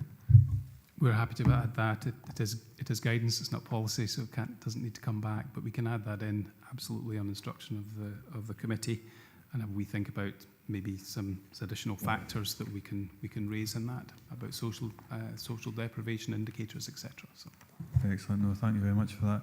So we've got Councillor Thompson coming in next, but we've got a proposal, fund proposal from Councillor Marshall and Johnston with that amendment. I'll go back to them and make sure they're comfortable enough with that. But Stephen? Yeah, thanks, Chair. It was just, I think on that page 386, I just feel it is a wee bit exclusive the way it reads just now. So even if the wording could reflect that, we do recognise that historically we've got these priority areas where we've targeted, but essentially what we're doing is recognising the quality of bids that come to deliver the measurable outcomes that this is supposed to support. So, you know, if somebody picked it up and they looked at it, they wouldn't feel, oh no, we better not bother putting in for this, even though we've got a brilliant case because we're not on that list of 9 towns or whatever. We could be missing a trick. So I think there's maybe a wee bit of amendment to the wording that could make it not exclusive to those towns and would recognise the criteria for the funding, but obviously recognise the importance we've given to those priority towns. So if that's a way forward, I'd be happy with that. No, thank you. Thanks very much for that, Stephen. I think that's covered with the last point, and we'll just get a reminder of that when we get to recommendations. So, well, we're at 2.4 now. David, I think, Councillor Slater, I think I've got you down. Is that correct? Is that a legacy hand? That's maybe a legacy hand I've picked up in there. Is that right? It is it? Isn't nobody else? No. Members, so if we can agree 2.4 as proposed, is Councillor Marshall and Councillor Johnson comfortable enough with that extra word and going into the guidance? Just to, if there's, I think if there's an underspending, clearly there's flexibility there. I think the original ones that was first suggested, you know, I think after Councillor Hagman raised that, if that was to be added in, I personally don't feel it needs added, because I think that's, if there was a priority area, I think we'd get a request and we'd have to change those priority areas. We have built this up based on reacting to where there's a need to go in the region, but the fact that maybe there's communities not on that some councillors think should be on and may get on, then that's fine, but where do you draw the line? I think there's a number of priority areas there that is enough to be getting on with, so unless it was a really exceptional case, I think that's the priority areas going forward, and that's what we agree. Thank you. So if we take it, I think we're saying yes to there's an asterisk that outlines in regards to Stuart's already confirmed, Stuart McMillan, that is under the circumstances. An exceptional case, Sean, or go on. I think if there was a case to be made, I think we'd have to come back to this committee to change, you know, or to agree that amendment as well. Right, that's not what you spoke about, then that's slightly different. Because obviously it's an asterisk, and it would say, okay, if these other priorities, say there was enough projects coming forward, then there's enough room, that there was enough guidance, flexibility within the guidance that actually could include that, I think, without. But I mean, the CLEF always comes back to committee anyways, the actual application. I think that's correct, isn't it? So you would see them anyways. They're not delegated to officers to make that decision. They look at, take on the projects, bring a report back and say, this is what we recommend. Members make that decision anyways. So members would absolutely get oversight. Malcolm? Thanks, Chair. Yeah, I agree. Again, with Sean, we're making a bit of a habit of this lately in this committee, but I don't really see a lot of need to change the wording as such. But I think within the guidance, I think it encapsulates it. So. That is what it is. It's an addition with an asterisk, just to say that within the guidance itself, the appendix. Sure. I think the important part in this recommendation is you know, we're agreeing these the projects, but we're also agreeing them within the priority areas. So we're not moving away from that at all. So that's a firm proposal, moved and seconded in regards to that. Katie, you're voting in? Yeah, thanks, Chair. So, you know, I was really heartened that as Stuart outlined, this is guidance. It's not policy. So, you know, we don't.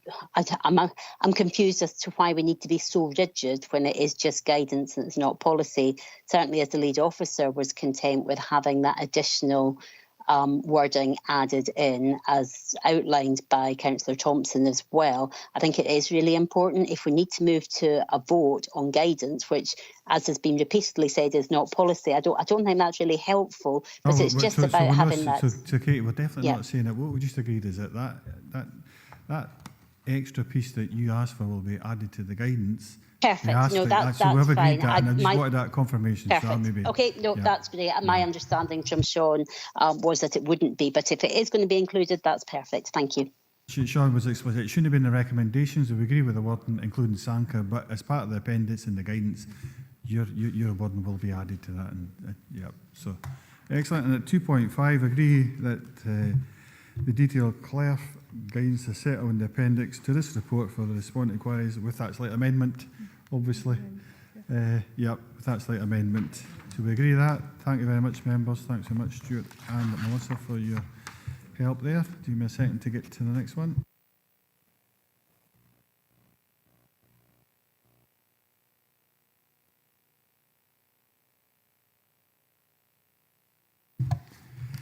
Item number 14, members. Right.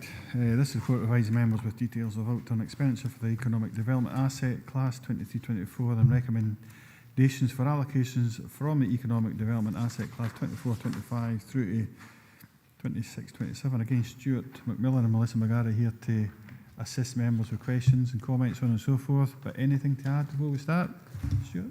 No, nothing to add to this one, Chair. Excellent, thank you, thanks very much. Members, I'm opening this up to questions to members.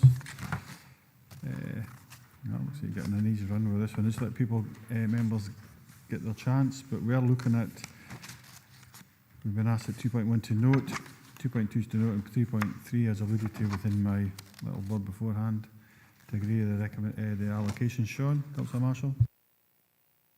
It was just on page 414 within Annan with the business park Chapel Cross development, which is in the Borderlands. But it also mentioned, I didn't, and it's maybe my fault, but I didn't realise that the business park,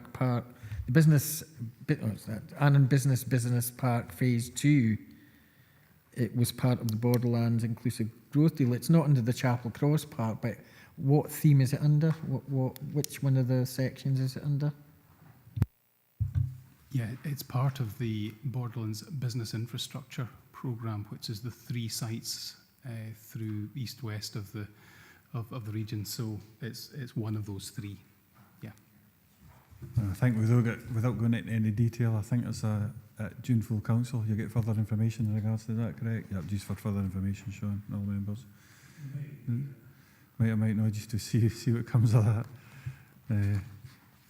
So members, so note 2.1, 2.2, we've been asked to agree 2.3 in regards to the outline table 1, paragraph 4.3 within the report and appendix 3. If we can agree with that, don't see them online either coming in. 2.4, again, we've been asked to agree that allocations of additional sums of major projects within the economic development asset class 24, 25 through to 26, 27, a provisional and subject to corporate capital gateway review process conducted during 24, 25, 26, 25, 26, 26, 27, as outlined in paragraph 4.7. Get any feedback from that at all, members? And teach to note 2.5. The updates on the place-based investment programme 24-25, the Regeneration Capital Grant Fund 24-25, and the vacant and derelict land investment programme for 24-25 is set out in paragraphs 4.11 to 4.15. Members, unless I get an easy time of it now, let's move on to the next one, which is item number 15. Thank you very much for your time. Thank you all. So item number 15 is it's a property buildings other asset class. Members, in line with the Council's Capital Financial Code, this paper presents members with updated information on the property buildings other asset class capital programme and the outturn position for financial year 2023-24. The report also includes the proposed 3-year spend profile for this asset class capital programme. Mohammed Agoon, Mo, good to see you online. Mo's here to take any questions from members. Have you got anything you want to add to the report, Mo, before we start? No, nothing to add, Chair, thank you. First class, thank you. Members will open up to debate, questions, comments, whichever you may like. Councillor Archie Driver, Archie. Yeah, thanks, Chair, and thanks, Mo, for the report. I'm just looking at the budget for the last, from between 4 and 4, and the increase in cost for each of these projects over that period of time. And I just wanted a bit of assurance, if I can, that this won't go up anymore, because obviously we need to find that funding for somewhere to make sure that any of the projects that you suggest going forward can go forward. Thanks, Archie. Mo? Thank you, Councillor. I can give you that assurance about those highlighted for projects that they won't go forward.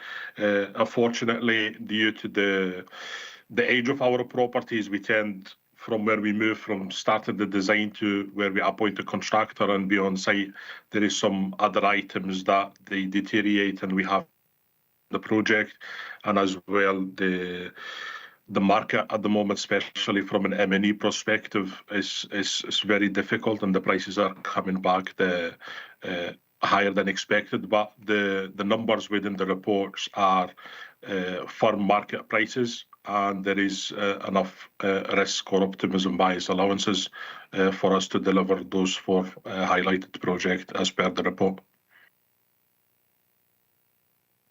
Councillor Dry was content with that. More Councillor Marshall, Sean.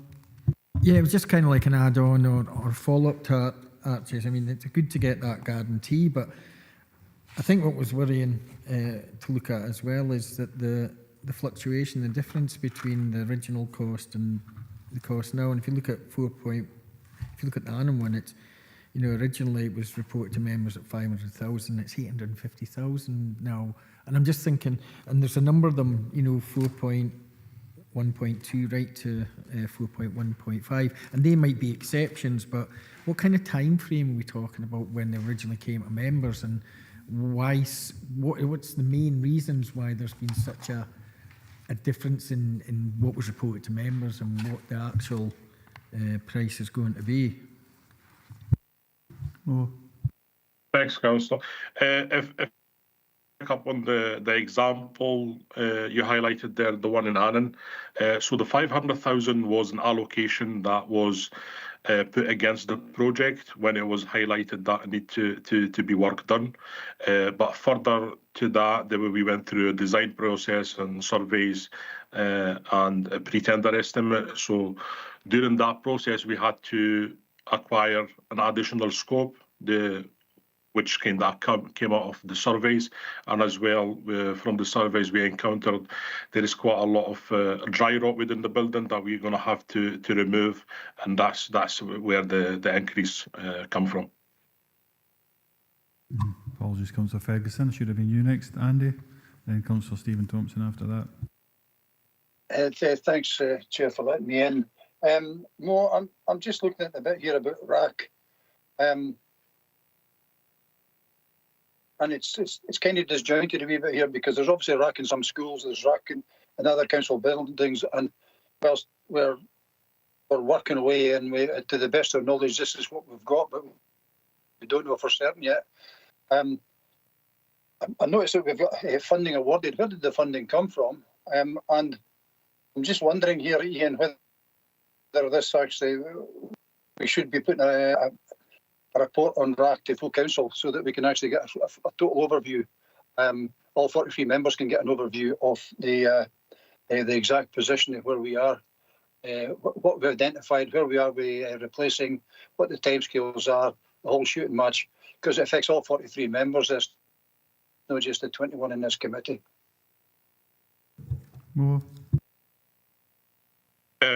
Thanks, Chair. Councillor Ferguson, in terms of the non-schools, only Annan swimming pool that have RAC. We have surveyed all our properties. We're not expecting any other properties to have RAC on top of what we highlighted. At the moment, we have completed all the mitigations work as per the structural engineers in the schools. Annan swimming pool, the mitigation will be in place in the summer holidays. Within Annan specifically, we are having a weekly inspection regime in place to check all the panels, and it's all documented. The funding was approved at the February committee. I think the total for all the properties was circa 7.6 million, and that takes into account schools.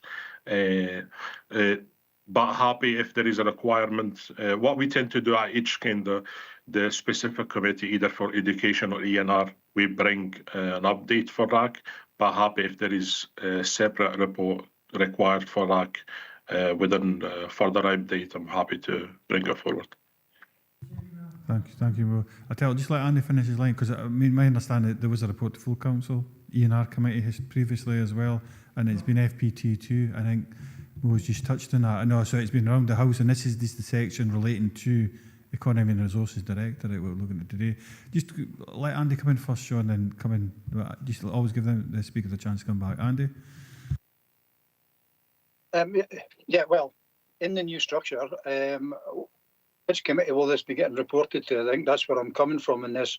Until we get the new structure bedded in properly, then is it no simpler just actually bring it back to full council so that everybody understands where it is, and then once we get the new structure well and truly up and running properly, then we can review the delegations where it should be reported to. That's what I'm getting at. Right, no, I understand. So I think it's economy and infrastructure. I think the cut-off point for reports going, which conveners just left, unfortunately. The meeting is tomorrow, I think, for reports to be made up for the next full council, June 27th. Beyond that, my understanding is economy and infrastructure will meet before that, so it would automatically go to there because the delegations sit within that. It could be stand corrected. But listen, I'm going to let Councillor Marshall come in because you want to come in the same point, Andy, and I'll give you the last chance to come in. Sean? No, I can understand where Andy's come from. It's where reports go in the future. So if that's, you know, economy and infrastructure, that probably would. I was just wanting to kind of just follow on from what we're saying is that we did get reports to the relevant service committee. So, and there's only 5 properties, I believe, that are affected by it. There's the 4 schools that went to education, and there's the swimming pool that came to the appropriate committee. And then apart from that, they've all went to FBT as well and been sanctioned there. So if it's about where to report in the future on progress, then yeah, I can understand that, and it would probably go to you now, wouldn't it? So that's just an assumption from both Sean and myself. Sure, that'll be the case, and like I say, because of the short timelines today, I don't think we could ask for that to go to full council on the 27th of June. But Lorna's just got to come in and just give us a full reassurance. Thanks, Lorna. Just to advise members, there is a report on the forward plan for June full council, not particular to RAC, but about capital reporting, and asking members' agreement to some further work around delegations to give clarity to the points that have been made today. Andy, are you okay with that? Yeah, well, that makes sense, actually. Thanks, Lorna. Thank you. Thanks very much. Councillor Stephen Thompson. Stephen? Yeah, thanks, Chair. I'm just noticing this, and it's maybe triggers a memory back to item 9, where one of the reports was to do with the income from our caravan parks, both of which sit on common good land. And in this report, there's a couple of assets being discussed in terms of toilet blocks, I think septic tanks on both caravan park land assets, which are common good. I'm not sure. I think the toilet blocks might have been heard at Castle Douglas Common Good Subcommittee, but certainly the septic tanks have been not a peep of that at the Lockerbie and Lochraven Common Good Subcommittee. And I think in past times, and obviously with the director there as well, I have asked, and I'm sure ward colleagues have as well, for a report sort of clarifying the arrangement that the service has with the 2 sites on common good land. And I'll maybe ask Lorna if she can maybe speak to that, because we have requested, I think, some kind of report to come back to the relevant committee just to review that relationship, because at the moment, the common goods are maybe not getting the fullest of information about works happening to assets on the land, nor are they getting any income or recognition of any income from any surpluses that might be made to go to the local community. So there's very little benefit there. So it's just really to get an assurance that any proposed works that are listed here, which are clearly identified, could be fed through the common good subcommittees to have that oversight, and also a bit of assurance from the director that we will be able to get a review of the relationship between the common good, any leases with council services, and any income that arrives from any surpluses. So it's a wee bit for property services there, Mo, and a wee bit for the director, Lorna, as well. Through yourself, Chair. Thank you. Thanks so much for that, Stephen.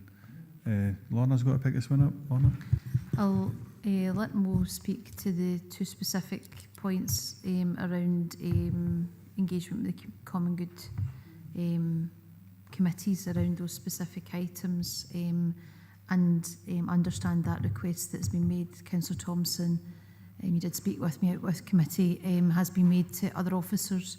So the same commitment that I've gave to you before is that we will look at this and come back, given we need to do a bit of work around this, both in terms of principles and support for members, but also on the detail that underlies this as well. Mo? Thanks, Chair.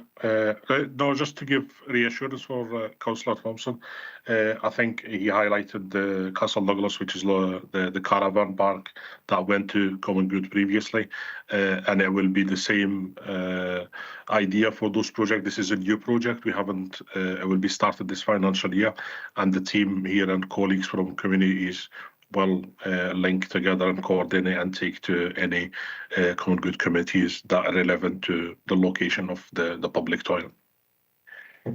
Thank you. Thanks so much. And Stephen, I suppose just for the point of information as well, see there's two of the members, but so you've got Councillor Marshall, Councillor Brodie that could reassure you of this, but also you've got Councillor Jimison within your own group setting. But the Arran Common Good Committee has that as a standing agenda item. We look at our asset register and how we can reinvest, get income back into obviously within the Royal Borough of Arran, it is with that, how we can invest that money back into either get a greater income or distribute it into the wider community. Standard agenda item. It's really well received, and it's there. Allows the members on that committee to undertake a high level of scrutiny. Stephen, are you wanting anything to add in regards to what you've said, or are you content with that? Well, just on your comment, Chair, and I think this is part of another piece of work still to be concluded about common goods and maybe the governance around that and the standardisation of what might be on the agendas, because where Annan Common Good might be leading the way on that particular thing about this consistency of reports about assets and leases and all the rest of it, Lochmabey and Lochmaben is maybe approaching that, and then other common goods are nowhere near that. So I think there's I think it's just that there is still work to be done. My worry is that we might be agreeing capital projects on our common good land here in principle, but effectively we could in future be getting billed by the income earned from common good assets to pay for the costs of those works. You know, in some vision of a future council, that might be an argument that's put forward. So I just don't want to embark on these sort of committed projects where it's like, actually, it turns out we might be footing the bill as a common good subcommittee because the money might be coming out of our coffers for improvements to stuff on our land, as it were. So I think, while I appreciate that's not the intention of this today, I think there is a wider piece of work to sort of join up these consistencies and principles, as Lorna mentioned there. The only other comment I would make is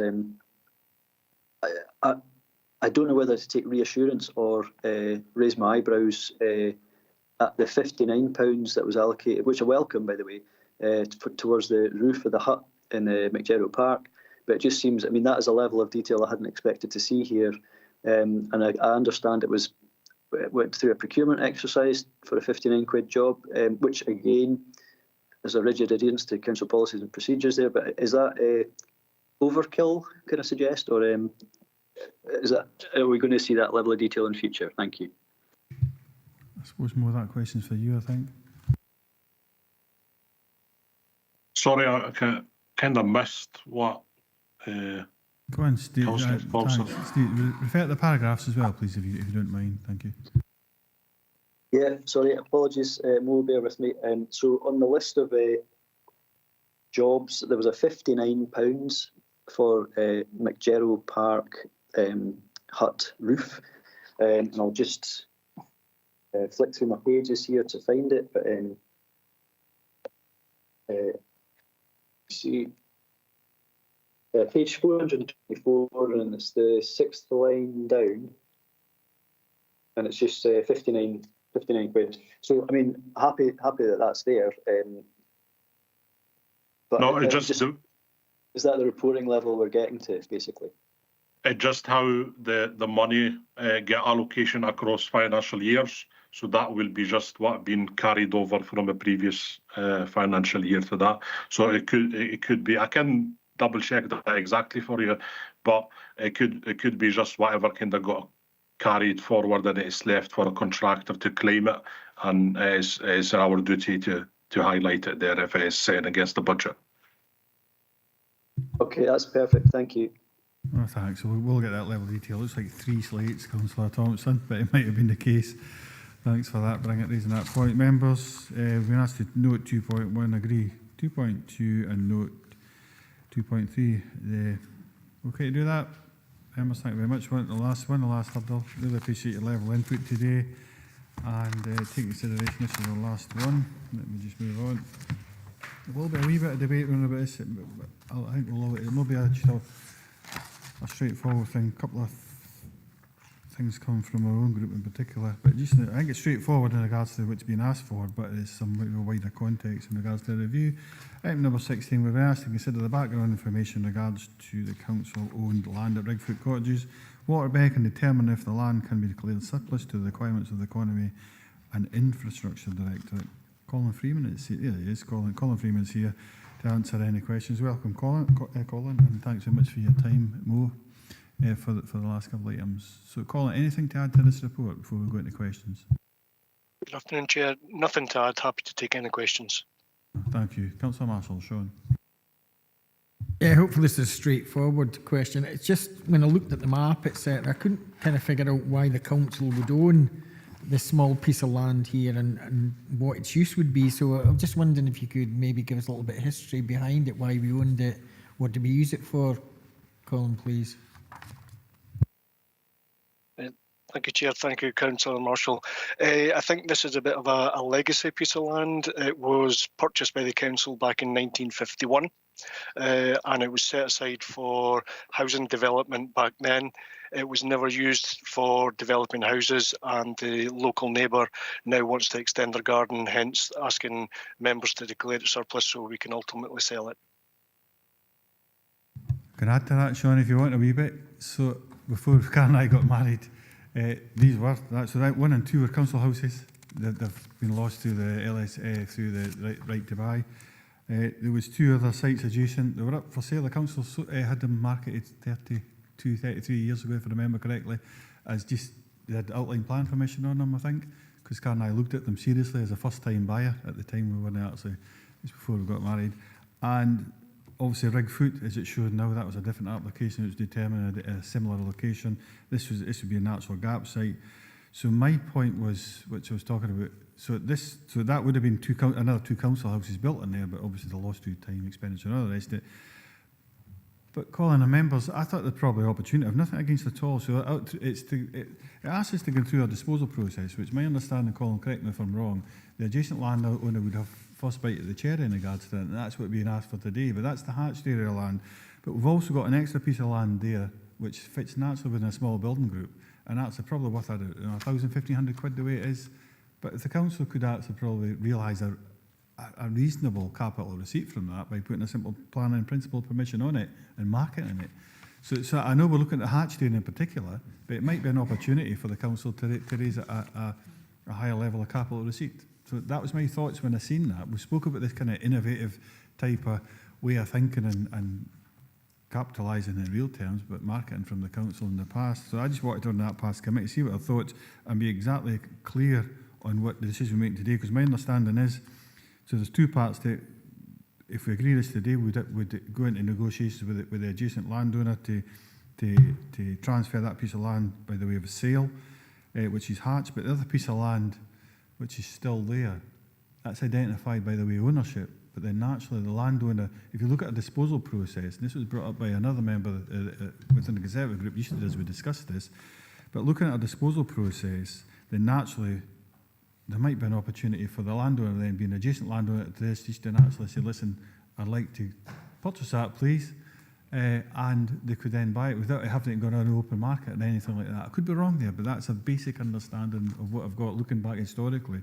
And we just thought, well, there's other sites. We know there is other sites within Dumfries and Galloway within the council ownership that are similar to this, beyond this one. So what to make clear, is it just a hatched area? And depending on the answer to that, we'd probably look for a review of the disposal policy, come back to the appropriate committee at some point in the future. Then it could look at, the council could then look at this, or members could look at that particular, how it is disposal, and could they potentially then further capitalise and get larger sums of money into the council. Colin, a wee bit complicated, I'll come back and say that again if need be, but the question is, the hatched area, no, I'm getting, it's too late in the day. The hatched area, what we're being asked for today is we want to make the hatched area, it'll be for sale stroke transfer, and the other areas, land's being left alone at this moment in time, is that correct? Thank you, Chair. Yeah, we're asking members to declare the whole of the area outlined in black surplus to the requirement of the Directorate. We will then pass it through the disposal process, and ultimately the area hatched in black will be subject to an off-market sale to the local residents, leaving the remainder of the area surplus to requirement, and we can then consider what we do with that piece of land moving forward. No, that's what I thought. So to me, the only risk there, if the council was to look at a future different disposal process and actually potentially put a permission on this, put it on an open market, sell it to local people in that area for affordable housing or whatever it may be, for a self-build or whatever, then therefore we'd miss that opportunity, because then we'd have the current disposal process would allow the neighbouring parties just to come in and purchase that without it going on the open market. So members, would it be an option, can we even make the decision, would it be an option for us to say, okay, happy for the hatched area to be transferred, sold, but actually the other piece of area be kept until such time we'll have a review on the disposal process? Okay with that? I'm getting nods predominantly from the room, but I was wanting to make sure that, and Lorna's wanting to speak. I'll let Lorna speak first, then Councillor Slater come in. So the disposal and acquisitions policy sits with FPT committee, it doesn't sit with this committee. It's been reviewed a number of times, and although members have described what they think is the result of the disposal and acquisitions policy, I don't think Colin and I have it in front of us, but probably if to be helpful to members is to be able to set out what would be the process beyond that before we go into review or commit to review. We can do it here anyway, Chair, but I think it'd be appropriate for us to look at that. I think if this is the first step in the process, is to declare the land surplus, and I think we've got an approach around a particular hatched area. I think there is low risk in declaring the rest of it surplus as long as officers come back and clarify the process. And if at that point members feel that there's a requirement for further clarity around this disposal and acquisition policy, give you a commitment that officers will not proceed with any further action on that bit of surplus land, if that was agreed today, until we've give you that assurance, until you've considered that. I'm comfortable with that, members. Councillor Slater. David? Yes, Chair. Yes, Chair. This is maybe just a small item, but parcels of land. But a number of people approached me saying they would like to see more allotments, but there's none available at the moment. So maybe there are small parcels of land that could maybe be used for that, and the community could use them. I just was a thought that maybe that could happen, rather than just sell it off to whoever, because we're trying to get more greener. And there is this piece of parcel land here is right in the middle of the countryside. It's like middle of absolutely, and it's surrounded by grassland, fields, so on and so forth. It's just that maybe the local patches of land round about the area where it could be used for something like that, because there is a demand for more allotments now. So there is. Okay. Just a question.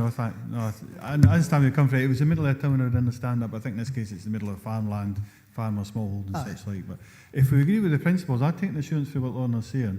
If we can agree as per the recommendations to dispose of the land, which means everything in black, but actually the transfer of land stroke sale, the hatched area will go ahead, subject to agreement with the neighbouring property. But we had the reassurance for Lorna to say, listen, we will come back, we've heard what we said, we'll get a review in regards to the further disposal and acquisition policy, and that'll go to the appropriate committee at the appropriate time. Members, excellent. So, if we can do that, first class. Thanks very much, Colin, for your time. Members, it is the last one. I thank you. It is the last one. I'd like to publicly lay on record of it, minute please. Thanks to all members of staff, members of the council for participating, making my life easy and difficult at times. That's all appreciated, and pleasure and a privilege. No further business. Thank you. Thank you, Chair. Thank you.